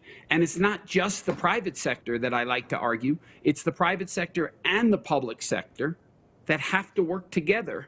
The public sector has to do its fair share, whether it's passing a CARES Act, whether it's raising minimum wage, whether it's providing subsidized health care, what I call Medicare for the poor, whether generally, truly, whether it's providing K-12 education. There are all things the public sector can be doing, but what's most important is that the private sector doesn't just rely on the public sector, that every company and industry, as I say, have a plan to become more diverse, have methods by which capital becomes more attractive to communities of color, to entrepreneurs like Killer Mike. Can people access capital attractively, and can they use it effectively?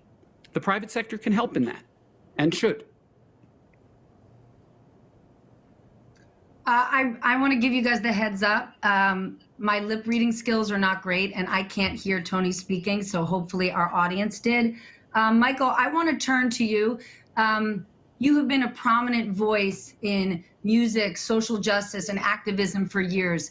And when George Floyd was killed and you were speaking in Atlanta, you talked about people needing to activate and create positive change. We assumed you were talking about social justice, criminal justice reform, but you're actually taking action in the banking and finance world. Can you speak to that and explain to our audience what you're doing? Absolutely. Just making sure, like kindergarten class, everybody that can hear me raise their hand, because I heard Tony. Okay, I can cool. hear you. So I want I hear Mike.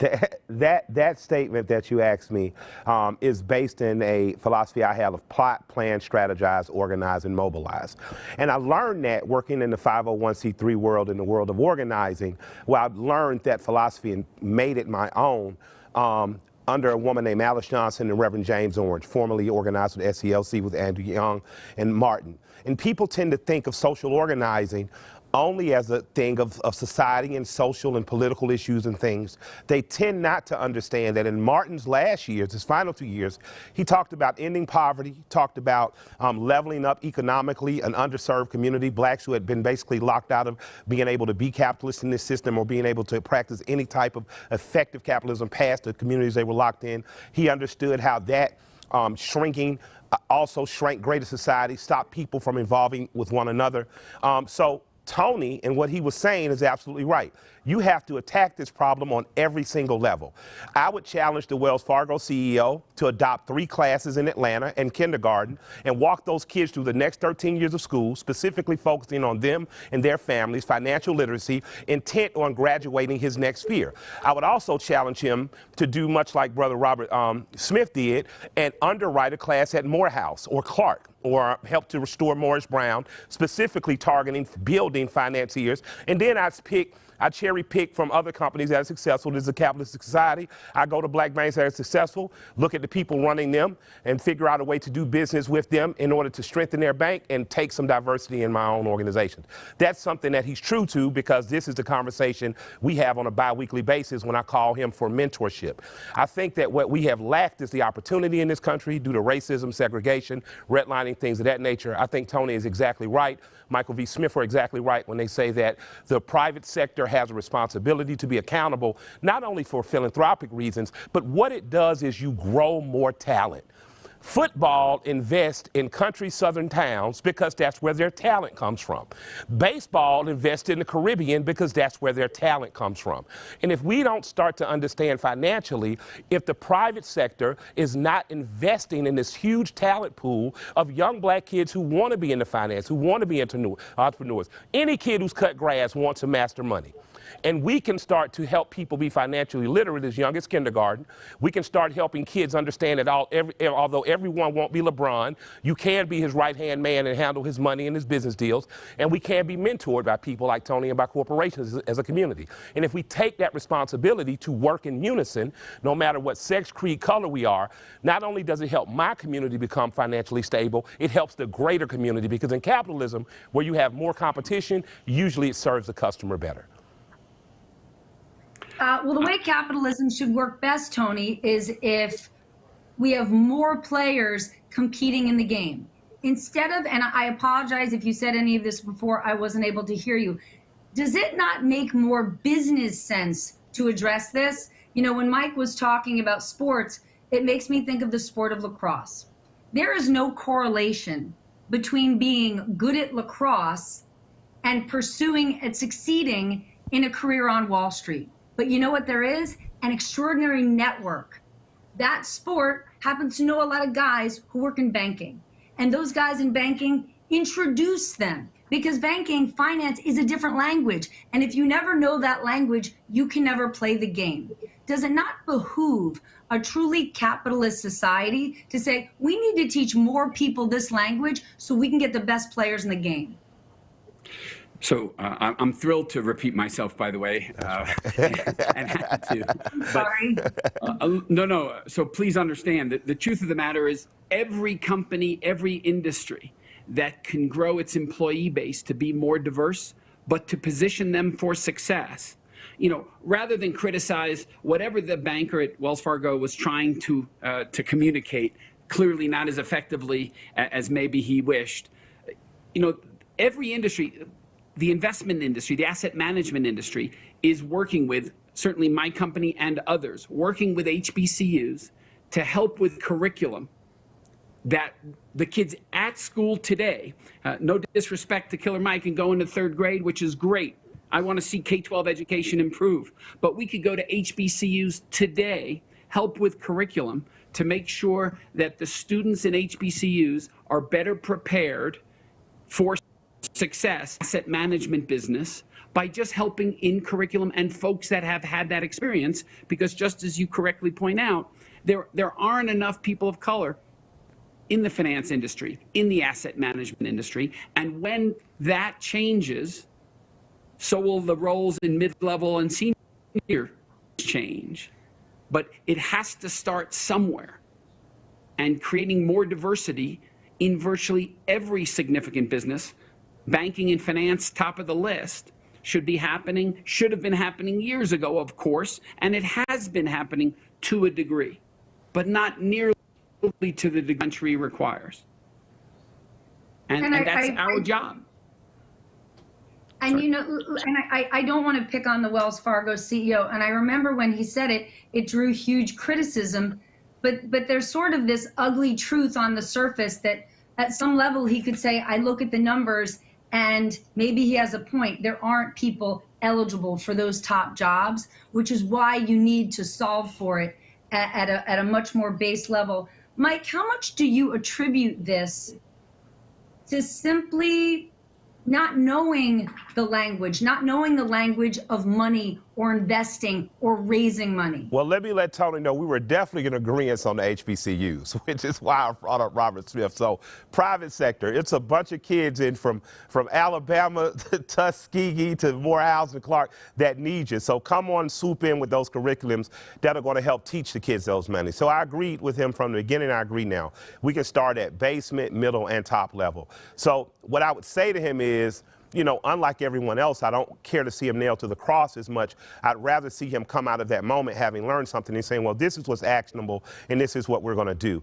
I don't know the language. A lot of times I'll wake up in the morning, my wife, Shana, who's tremendously smarter than me with a coin, will say something or an idea, and I'll have to call Tony at 9 in the morning. And remember, it's 6 in LA. Maybe you should call a little later. And says, hey, I'm going to get this much money. My instinct says, I make enough money yearly, okay, we don't want anything extra. Maybe I should put that away and focus on not pulling and buying a new Lamborghini or Ferrari. And he'll say, gut-wise, your wife's instincts are right, and here's why. This is how you grow and compound interest. This is what you do versus simply paying 45% of your taxes. So I'm learning, but I'm learning a new language. So her instincts that are just base raw minimum, she was raised by a woman who ran a shot house. So she thinks of coin very differently than I do. Her gut instincts are right, and he has taught us the language. I think if that happens in school before grad school, if it happens freshman year, if it happens senior year going into freshman year, you come out in 4 or 5 years with a population that's financially literate, ready to teach that to their family members as they go along. But beyond that, they're ready to enter the banking sector. They're ready to enter the finance sector in a way that's going to individually grow them and grow their money in their communities of color. Tony, from a philanthropic standpoint, I know I'm going off on a limb a little bit here. You've done a ton over the course of your life in terms of education. How much does that base education, not just a financial education, but a strong education, give the next generation of kids the foundation to pull themselves to move up from a socioeconomic standpoint? A quality K-12 education, access to affordable college or career studies is critically important, and everyone knows it. The question is, how do you improve K-12 education? But just one example, to Mike's point, why isn't 12th grade, every high school senior should graduate with finance under his or her belt that says, here's how I open a checking account, here's how I take out a small business loan, this is the importance of compounding in my investment account. No one takes and is required to take finance as a senior in high school and comes out and doesn't know how to take a car loan or open a checking account. What am I missing? Black, white, why is it that way? Why is it that way? Why did I take calculus in high school and I don't know how to do my taxes? Because we're trying to grow rocket scientists or production workers versus growing people who really want to participate or have the ability to participate in this country's economy. And I think that we need to radically change schools in that way. But that's my opinion. I'm going to let Tony give his. I just interjected there. And I hate, on this issue, we are 1,000% in agreement. Listen, Bill Gates passed and funded, from what I understand, trying to put science, math in high school across this country, in curriculums across high school. I salute that. I welcome that. But basic finance that says when you come out of high school, you know how to buy a house with a home mortgage, open a checking account, you know the power of compounding, you know the difference between a stock and a bond. This is critically important for this country. It's critically important for people of color coming out of high school. It's critically important for white people. It's critically important for Asian people. But the reason this could be more complicated than they're willing to discuss today, but that curriculum should and could change. But it's all part of sending the message that, frankly, folks like Mike are far more influential than folks like me, which is we have to introduce basic financial literacy across this country, and it will help people better themselves. And the private sector and the public sector should be teaming up to do just that. And people with real voices should be using them. Absolutely. But Tony, I think that's maybe the most important point. While Mike has tremendous impact and influence, it's the partnership with people in your position that are really going to get us to the next level. Michael, how do you look at, right? So 9 months ago, before COVID hit, we may have been missing the boat on some of our economic vulnerabilities because it was a huge quote unquote win for our economy that the unemployment number was so low, that Black unemployment had made such great strides. But a job doesn't mean it's a job that can support you. Because all of a sudden COVID hit and we saw it disproportionately hit Black and brown communities. And even many people that had a job didn't have enough to support themselves. So having a job, isn't that putting Scotch tape on a much bigger gaping hole problem?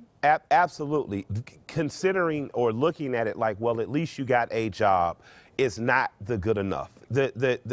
At a certain point, the goal shouldn't be to cure cancer, it should be to prevent cancer. But since we're living with cancer, we have to admit that at one point, 100 and something days ago, 200 and something days ago, it had gotten better and my community got a glimpse of some stability. But the truth is we have never been stable. We were not stable during times of slavery because we were used as economic commerce. We were not stable for the years after Reconstruction because we were destabilized by things like Jim Crow, redlining, the promise of GI bills that never came, underfunded neighborhoods. So we've never had true stability. So I think that rather than argue the points of was it better with lower unemployment or better now, it begins for me to say, well, what can we do right now as a form of triage to stop the bleeding and do what we can in the maximum to correct that? And in the very maximum, what we can do is start a campaign, if nothing else, to start basic financial literacy. I didn't join Greenwood, the bank, just because I thought America needed another bank.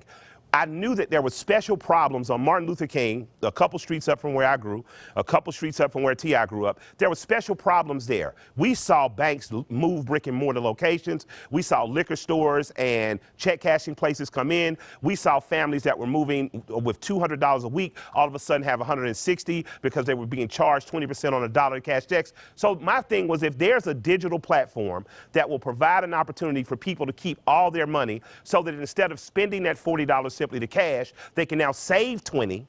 They can put 20 in a long-term saving. They can save 20 for their Christmas or whatever. That is the beginning. And I say that because I'm not being idealistic. I'm not a rich rapper that's always been rich as this has happened. I grew up a poor and working class kid.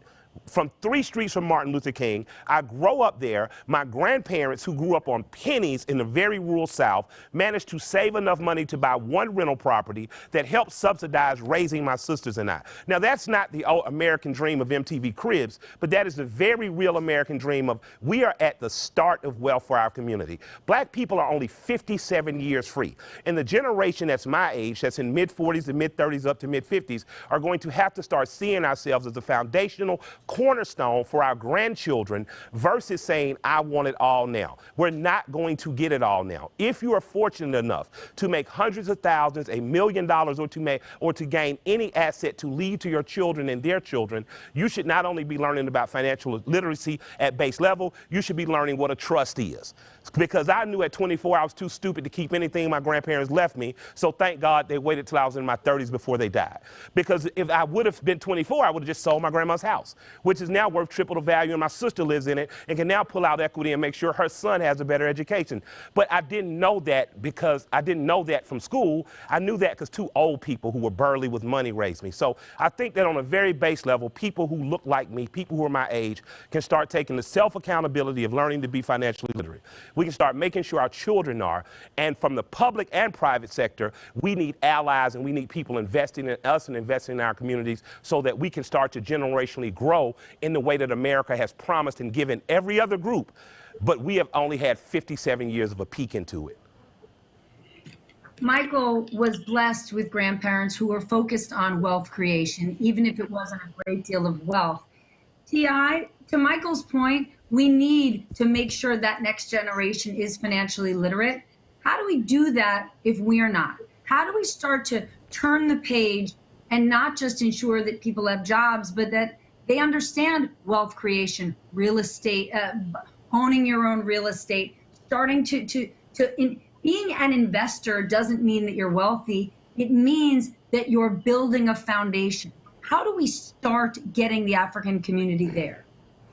Well, I think that, I believe there are three things that plague our communities that kind of keep us downtrodden, especially financially. That's the lack of education, the lack of opportunities, and the lack of exposure.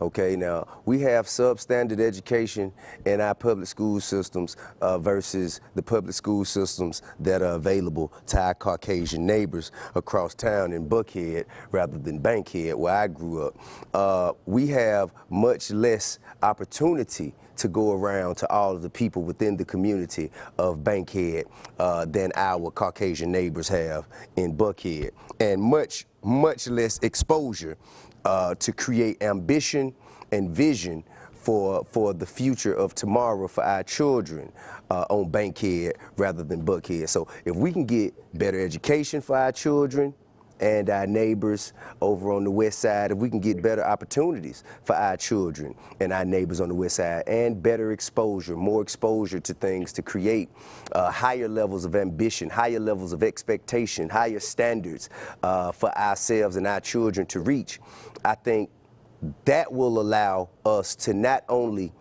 teach with words, but to be able to have people in my generation set a visual example that can be followed. You know what I mean? You can replicate it, you can scale it, but it's there. You know what I mean? So I think those are the things that we really, really need to get to our communities as quick and fast as possible. Tony, what do you think, especially as it relates to business creation and real estate, right? When we have particular communities, generation after generation, living rental lives, they don't build anything. But again, to what T.I. and Mike just said, please understand this is a public and private discussion. As T.I.'s point, you have to improve K-12 education in minority communities. You have to improve to affordable health care. You have to push the public sector, just as you're highlighting. We have to, every meaningful player in the private sector has to lead by example. And becoming more diverse and helping in financial literacy is all part of the issue. And by the way, people like I and Mike, and please understand, these guys are not just in the musical world. They're supposed to lead by example and are as entrepreneurs. Damn, every NBA player, 80% of the NBA is African American, making over $8 million a year on average. Think of how special each one of those should be, the entrepreneur of their community in their post-playing days with just a bit of financial literacy and focus. And believe me, every one of these NBA players has the intelligence, the competence, the ability, and mentorship available to them. And truly, being the entrepreneur of your community often does a lot more than sometimes just being the best basketball player in your community. Mike, maybe I'm naive, but COVID exposed so many failures in our society, specifically in our education system, in the substandard education so many kids are getting. We're seeing it happen at this very moment. At this very moment, my 3 kids are in person, going to their schools and getting basically the same education they would get any other year. Yeah. We are seeing poor kids in this country, specifically in African American communities, not even get their basic education. Is there a chance that there is a silver lining here, that we're in such a crisis, we can take these ingredients that you're discussing and actually create that change, one that should have happened years ago but didn't? What I would like to see happen, I'll tell you about Atlanta. So T.I. and I are both from the West Side. The West Side is an enclave, an African-American enclave. I specifically am from the Collier Heights, is an African-American enclave created by African-Americans for African-Americans. We also know that as technology crept up, it got left behind, you know, fiber optic wiring, cell towers, things of that nature. What I would ideally like to see in Atlanta happen, say in the next 180 days, is you take a company like Figures Wireless, which is, I think, the only black wireless cell phone company. If you need them to partnership with the bigger company, partnership, but if not, I think they could do it themselves. You get Figures, a contract with city and state, to wire that whole side of town up, which would then take a whole district, a school district named for John Lewis, and it would make it, from a wireless standpoint, equivalent to what happens in North Fulton, where kids can get on wireless easy. So even if kids can't pour back into qualified schools like Frederick Douglass or Gene Childs Young School in the physical, what they will have is the proper wireless in their homes. A company that's in the company to make money, but that understands that community needs, Figures Wireless could facilitate that. And if the school board and city could find the money to do that, that would be an amazing win until those children could then go repopulate a Frederick Douglass High School, which is a big enough school, I think, for 2,000 kids. So not only do you have competent kids coming back that have not missed a step, you would then have a school that opens up, has some financial literacy courses in 11th and 12th grade, and also in the basement would have mechanical drafting like it once did, welding like it once did, and art, where I learned all my financial literacy from an art teacher who owned a funeral home and a bunch of land around the Georgia Dome. Mr. Murray. I'll tell you something else. Mike, I'll tell you what else we could do, Killer Mike. Yes, sir. Why not also take the Russell Center for Innovation and Entrepreneurship Absolutely. and make it the best example in America Absolutely. of how someone, as a one-stop shop for both access to capital and mentorship for all minority-owned businesses Absolutely. that grow, and use that as a prototype for what every large market in this country should have. And so having both access to capital and mentorship in one location. And I'd like to say this to cool black people who make a lot of money. Stay in your neighborhoods and help those neighborhoods be better. The Russell Center, started by Herman Russell's legacy, his children and more. Herman Russell lived about 4 streets behind me. Much bigger house, as our house was only about 900 square feet. But his house was the house that we rode our bikes by to look at, so that I knew that the opportunity to have something was about 4 streets behind me if I kept the straight path and followed it. I knew that the opportunity for greatness was right behind me in Billy McKinney's house, in Major Ball's house. So it was an economically diverse community I lived in, even though it was black. It was economically diverse, and I would like to encourage more people from my community that make it to stay or reinvest in those communities. Like Tony was saying, we should be the entrepreneurs in these communities, and we should be re-gentrifying and not just allowing for gentrifying. I agree with everything that's being said here. However, I do think that there is an elephant in the room that must be addressed. The curriculum for education comes from the top down, and it's not altruistic at all. It is intentionally doctrinating certain thoughts, ideals, and celebration of certain so-called heroes that go directly against the forward-thinking progression of the fair and decent people of America. You know, I think that has to be addressed as well. Whether that's a group of us, as we spoke of before offline, a group of us get together and do some sort of a school, as LeBron did in Cleveland with I Promise, where we create the curriculum. Because outside of you know, just reading, writing, and arithmetic. There are other things being taught in the educational system that kills the confidence of young black kids before they can even get started. I think that there's more time and attention in public schools spent on how to break the free spirit and the individual thoughts of the independent thoughts of a child that comes from that area, so they can be put in line once they step outside into the free world. And you teach them that from celebrating Christopher Columbus as the guy who discovered America to the Georgia history. Who's that guy? Ulysses S. Grant, and you know, all those white supremacists carved into the side of Stone Mountain. Well, now, Grant's not one of those. That's Grant, that's a Union guy? Yeah, okay, my bad. Well, who's the other guy? Who's the other guy? What we're talking, you're talking about like Alexander was Stevens it Robert on that Lee side. or something like that? General Yeah, Robert Lee? E. Lee Yeah, was one of okay, those yeah. guys. Well, those guys. Okay. Anyway, but if you teach our children, not that Grant was much better, but okay, got you. But if you teach our children to celebrate these guys as heroes, Absolutely. then you're essentially telling them that slavery was deserved. You understand? So I think that subconsciously in the psyche of a child, no less, is just as impactful. Well, and as, I think that a cool thing we could do is to start to teach that capitalism even existed there. The people who were owned understood they were property, they understood what they were. But I often used to say to my grandparents, well, how did someone buy themselves out of slavery when they was working for free? Right. But my grandfather, even before I learned this in college, they waited to college to tell me this, but my grandfather was like, well, if you had one day off, you had Sundays off. Every white man who had a farm wasn't rich enough to own people. They could rent themselves out to someone else. They understood I am valuable, the skills I have, so you need a fence built, you don't own anyone. I'm going to charge you to build this fence. Then I'm going to split that with the person that owns me.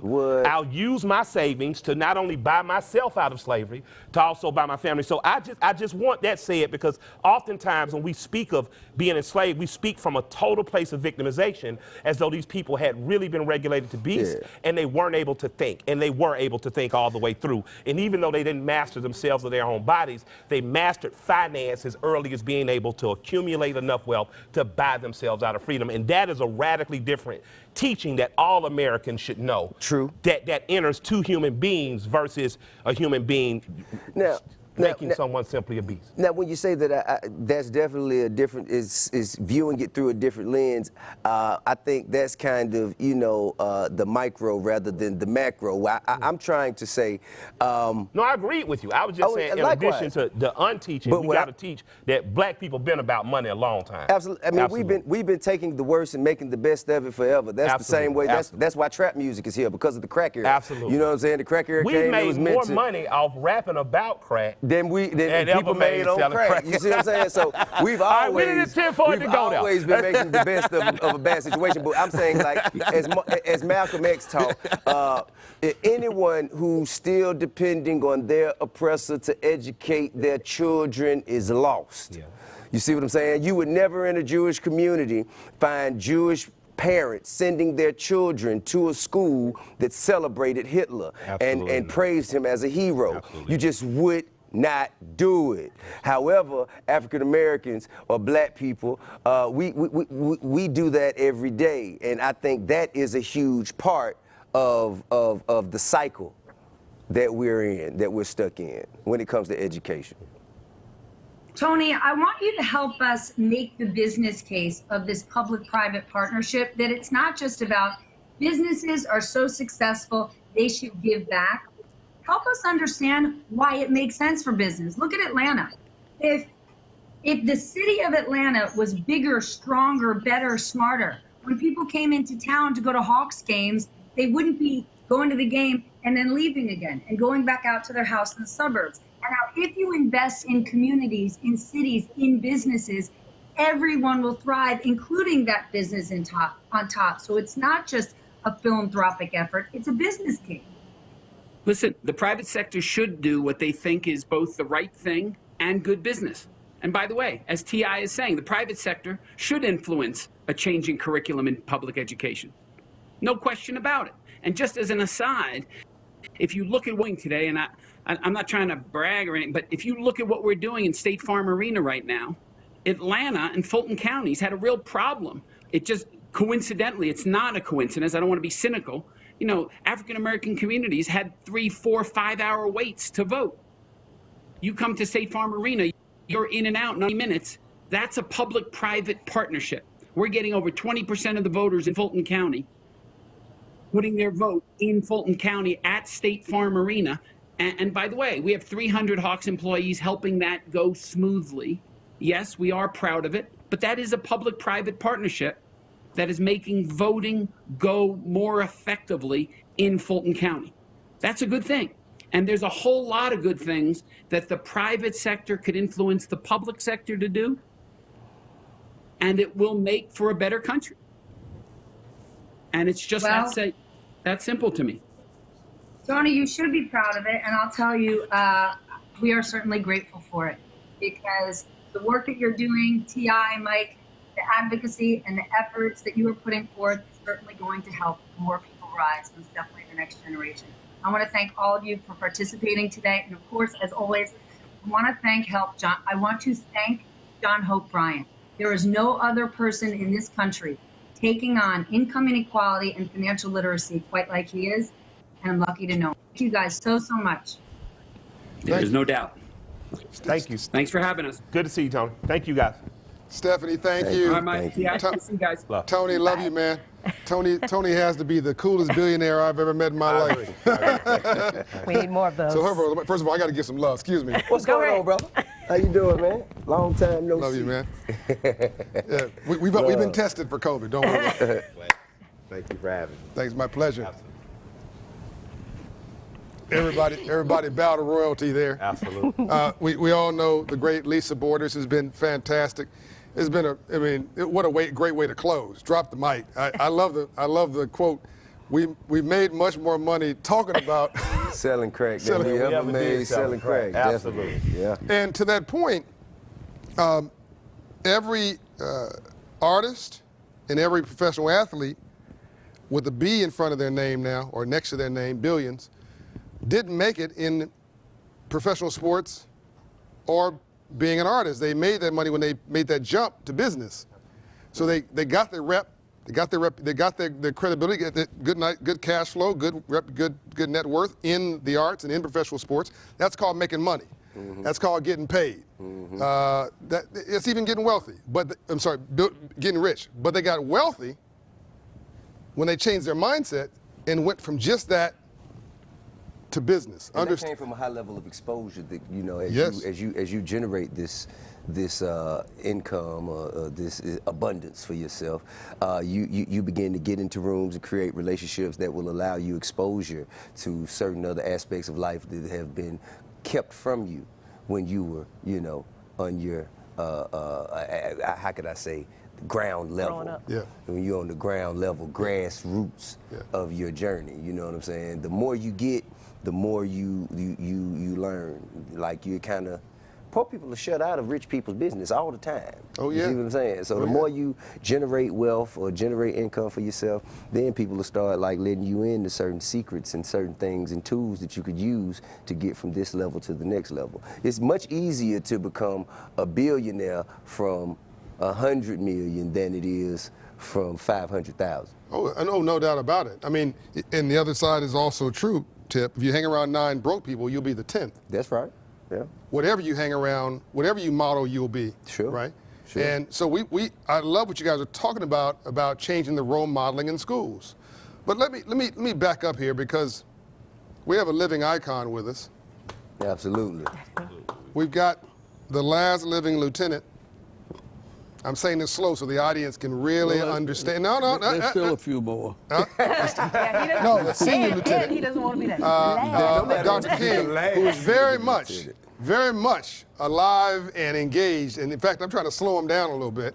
But this man is 130 honorary doctorate degrees. Mm. How many countries? How many countries is that? How many countries? 130 honorary doctorate. 130. 152. 152 countries. Okay. I've been blessed. really made Atlanta. I've been blessed by my troubles. That's right. Really made Atlanta the international city she is today, the only international city in the South. Other mayors have made other contributions, so thanks to everybody. But he's the one who brought the Olympic Games here. That's right. He's the one who brought the international investors here with tens of billions of dollars of investment. He's the one who really created the environment where it's now the busiest airport in the world. And it's the only international city in the South. The only one. One of the top 10 MSAs, economic engines for the whole country. The #1 place for black entrepreneurs, business owners, black wealth in the country. Millionaires. Millionaires. We have problems. We got challenges. We got folks who are 100-aires who need to become 1,000-aires so we can make them have a shot at millionaires. But the opportunity's there. And Atlanta was a city that decided to argue over who got the green, not whether you were black or white. We had a different kind of argument. And I think other folks were backwards and argued over water fountains, and they're still stuck in many of those cities, and they look just like they looked 40 years ago. We fought for that too. Well, we didn't have to fight for it because the business leaders told the public leaders, knock it off. But that was the fight. Well, okay, fair enough. We evolved in our thinking. We matured. We all started at that same place, but Atlanta did not stop there. White folk like money in Atlanta. he broke it down even better. I learned that really early. Like they like money a lot more than they didn't like each other. There you go. You know, and that's not to say other cities weren't good, but you can get so entrenched on hate that everybody suffers. Because at the time that they were fighting for unions, these guys in Mississippi, and black workers were saying we should deserve our fair pay.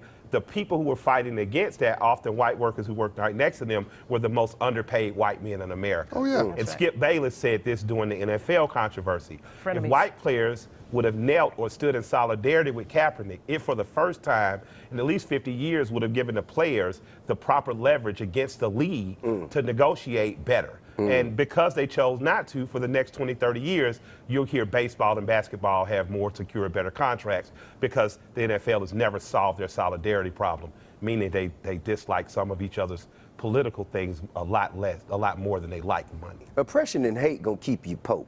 Yeah. Oh, absolutely. On both sides. You can't say that again. Oppression and hate will keep you Pope. That is a broke man's energy. You cannot, Everybody. A broke man's energy. You cannot segregate your heart and integrate your pocket. So going back to you here, Ambassador Young, and really set the stage here, in many ways, we're trying to figure out how do we go from what I call civil rights and movement of erasing the color line in the streets to a new movement of civil rights or class and poverty and ownership in the suites. How do we get people today, young people protesting, rightly so, against injustice, to understand they need a business plan and not just an emotional one? They need to respond, not react. How do you get them from the streets, which is their frustrations are rightly so and justified, to transition to the suites? Well, let me just say that I think of all of you all as my children. That Some of them are more troublesome than others. I've helped. I told him he was always Lisa and Andrea's daddy before he was Ambassador and Mayor Young. That's right. And Bo. Killer Mike came into my office when he was 15 and wanted to put on a conference for young people and didn't want any adults present. He said, let us talk about our own problems. And T.I. and I go back to, well, one of his teachers was a good friend of mine. And she said, I knew that boy was a genius in first grade. Say, but he was bad. And then John and I have sort of grown up together. I'm sort of like his father. Yep. After his father went to glory, he sort of got passed on to me. And I tell you what, you all have made me proud in this forum, as in the last year and as in the work you're doing all the way. But let me go back to my childhood, because I was blessed. And I was blessed because it was a crisis. And by the way, didn't you fight in the civil rights movement with her father, Lisa's father? Yeah. Grandfather. Okay. Yeah. Grandfather, sorry, yeah. But tried to put some age on you. I was in 6th grade when Pearl Harbor started. And we did something that I think kids nowadays could do. We realized that America was at war. and we had to find ways to help the war effort. So we started as kids, 10 years old, picking up coat hangers, getting newspapers, and buying saving stamps and war bonds. And so I had a savings account with a couple of $100 in it. See, in elementary school. Wow. Because the classes competed with each other about how much money we could make on weekends. So I went around the neighborhood collecting everybody's newspapers and selling the newspapers, coat hangers, picking up bottles, see, cutting grass. And because it wasn't just that we were patriotic, it was that the classes were competing against each other. And I always wanted my class to bring the most money to save us from the war effort and Adolf Hitler. I grew up with the Nazi party on my corner of my house, so Nazism and white supremacy was real to me from 3 years old, 4 years old. And my daddy told me, don't get mad, don't let white supremacists get you upset. If you get mad in a fight, you lose the fight. Don't get mad, get smart. See? And you're going to be little all your life. You're never going to be able to beat up anybody, but if you stay cool, you can think with anybody. And I think that's what I hope now. I hope we take this crisis as we took the Second World War, as an opportunity to bring the economy. We ended up not only bringing our neighborhood economy up together, but we ended up creating a global economy by 1944 for the entire world. And I see this corona crisis as leading us in that direction. And I think what you're doing, Killer Mike, and I'm helping you, working with you with Greenwood. But I think we could go to the grammar schools and let the kids start with bank accounts. Yes, sir. That Cox Cable, whenever it puts cable near a school, it always puts cable in the schools, wherever they are. Now, AT&T and Comcast, if they got a cable line going anywhere near a public school, we need to get them to go ahead and wire up that school so that they can be ready for the virtual future. And by the way, Comcast, which is providing all this infrastructure, has a program where they're giving away computers and internet access to low-wealth communities at no cost to them. Yeah. And that needs to be scaled up. Most of us don't even know that program exists, by the way. I think awareness is key. Yeah. And it may exist that they have wired some of our elementary schools. I don't know that, but that's the kind of thing that helps them make money and do good. Absolutely. Now, the second thing is education didn't used to cost this much. That my wife got her master's degree at Queens College in New York for $16 a semester. But what that meant was that she was paying taxes on a master's degree salary for the next 60 years, or 40 years. And UCLA used to be $40 a semester when I was in high school. And I almost went to school out there, but I chose Howard University instead, because I was the only black person on the campus that summer, and I felt lonely.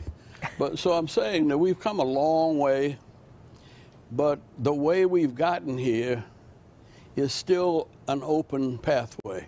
Good point. And whenever we make up our minds to do the things that, I mean, you had Doug McMillon? The CEO of Walmart. CEO of Walmart. Number one Fortune 500 company, I believe, in the world. But I've been to Bentonville, Arkansas, and I saw the little store that he started, that Sam Walton started from. Yep.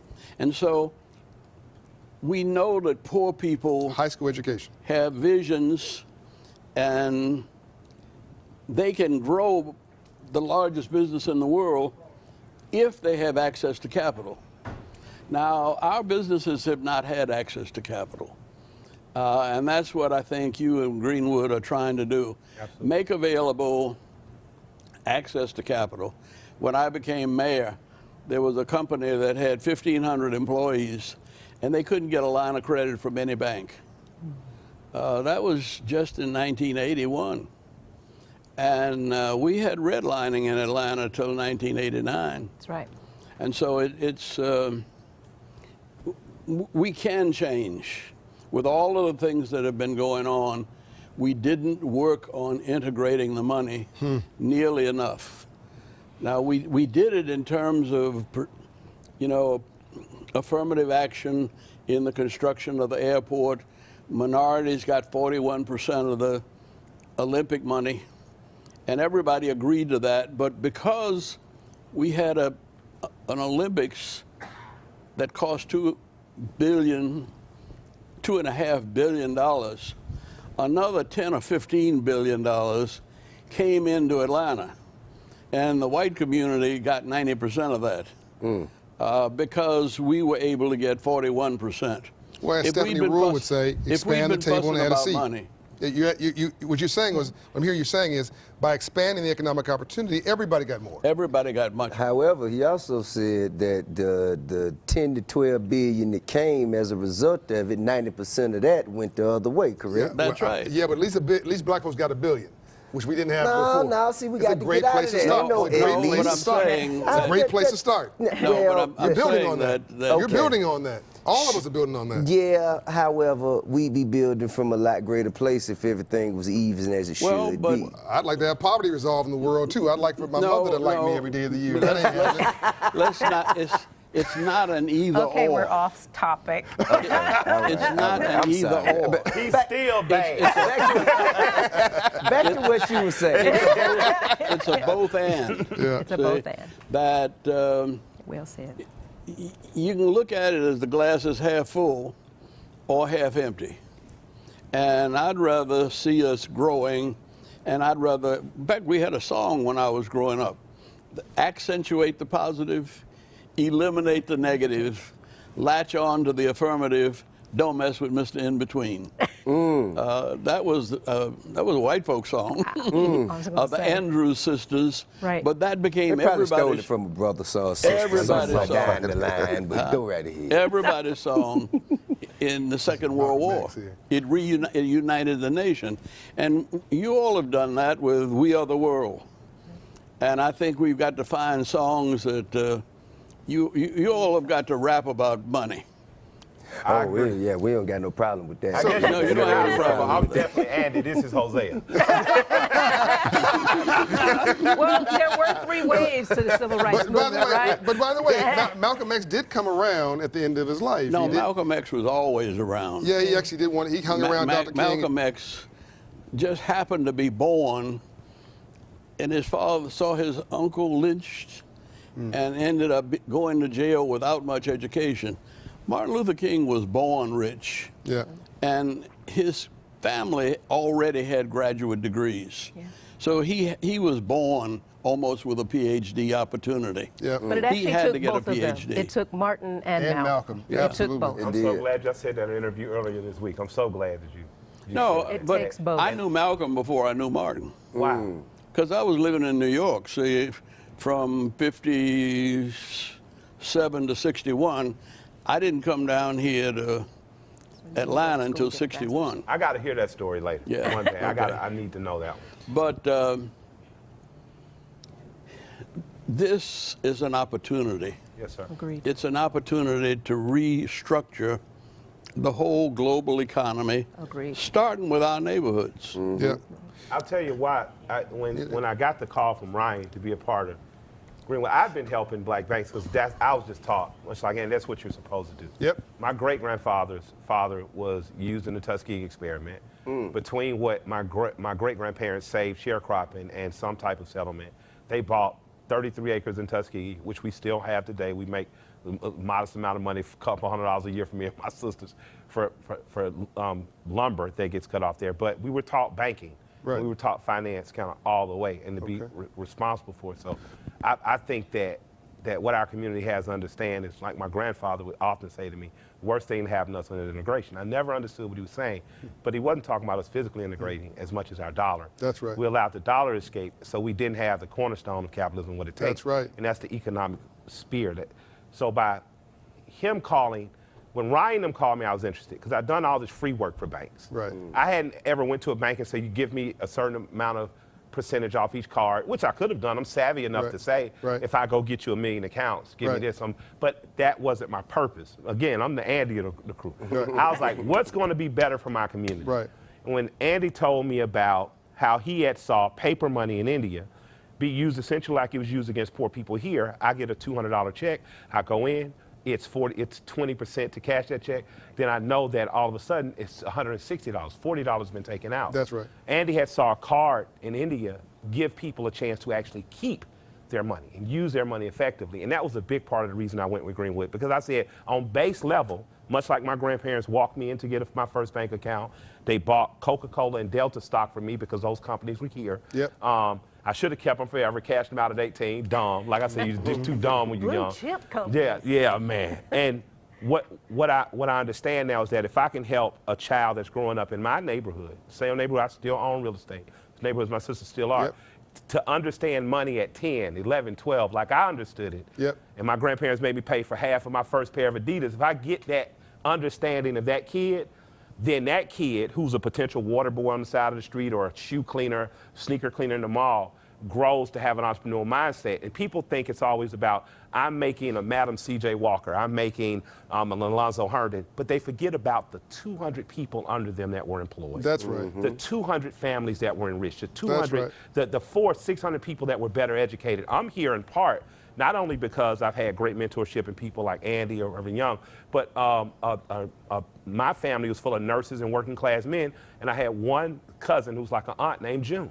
And being a simple nurse wasn't good enough for her, like everybody else. She went and got the high, I think she became an anesthesiologist at the end, just right under a doctor, but she stressed education to her son, my other cousin and I, who grew up right there in Tow together. So all of us ended up, my cousin, her son went to Purdue, my other cousin went to Savannah State, I ended up going to Morehouse, and there was this friendly competition between us because of the exposure was right there in my family, the exposure to what money could do. And Andy introduced me to what that car did in India. It was there. So I'm a part of Greenwood as an initiative because I know that those lessons aren't given early enough. And as we as an institution can provide that and grow into an institution that has lending and gives capital to black people, I know that we stand a chance in this Let me go back to one thing that you were saying about slavery and give you another point of view. Okay. There were 27 black millionaires in Louisiana before the Civil War. And W.E.B. Du Bois talks about that in Black Reconstruction.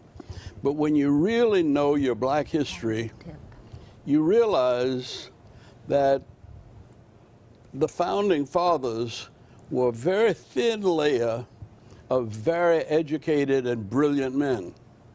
But all other white people weren't like that. That's right.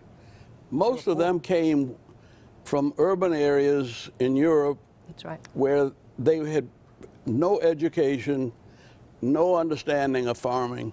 See, the slaves who came here, all of them had been living on the land. Agricultural geniuses. There had been, and not indentured servants. There had been universities in Africa since 1100. So long before they were in Europe.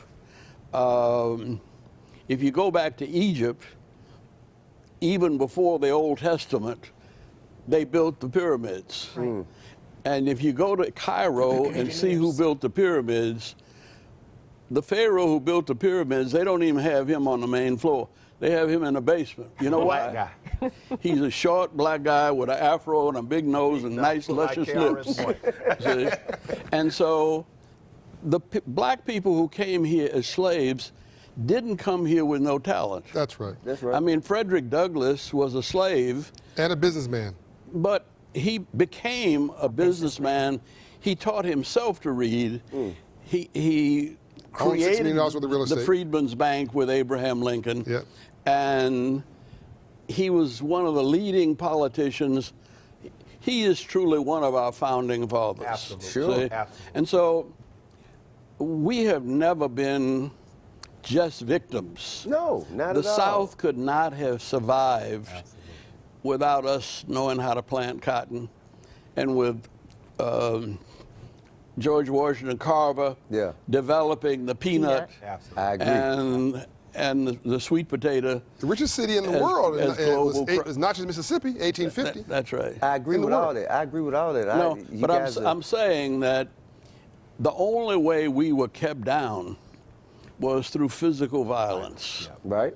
See, and whenever we accumulated something, they found a way to take it from us. This is true. And that's why you've got to have the politics and the economics and the education and the spirituality all coordinated. But you know why, Ambassador Young, sometimes I think that when Tip's talking, sometimes it's Tip talking, sometimes it's T.I. talking.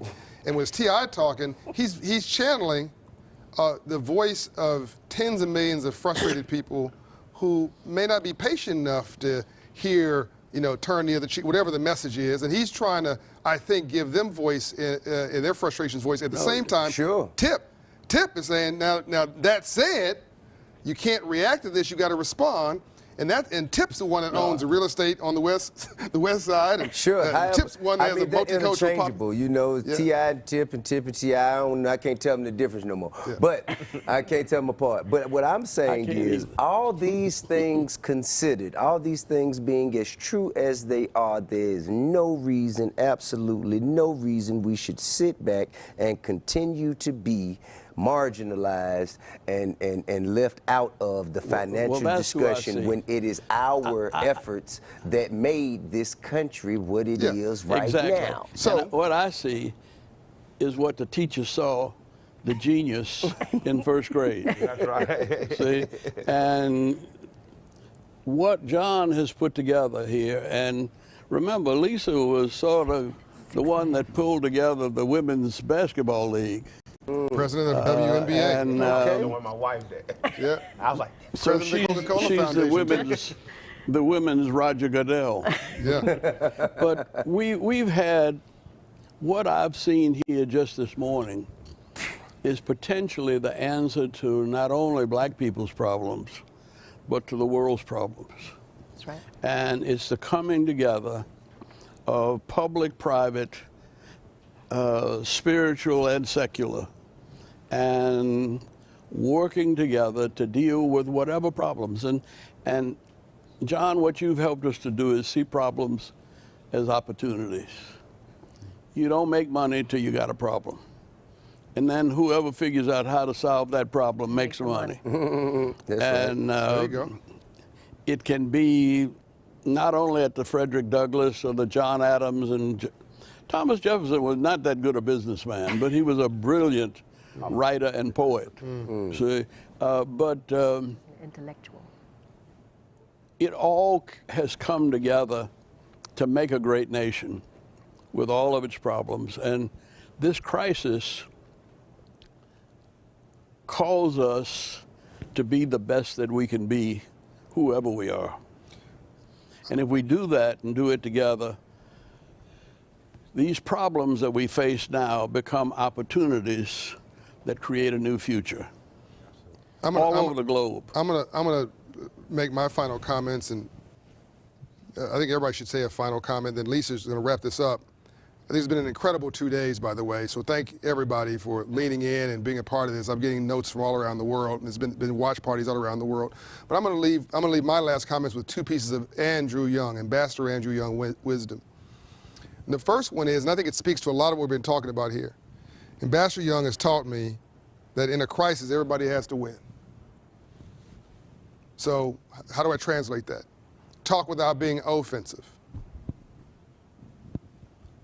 Listen without being defensive. Here's a big one now. Always, and I mean always, leave even your adversary with their dignity. Because if you don't, they'll spend the rest of their life trying to make you miserable. Because now it's become personal. You can't even solve the original problem because now they feel rightly or wrongly offended. They feel insulted. Now they might be completely wrong, but now you stepped on their dignity, and now you got to fight. And if you just leave everybody with find a gracious way to leave people with their dignity and a gracious way out of their own ignorance, they might turn that storm into a rainbow, because you cannot have a rainbow without a storm first. This leads me to my last piece of Ambassador Young wisdom. I said this at the beginning, I'm going to end it with this. Ambassador Young was running. He was a young man trying to figure out who he was. He was, I think, just going into divinity school. He'll correct me, of course, if I get this wrong. And he's on this run tip, and he's running up the mountain, down the mountain and up the mountain. And he thought that running and energy was enough to work out his frustration. So he's running. Think about an angry man. He's running. He gets there at the top of the mountain. He's exhausted now. He's got to stop because he's exhausted. He's out of breath. He's forced to sit for a minute with himself. He looks around. He says the clouds have a purpose. The plants have a purpose. The rocks have a purpose. The ground underneath him has a purpose. The birds have a purpose. Everything around him, in the quietness of that moment, when he's drained of his aggression and his anger and his frustration, when he's at peace, he's communing with God, everything has a purpose. He said, my God, if all that has a purpose, I must have one. I must be valuable. Let me now figure out what my purpose is. If we could help people who are wayward, who are lost, who may be rich but not wealthy. In other words, they got money but they don't have a purpose. Maybe they're making a lot of money. Maybe they're a billionaire, squillionaire, but they feel hollow inside, but they can't admit it to anybody. Maybe we can find a gracious way for some of them to redeem themselves in the eyes of whoever they admire, to do good for others. Who knows? I don't know. It's none of my business. That's between them and God. But whoever it is, wherever they are, a good person, bad person, we can find people, give people a gracious way towards redemption. I think a saint is a sinner that got up. We're all sinners. We all fall short of the glory of God. We've all screwed up yesterday. Like I said, I love my mother. She didn't like me last week. Today. Yeah, let's do it. Now we're here. Let's do it today. So let's wrap it up, and then Lisa will drop the mic. Killer Mike. Oh, man, I'm just happy to be here, John. I'm happy to be here with Andy, you, Lisa, my friend Tip. I'm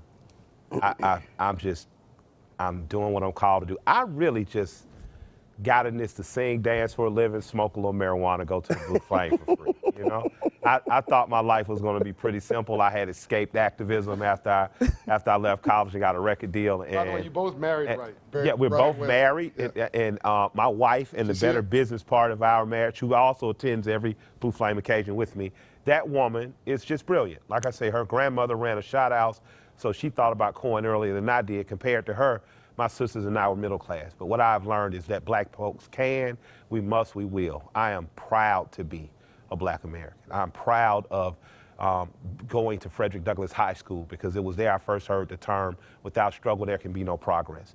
While there, I learned that was the most photographed man of the 19th century. Meaning, so if you think about Barack Obama, how many times you've seen his picture, that's who Frederick Douglass is comparable to in terms of the spread. And that ain't just popular on the plantations and black communities. So through mentorship with people like Andy, James Orange, Alice Johnson, what I've learned is that we're far more tapestry than we are what we describe sometimes ourselves as a suit, where everybody's just kind of in. Yes. But a tapestry is something sewn together. And I still have the blankets that my grandmother sewed, my great-grandmother sewed in my home. And so this country, for me, is a tapestry. It is cooperating. I talk to Tony Rexler as much as I talk to my friend T.I. Right. Yeah. T.I. and I, who sang and danced, decided to go into business together. And I hope that at the end of my run, that I would have led a life that he could be proud of for having mentored, that my children can be proud of, that my wife will be proud of, and that my community will be proud to say they produce. Amen. Man on that. Right on. T.I.? Well, at 40 years old, just turned 40 September 25th, remembering how it felt to be reminded that as a teenager, that I was in the percentile of the most likely to fail. Yeah, they used to tell us. Whether a lot. The most likely, you know how many times I heard that from 13 to 19? Wow. Man, statistically speaking, you know you probably not gonna be here by 21. So have a good run, you know what I'm saying? So that's the way the stage was kind of set for me, you know, whether that was, you know, going to a school and hearing it, the bus driver, neighbors, whomever. So going from that, defying the odds, overcoming adversity in all shapes, forms, and fashions, I believe the first I don't think I would have been here if I would not have dropped out of school. Not telling kids to drop out of school. However, I feel that conformity that came with doing it their way would have stopped me from seeing it how to do it my way. And nobody could have taught me through education or anything else. Nobody in that institution could have taught me how to do what I'm doing right now. Well, you're in good company. Because Bill Gates That's right. and Ted Turner dropped out. That's right. And Kanye too, except they dropped out of college. See, I dropped out of Douglas High School, you know, and but what I'm saying is, like a college. which was like a college, absolutely. It was definitely HBCU. But the thing is, making it here against our odds to be here at 40, and on top of that, the BTI, that says to me, I can get to be 140. Oh, yeah. And be, you know, and be just as successful and just as peaceful, just as honest, just as outspoken, just as genuine, just as principled in my wealth as I have been, you know, coming up through the ranks. And I also want to say, I have absolutely no problem whatsoever with the opinions of racist, poor white people. No, I do not. They are entitled to their opinions. I have absolutely no problem with it. They are not my problem. If we could find a way, if I could do something to help them get some money, I would. See, my problem is with the institutional systemic racism that comes from the people who have been put in power, who can use their opinions against my children, your children, to keep us from, you know, allowing our efforts and ingenuity to represent us before the color of our skin. You know what I'm saying? Those are that's who I have a problem with. A poor white person who can't even do as much for himself as I can, I don't have a problem with that. But if you have someone whose decisions and whose opinions will dictate and determine the pathway of our children and our communities, and they have an innate, inherent disrespect, disregard for the lives, liberties, heritage, and progression of our people. That's my problem. You, in this particular moment, you remind me of me and Ambassador Andrew Young. Me because as I think about your infrastructure, the young lady who's with you today, the other people I've seen working for you, all of our people are college educated, upset. The people who work for us, who help us move, they're all steeped in education. So yeah, we can do whatever we want because we were a singular, you know, whatever, talent or whatever, but everybody can't be T.I. And everybody can't be, literally me, John Hope Bryant, but they can be engineers, business managers. Right? So that's the scalable model for our people. And if we look at our organizations, they don't run if a bunch of us run around flossing and glossing. That's right. You need people who can do a balance sheet and run some numbers. That's right. The second thing, I don't mean the numbers, I mean business numbers. I don't mean number. So the second thing. We can run the numbers too now. Let's not get away from that. Let's not get away from that. As long as on her. Hey, if it's a number runners. Don't hate on the numbers. That's right. That was actually number runners. That was your father. Paid for the buses and I know. Here we go. Here we go. Let's go. Let's go. Another 5 minutes. Yes. I know. Drop the mic. Number runners. They made sure Andy and Mark. Yeah, I got it. All right. We are down in the middle of the The second point. We are off topic The second point. and I want to thank some people. Hold on. Kicked out of Douglas. The second point is that you remind me of Dr. King and Ambassador Young because Dr. King said, I refuse to disobey an unjust law. So Dr. King was a version of what you're saying. He went there and he got loud. He got noisy. He went and intentionally disobeyed an unjust law to get the attention so that Andrew Young could quiet. He never wanted this man arrested. Ever. Put on a business suit after we shut down the economy. After the sun go cut a deal. Go meet with 100 business leaders behind closed door. Get those whites only signs down. Because the business leaders are hurting in their pockets. That's right.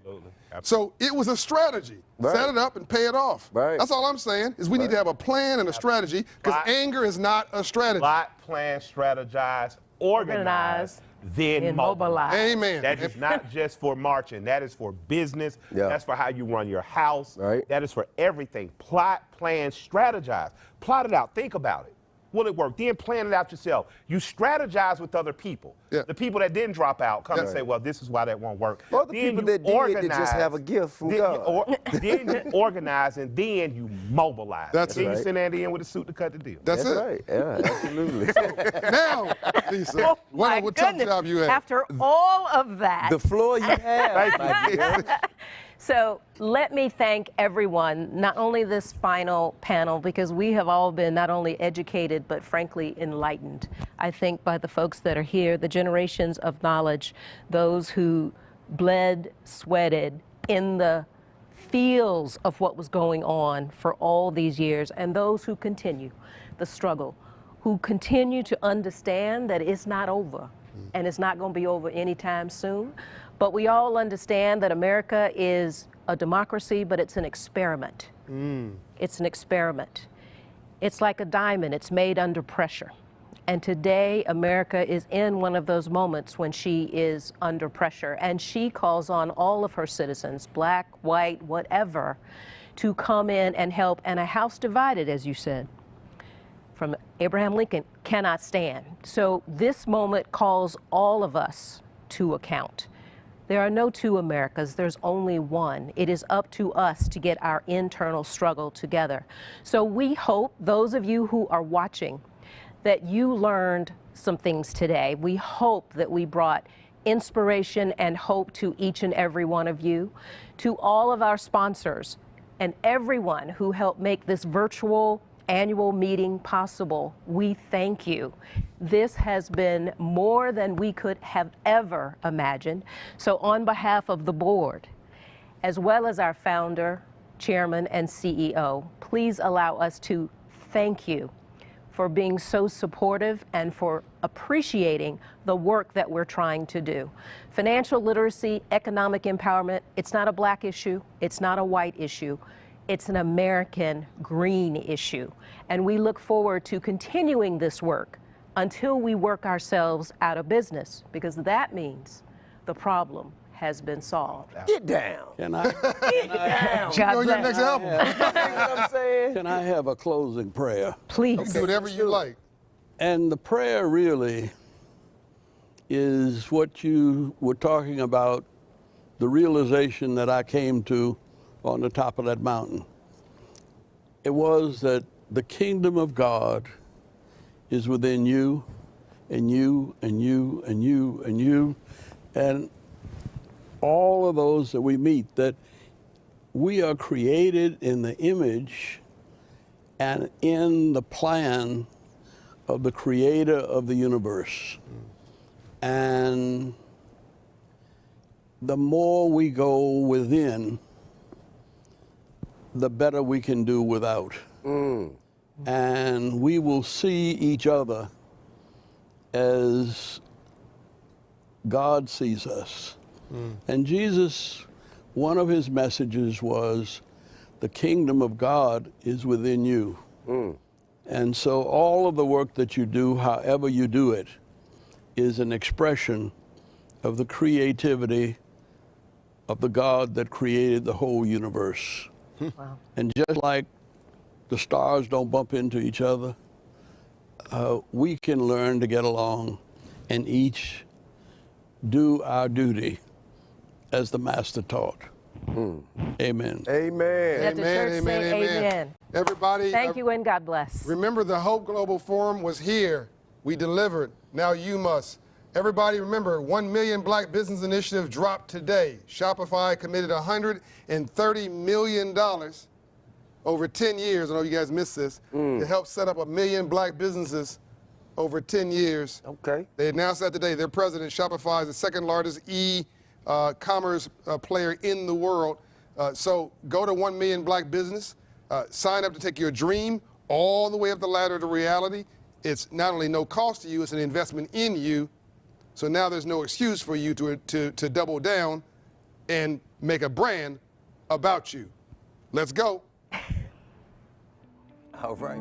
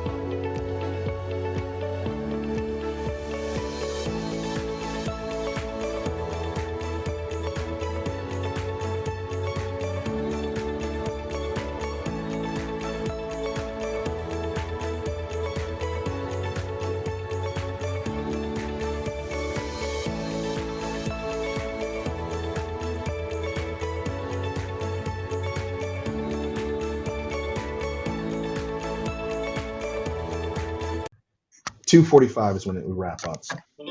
Okay.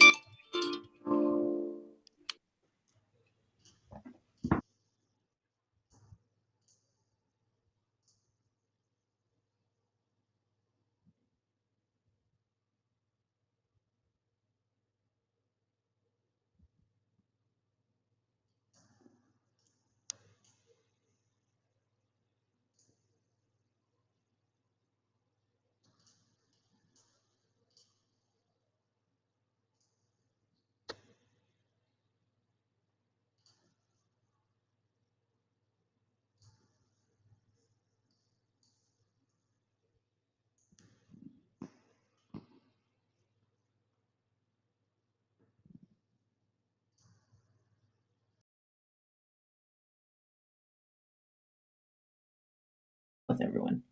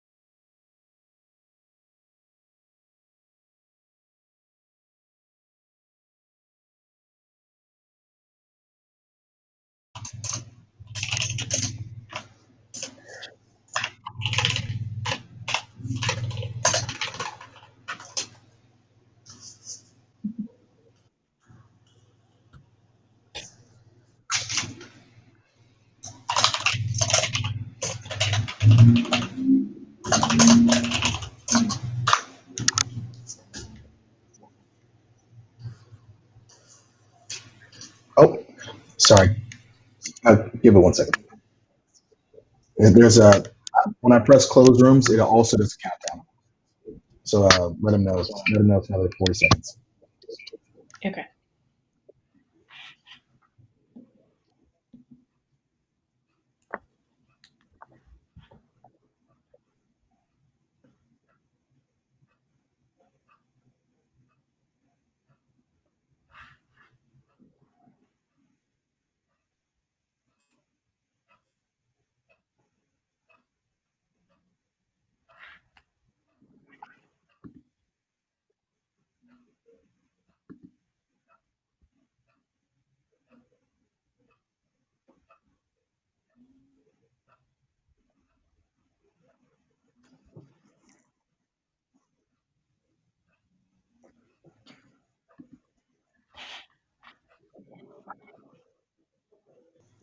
That's another live.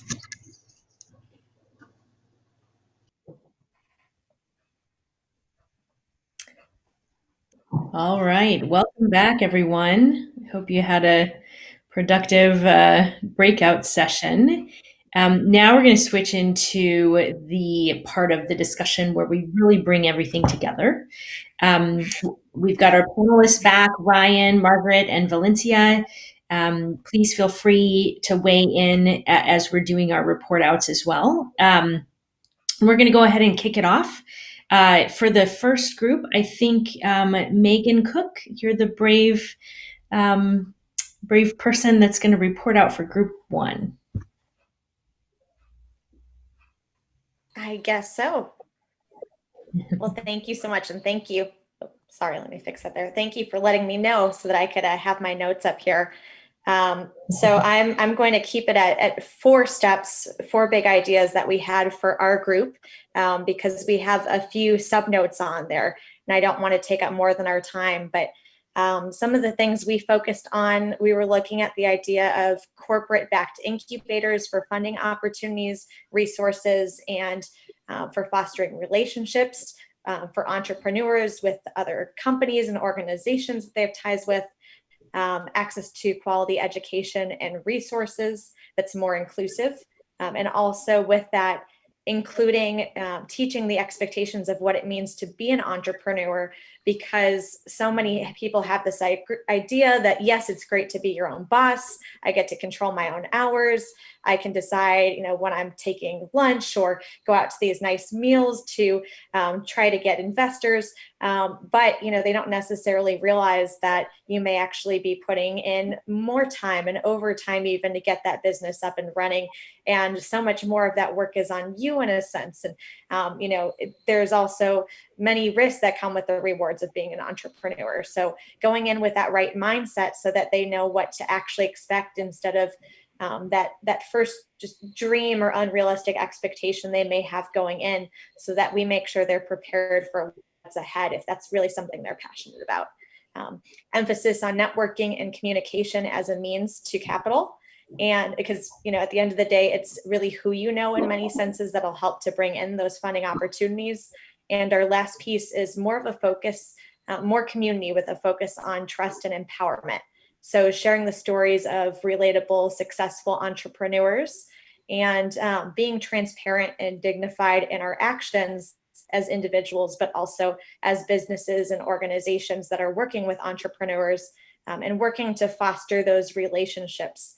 We talk in some of the other sessions about how the underbanked, it's really about establishing that trust is one of those main points with the community and those that may not have had that relationship already established, or at least not a good relationship established there. So making sure that we have good relationships between the communities, and especially those low and moderate income communities, and also the businesses that can help serve them. So those were the main things that we talked about there. Not really. That's wonderful. Thanks so much, Megan. I know a lot of what you talked about, including, kind of the what it's like to be an entrepreneur piece, and then the networking in the piece kind of going throughout resonates with a lot of what we heard on the panel as well. Ryan and Valencia, I think you both weighed in on that earlier on. Anything you'd like to add?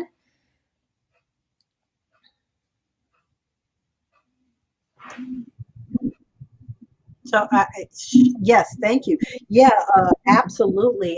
It's a community involvement, and that trust factor, especially. That really, Megan saying that really hit home for me, because there is a huge trust factor to making sure that we're giving the communities what they need, especially, one of the things that we're addressing is not only underrepresented, but underrepresented meaning geographically and economically as well. And being able to reach out with that awareness, with that education, and that they can trust that the direction that we're going in is appropriate and is going to lead them to where they want to get, makes a big difference, especially in areas that are not necessarily, especially for the USPTO government. Trusting in the government too much, is building that trust with the people you're reaching out to, so that they can then really understand and hear what you're trying to give them. Mm-hmm. Yeah, I totally agree. I mean, just briefly, I was really glad to hear that you all mentioned banks formally. A lot of different ways to access capital, but the relationship that an entrepreneur has with their bank is super important. I think a lot of times that's just a checking account. That is, yes, one thing that you definitely should have, but then there's an entire suite of services that it's important that every entrepreneur knows. And a good relationship with a bank is one of the best things that you can have as a small business. So I was glad that got called out specifically. All right, let's see. Let's go to group 2. I think we've got Markel Lofton. Did I say that right? Yes, you did. Thanks, Molly. Hi, everyone. I am Markel Lofton from Room 2. Yay, Room 2 breakout session. We discussed several things that I felt like were really profound. The first thing that we discussed actually piggybacked off of Mr. Ryan Wilson when mentioning that the obtaining of resources is the biggest hurdle in entrepreneurship. And so we discussed trial and error coming from that, and how, trying out resources sometimes is strenuous, but it also leaves a lot of room for error. And for a lot of growing entrepreneurs, they don't have that much room for that error. And so, that is just a point that was brought to light following those comments from Mr. Ryan Wilson. The second thing we talked about was, when starting a business, a lot of people do everything that's necessary to start their business, but don't always do everything necessary to scale their business. And so we discussed the importance of scaling, your business, and how it's really critical, because that growth can cure so much that can go wrong in a startup. The next big point or points that we discussed were psychological hurdles, and those being uncertainty. A lot of times, if you grow up in a community or in a family or in an environment where entrepreneurship is not as supported or encouraged, then you may go into entrepreneurship feeling like you're not good enough. And so that was an important point that came out of us talking about psychological hurdles.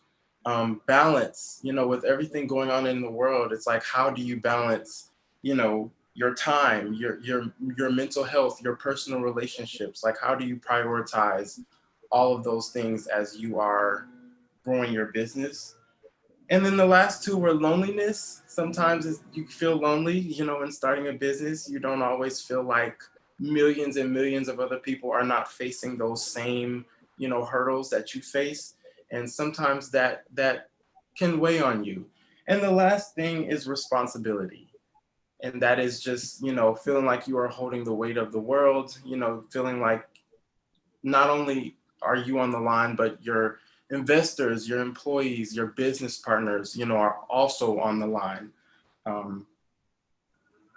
And so that's it. It was a great discussion, and I appreciate everybody who participated. Thank you so much, Markel. Margaret, I think you were talking a little bit about the psychological barrier aspect of things in your remarks. Anything you'd like to add? I mean, I was taking notes. I keep good insights. I think, on the uncertainty, I like that a lot. I think, we see this sometimes in our work globally that, there are a lot of places where kind of people aspire to have that, kind of the government job that, is secure, that you're not, you're kind of like, you're not going to maybe fly so high, but that's what is valued. And how do you get people who are, capable and have those skills and could be those innovators and really, catalytic in an economy or in a community to take that risk if that environment hasn't encouraged them to do that. So I think that's really, a really important one. I'd say also, all of these points are really good ones. I think right now we're doing a lot of work also around COVID, and I know that's part of the, obviously for everything right now, backdrop. And I think that's just, this is even more important because if these were challenges, before COVID, which of course they were, they're, X times challenges now for some people. And, it's uneven. Some people, may be feeling it less than others. But I think, in terms of the group, keeping in mind that there is a lot of mental health issues that are happening right now, and that, if you're an entrepreneur, if you're going through a difficult time, as many are, how maybe can community come together to support one another. Thank you.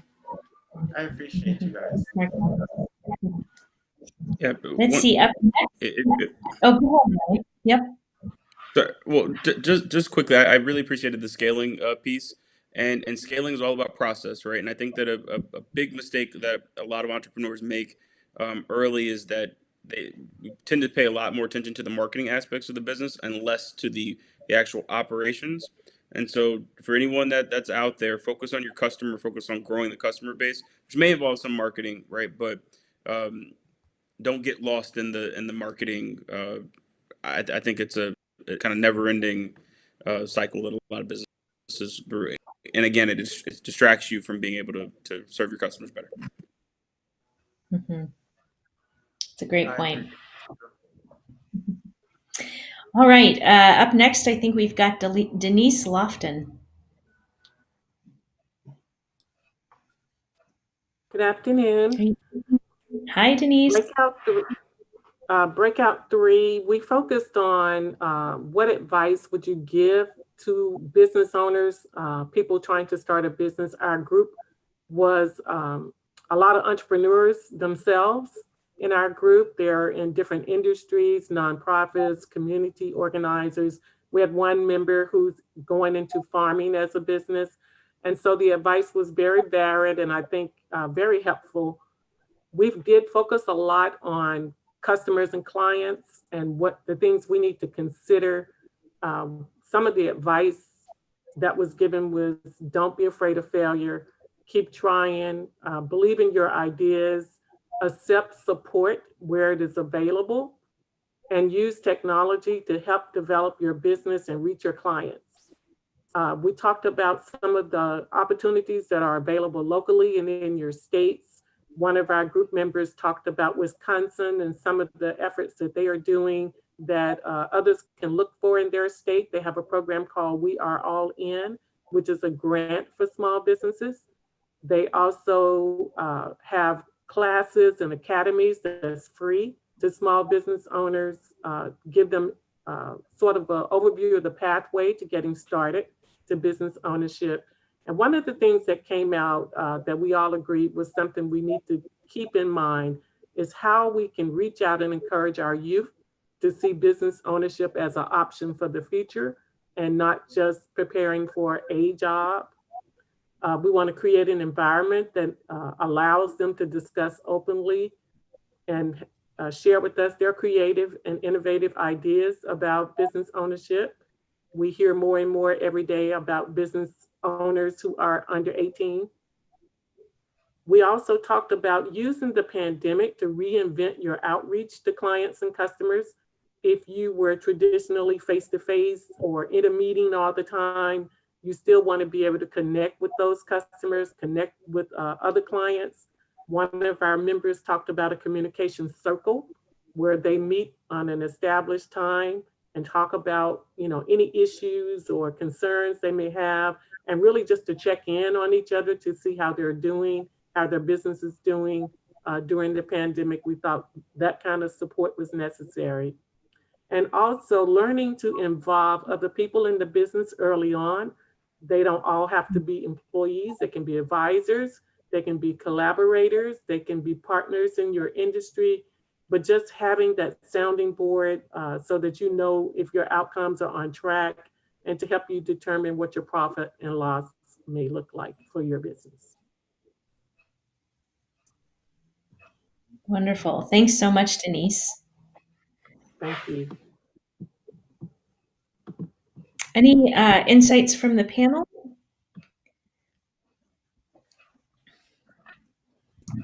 So I would say that last point of the profits and loss, and that goes back to the measurements of success again, and to make sure that along the way you're doing that the entire time to see what's working, what's not. Make sure that what you're doing is not just depleting your resources, but that once again, as I said, goes back to that measures of success. So I like that point very much so. And I really like in the communication circle and, finding that mentoring, advisory group that can really provide feedback and support. Yeah. All right. Next up, I think we've got Bert Cabasares. Bert, are you there?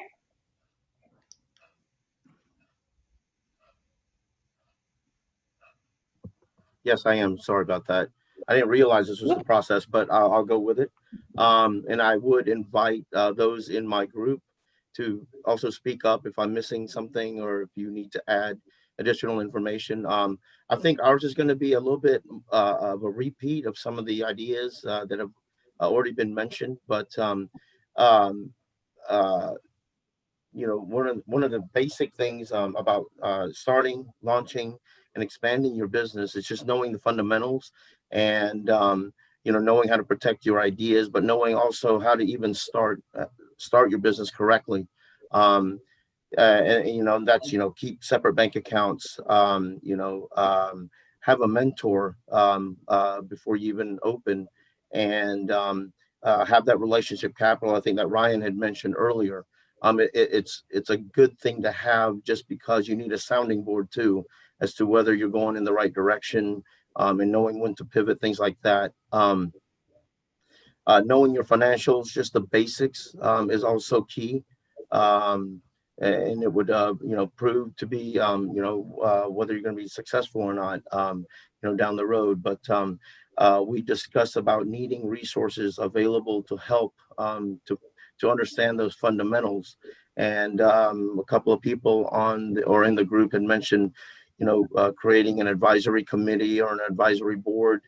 There are resources out there already, like the NAWBO and other online platforms that provide just that sounding board where you can ask and have people who have been business owners or executives. I know that one here in Macon is an organization called SCORE, and I think that's nationwide too. But just people that you can go to, or organizations that you can go to ask, anything about your business and things like that. Somebody also mentioned tapping into available colleges or community-based organizations, but in the colleges where maybe you can do an internship and learn about the basics of business. Maybe they have an entrepreneurial program as well that person can attend, maybe free of charge or at a lower lower cost, but certainly something needs to be in place where somebody who wants to learn can go and not have to spend so much. And then finally, we talked about networking, which is what Ryan had alluded to earlier. Just knowing people who are knowledgeable about what you're doing, maybe, or just knowledgeable about owning a business and running it and expanding it.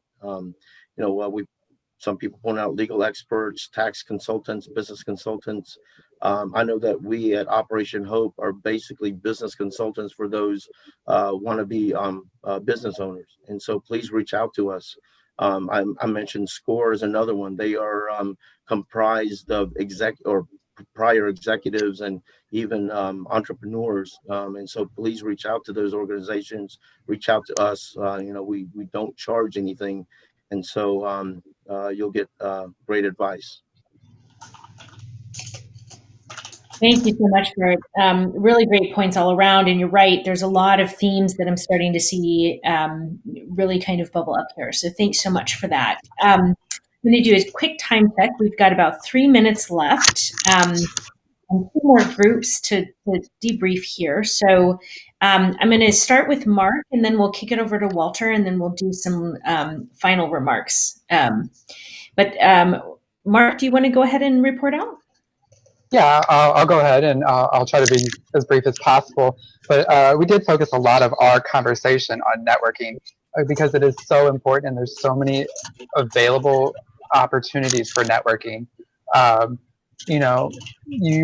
individuals have the creative idea of how to get it started, but they don't know then what to do next. And so networking with your organizations such as the Small Business Development Centers. I saw someone in the chat say SCORE, Chamber of Commerce's, and other business organizations and associations. And now Operation Hope with our 1 Million Black Businesses initiative that was just announced today. The resources are there. It's just, you just got to start and do it. We also talked about education. Education is very important. You have to perfect your craft and invest in yourself, and that be certifications, which also kind of give you a little bit more trust in your consumers, your clients, your customers, because they see that you know what you're dealing with and that you're an expert in that field. And you'll see a lot of people kind of gravitate towards that. We also were talking about scalability. Being able to scale your business so then you can really focus on driving that growth and being able to maximize your profits and really get it out there.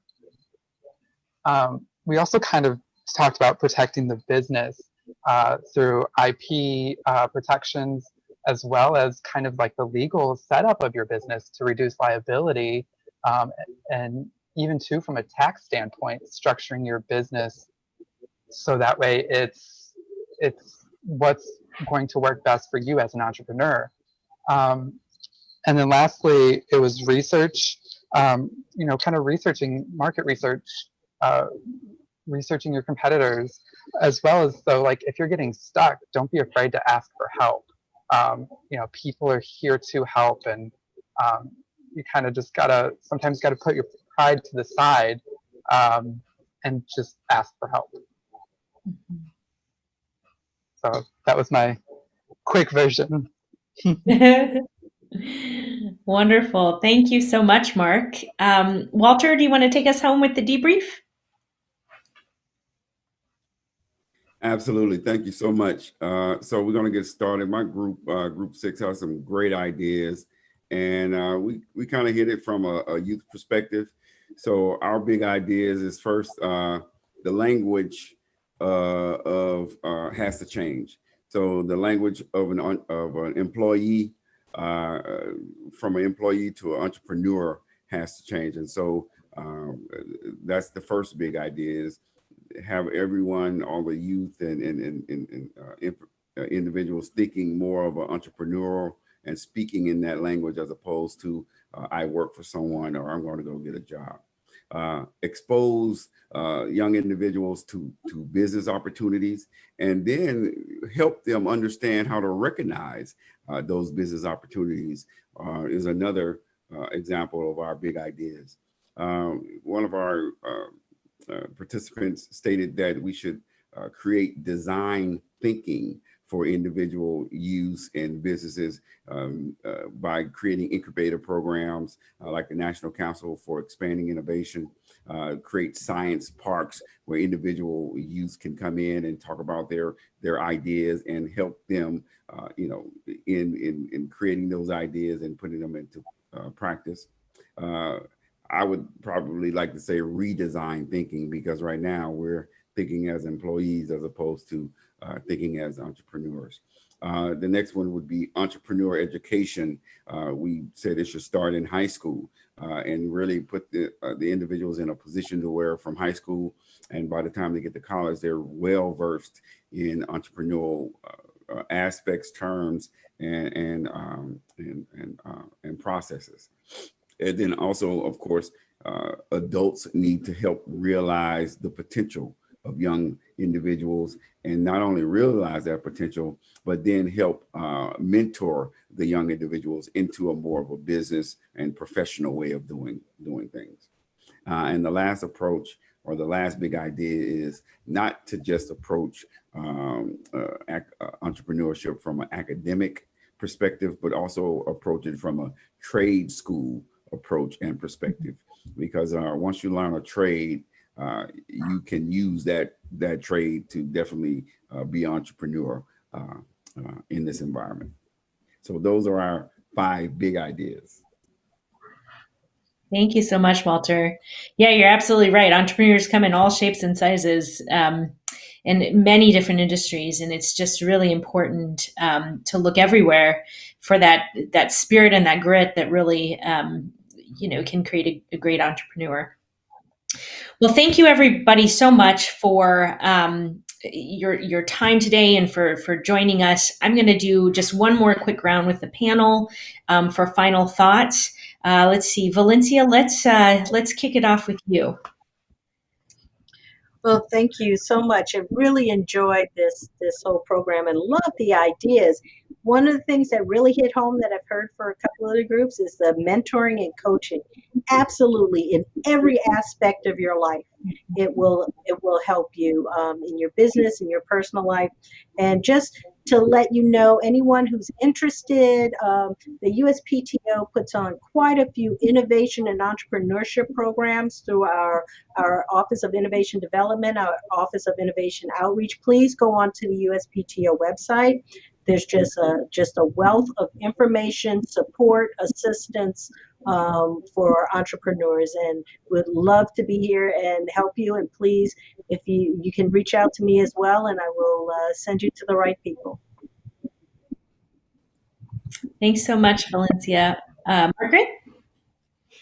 Yeah, I like very much what Walter had to say just now about design thinking. We've used those skills frequently as well. And I think, it's a way to problem solve. And I just would put out there that, the kinds of skills we're talking about and the networking and all of these different aspects can also be for double bottom line companies. And I know a lot of probably people in the session today are thinking about, how to make some money and make the world a better place. And, in communities where there are a lot of problems to be solved, the skills that come with entrepreneurship.